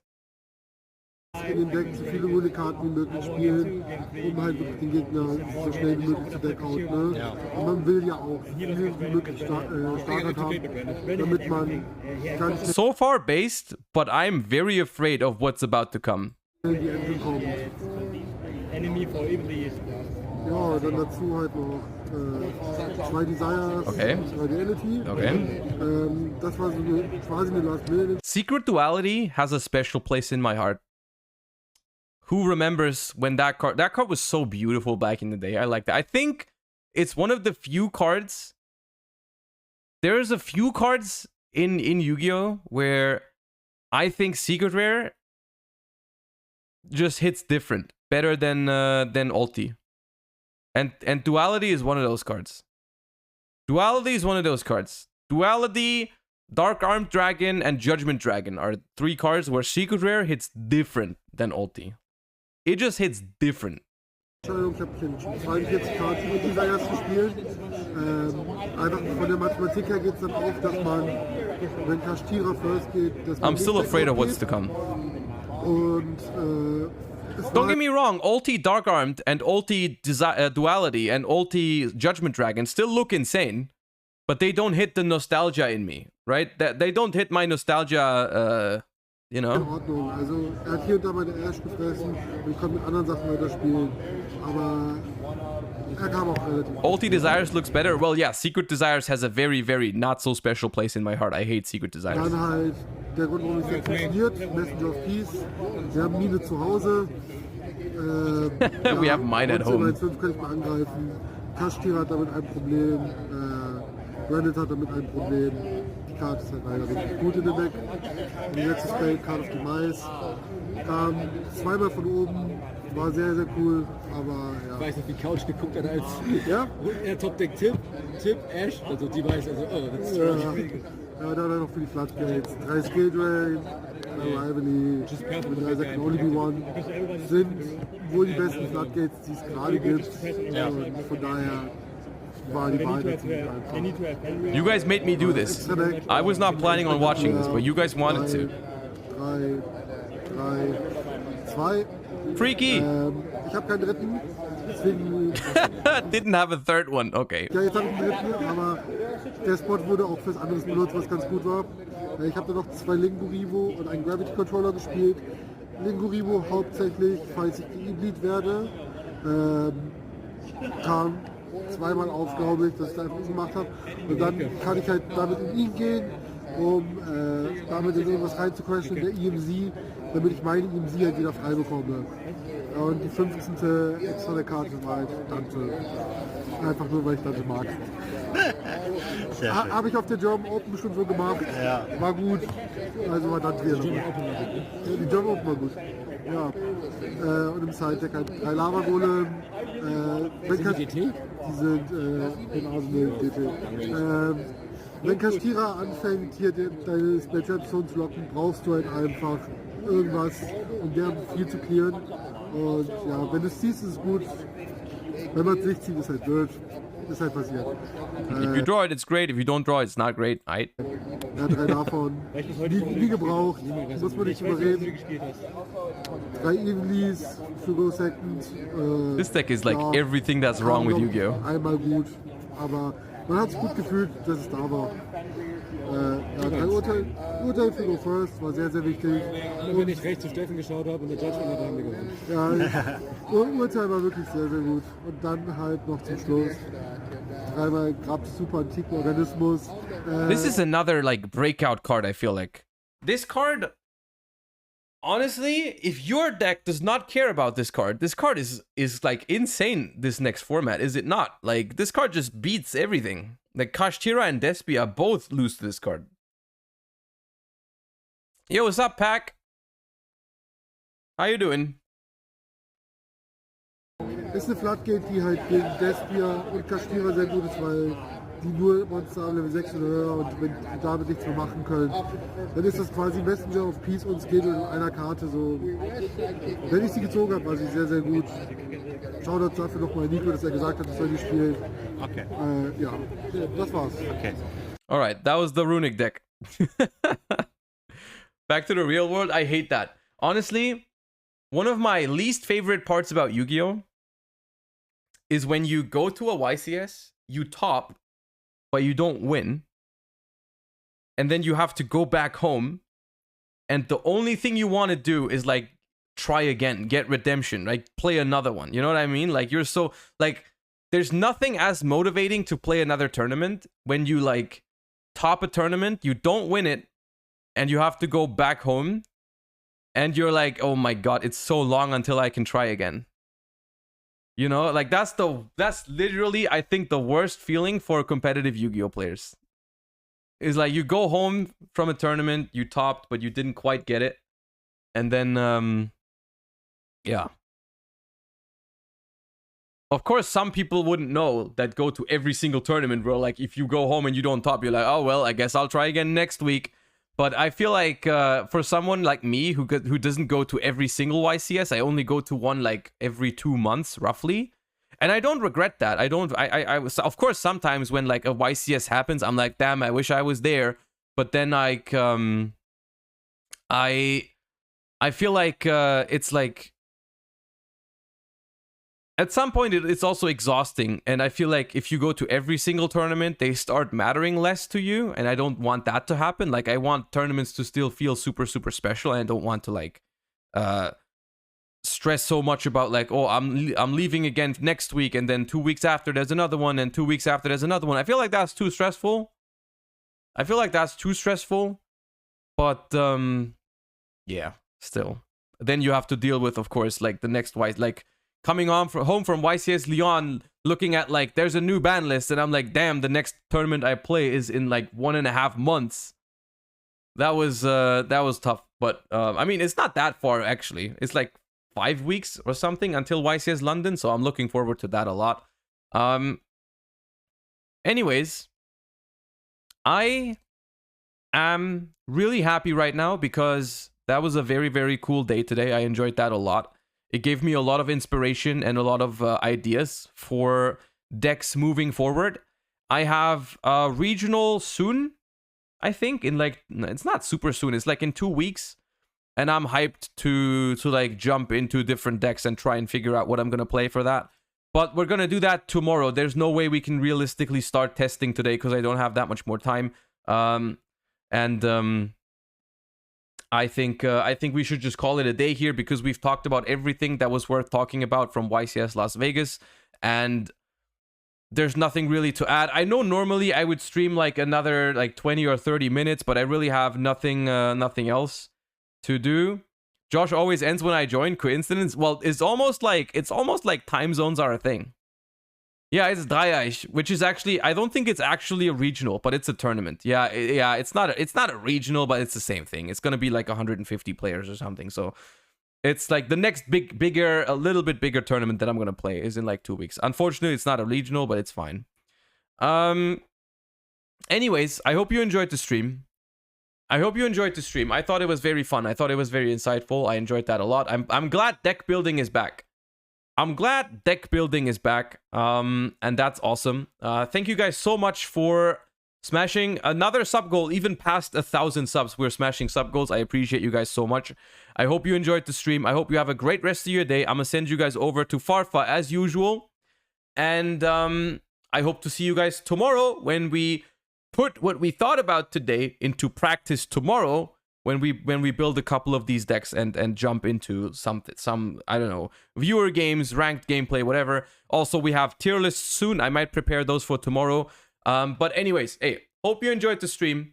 Hope you'll be back tomorrow, and hope you have a great rest of your day. Thank you for all the support, and I'll send you guys over to Farfa. Want to see a bunch of Josh White Geo Hearts in Farfa's chat right now, and then I'll see you guys tomorrow. Bye bye. Have a great day, everyone. Peace.